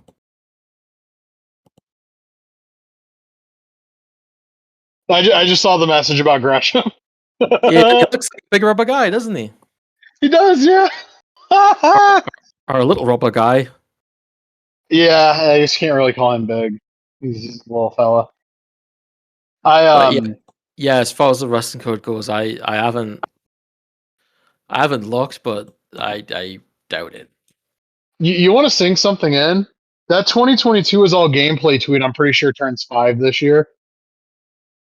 Oh, happy anniversary. 2022 is 5 years next year. What's the name of the publisher, the developer again? Virtual Basement, I think. Oh yeah, that's right. Virtual Basement. The last tweet is from February 10th, so there you go. Oh, that was when they were like getting all shitty and in their feelings with people, right? Mm-hmm. Very, very funny situation. Real quick, there is an Xbox event starting at 1. A lot of rumored stuff. I don't think we're actually going to see. Like, I don't think we're going to see Blade or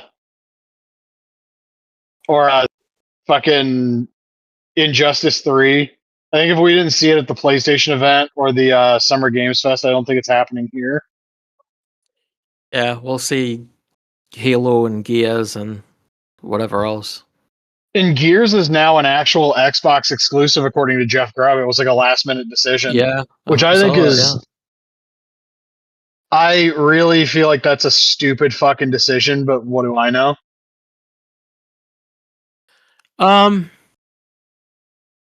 Yeah, I mean, how big of a name is Gears these days anyway? I mean, just on the idea of like, imagine if in like 2002, Sega was like, actually, you know how we just released our shit on everything else? Never mind, come buy that on Dreamcast. We need to sell a few more Dreamcasts. Like, no, you gave me my shit on PlayStation 2 and GameCube and Xbox. I'm not going to go back to buying your system that's... And imagine if during this they were like, oh, but we have a next generation system coming. Nobody would have fucking bought those games. And nobody would have taken them seriously. Yeah, I don't think the audience that doesn't... I think that if you put it on PlayStation, like, there's people that are going to be curious and buy it. but I don't think anyone's necessarily going to go out of the way and buy an Xbox to play Gears. You know, Not in fucking 2026. no. I mean, the last few Gears, I feel like came and went very quickly. Huh? The last few Gears games, I feel like they just came and went very quickly. Which is a shame because one of them was Gears Tactics, and that game is amazing. Was it like Gears 5 that was like in the Ice World or something, and you went to different levels, and I can't remember what it was, but I feel like I beat that game in an hour. I barely remember it. I didn't know that game came out until after I was like playing Gears Tactics, and somebody on like a YouTube I watched about it was like, yeah, this game's a reminder of what games used to be like on the 360. And they said it kind of sort of like condescendingly, and it's like, no, we need more games that are like that. But yeah, I didn't know it existed. And they did the remaster was it last year? Yeah, the second time they did that. Yeah. Yeah, the one that you actually have access to if you have a PlayStation or a Steam Deck. Yep. It's crazy to me that first remaster is not available on Steam. What the fuck are we doing? But like, does Halo have the cultural cachet to be a system seller in 2026? I don't fucking think so. I think there's an audience for remaking the original and putting it on PlayStation, but as far as like a new Halo, I don't necessarily think so. I'm wondering if Halo Campaign Evolved is going to be Xbox exclusive too. If they're switching gears, they might switch Halo.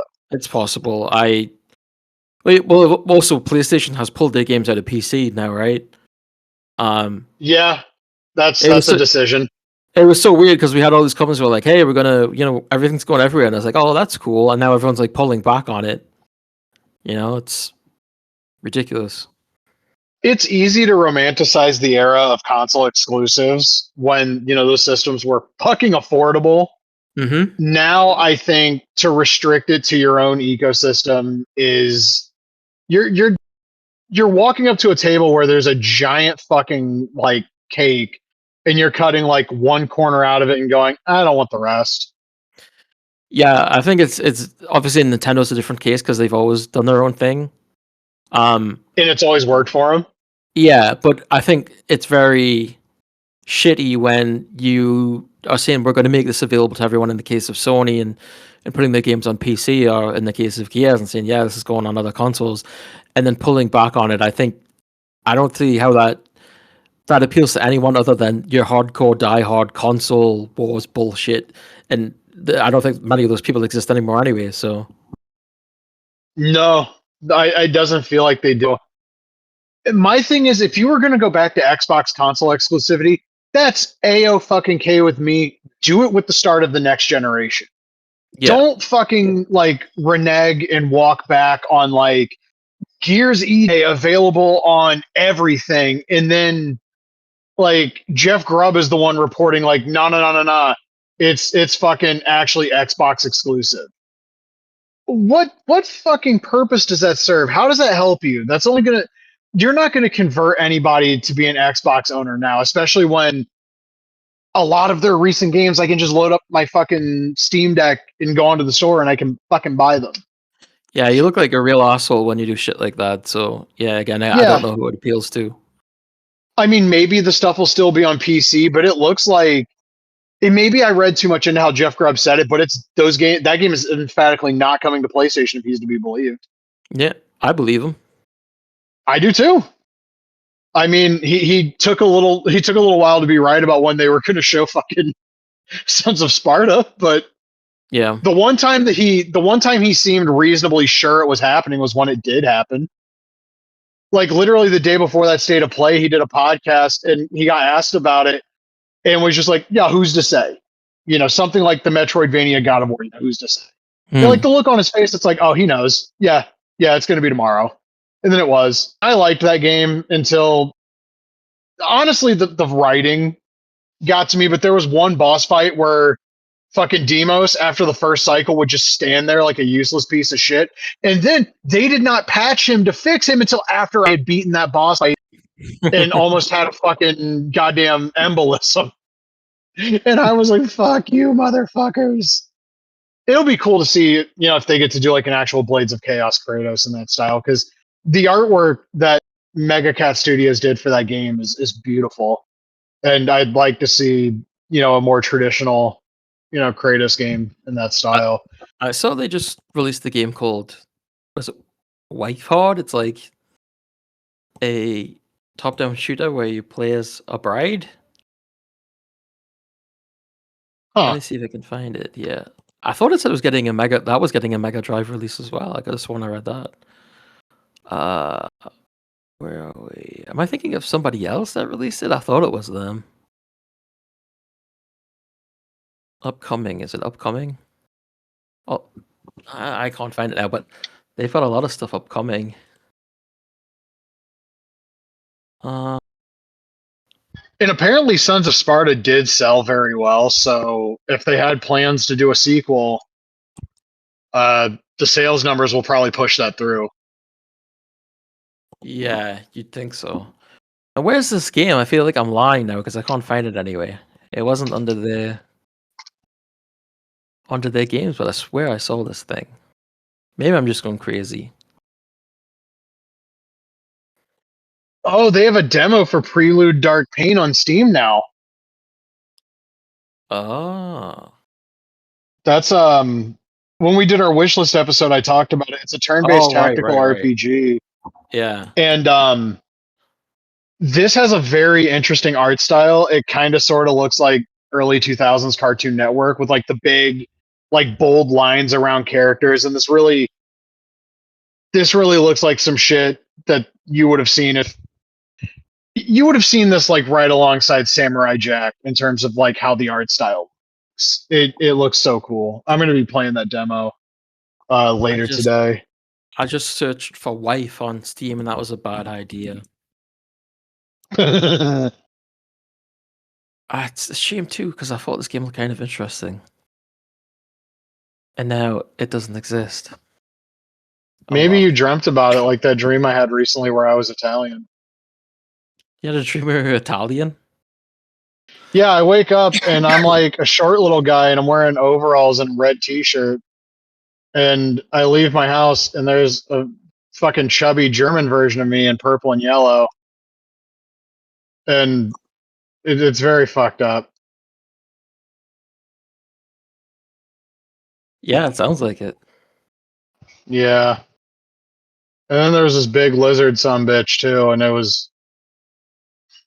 I told somebody at work I was going to option this dream and try to sell a movie, and they said it sounded like Mario, but that doesn't sound like Mario at all.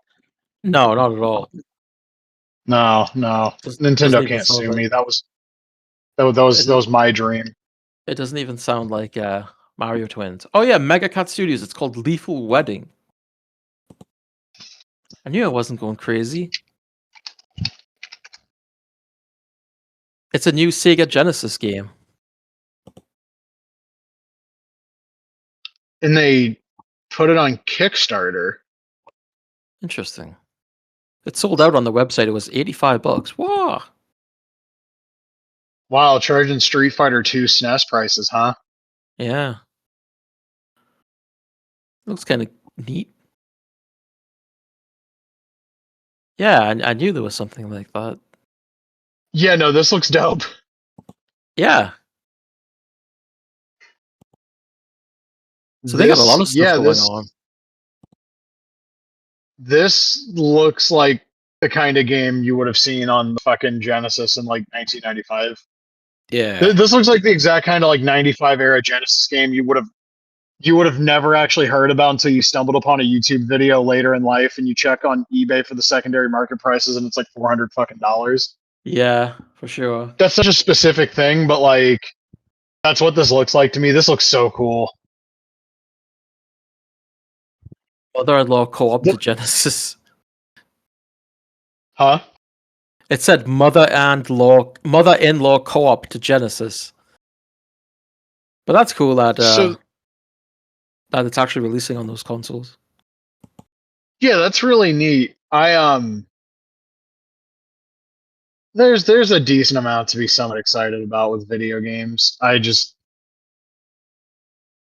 worry about what the gaming industry is going to look like because I said this yesterday. I don't think there's a universe in existence where GTA 6 flops, but I almost want to see it flop just to see what the fuck happens. Yeah, there's people that proclaim that as game of the year. I think you said earlier when like the gameplay trailer came out, and I don't understand. Like, I'm not saying Grand Theft Auto is not fun, but like after 5, it's like I don't. It doesn't feel special anymore. Like there's a lot of games that feel the same. The Mafia games, for example. I mean, they don't feel that much different. Um, I don't get the same feeling from GTA anymore after as I did with like Vice City and San Andreas. I mean, we had 5, which again I thought was kind of disappointing. I mean, I played it several times. I played it recently, but it's just like it's just another game to me. And then obviously the remastered collection was a huge disappointment when that came out, and I know they've worked on it a bunch since then. But I don't feel the hype around Grand Theft Auto anymore because I feel like it's just it doesn't change really. You know, also like Rockstars have the very thing about those games where it's like they want you to do things their way, and if you go off the path, then you're penalized for it. There's something happening in GTA last time I played it, and I was like, I wanted to do something else. That's like, oh, you stopped following, blah blah blah. So I was like, no, I didn't. I was just doing something over here. I was like, I remember playing Red Dead 2, and it was like, follow the wagon or something, and I was like, okay, I'm gonna go this way, and it's like, you didn't follow the wagon. I'm like, what do you mean? Um, so it's like, I don't know. I understand the appeal of GTA. It's just like I don't think it's as important to me as it used to be. But to other people, they're like still going like crazy and losing their mind over it. So I'm sure it's going to still be like a huge, massive hit. But we'll see what the discussion is like. You know, if you believe that the changes that were made internally to like the storytelling and the game, and obviously the changes that have been made with the personnel at Rockstar, and you know possibly the culture of the studio and stuff like that. How are people going to react to it? Is there going to be a lot of angry YouTubers again, like there is with everything? Probably, because like I said, they're angry at everything.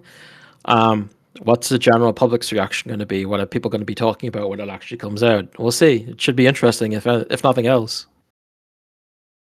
Yeah, and I was gonna say like the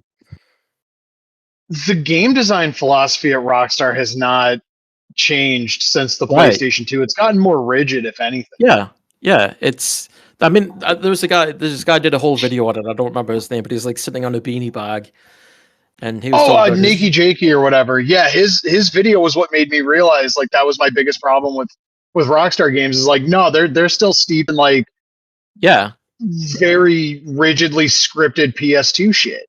And I was like, I totally know exactly what he's talking about because I've been through this stuff in the game, so I get it. And I think that, and again, I played GTA 5 on Xbox 360. I played it on PC. I played it somewhat on Xbox One, and I'm playing it on PC again. So, you know, I've had plenty of experience with that game. And like I said, I don't think it's a bad game. There's something to be had, but it's just like so as you said, it's like so scripted and you can't go. You know, it's for a game that's open world. It's like it feels like you're in a box as when it comes to like what you can actually do. Like they still want you to do their things, and you can't really do your own type of thing. So we'll see how much that changes. If I'm guessing, it probably hasn't changed much at all. But I Probably think, not. yeah, I think again, I'm more interested as far as like story goes. What does a 2026 GTA look like? You know, and I mean, it's been delayed and so much like some of the story stuff will probably be outdated. Like you remember that Florida Joker guy? They parodied him, and it's like how many years ago was that now? You know, and stuff like that. So I mean, we'll see. I'm very interested to see what the reaction is.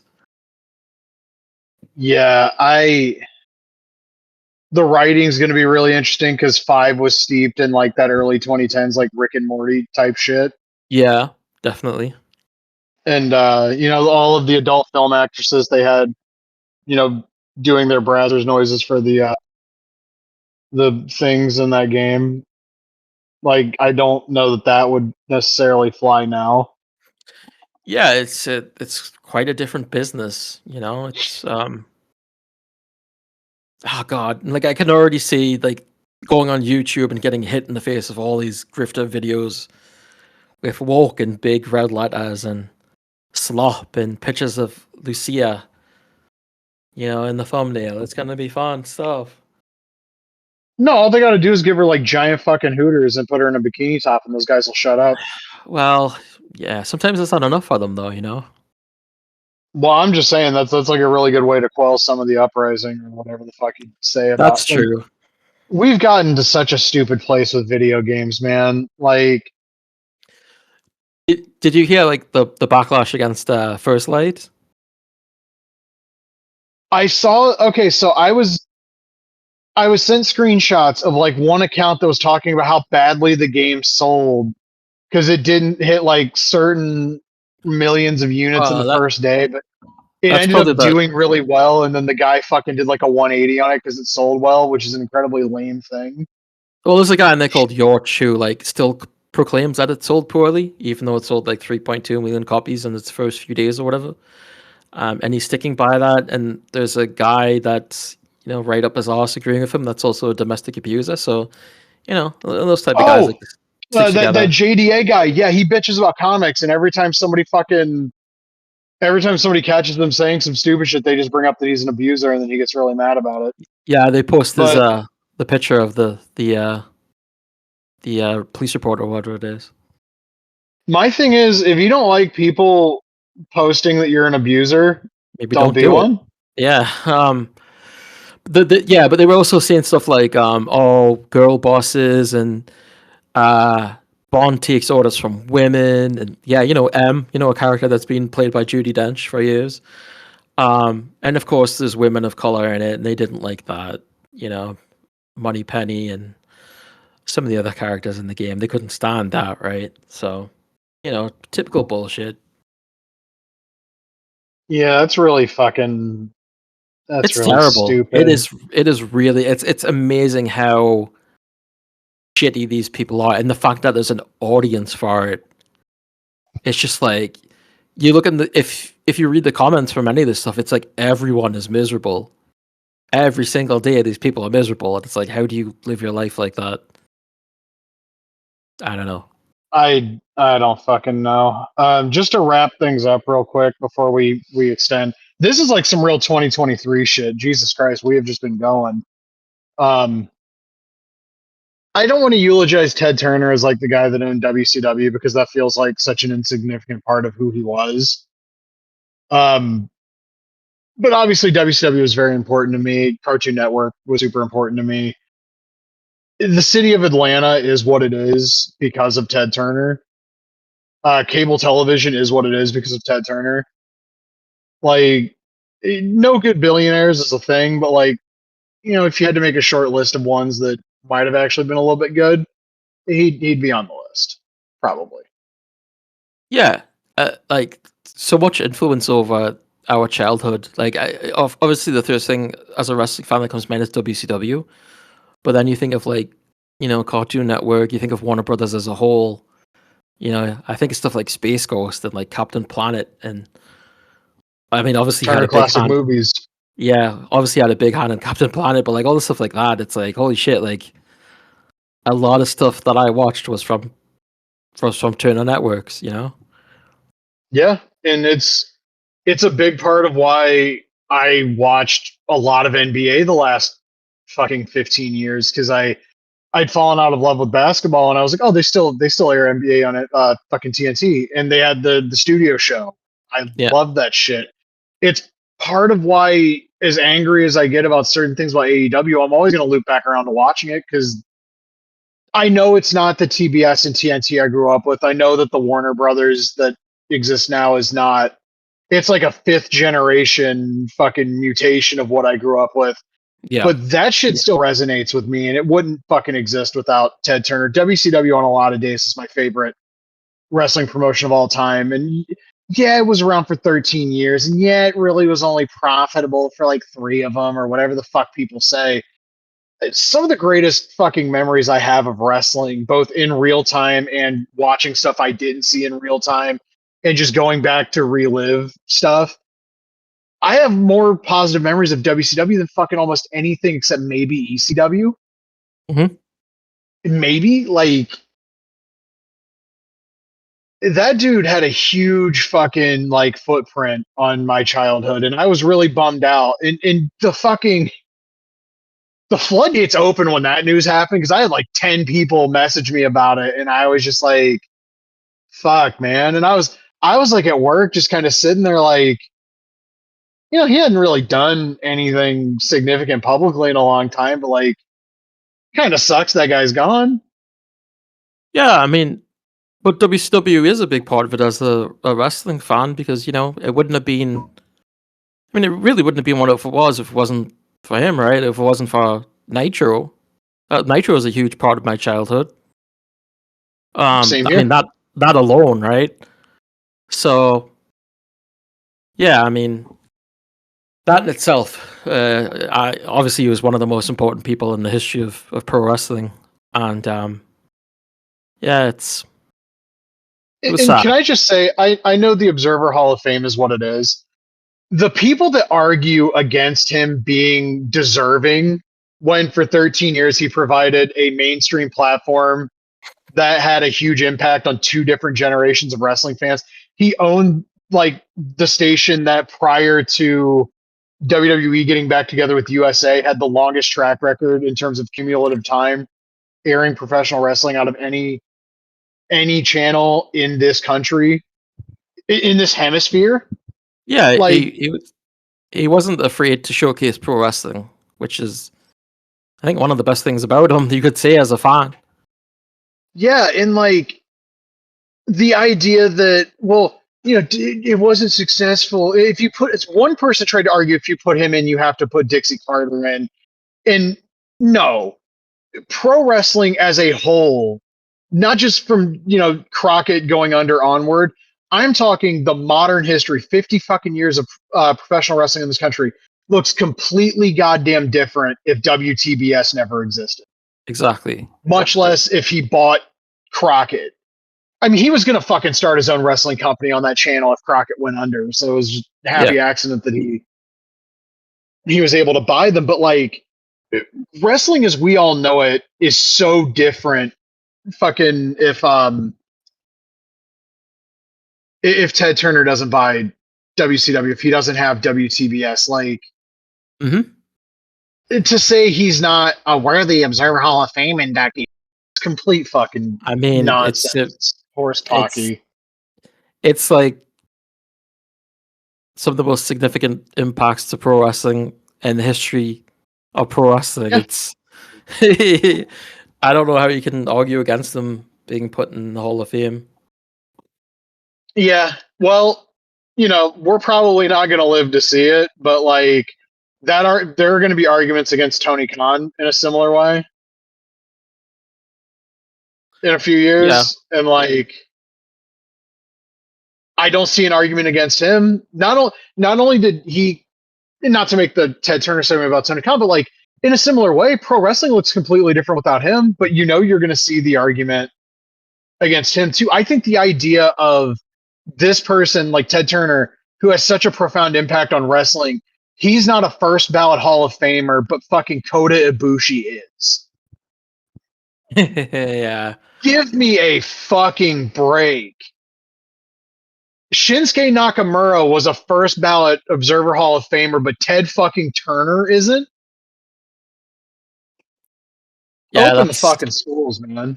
yeah. If you're considering pro wrestling and not just the in-ring aspect of it, because Ted Turner obviously never had a match, but pro wrestling as a whole, then I mean, he should be in any wrestling Hall of Fame.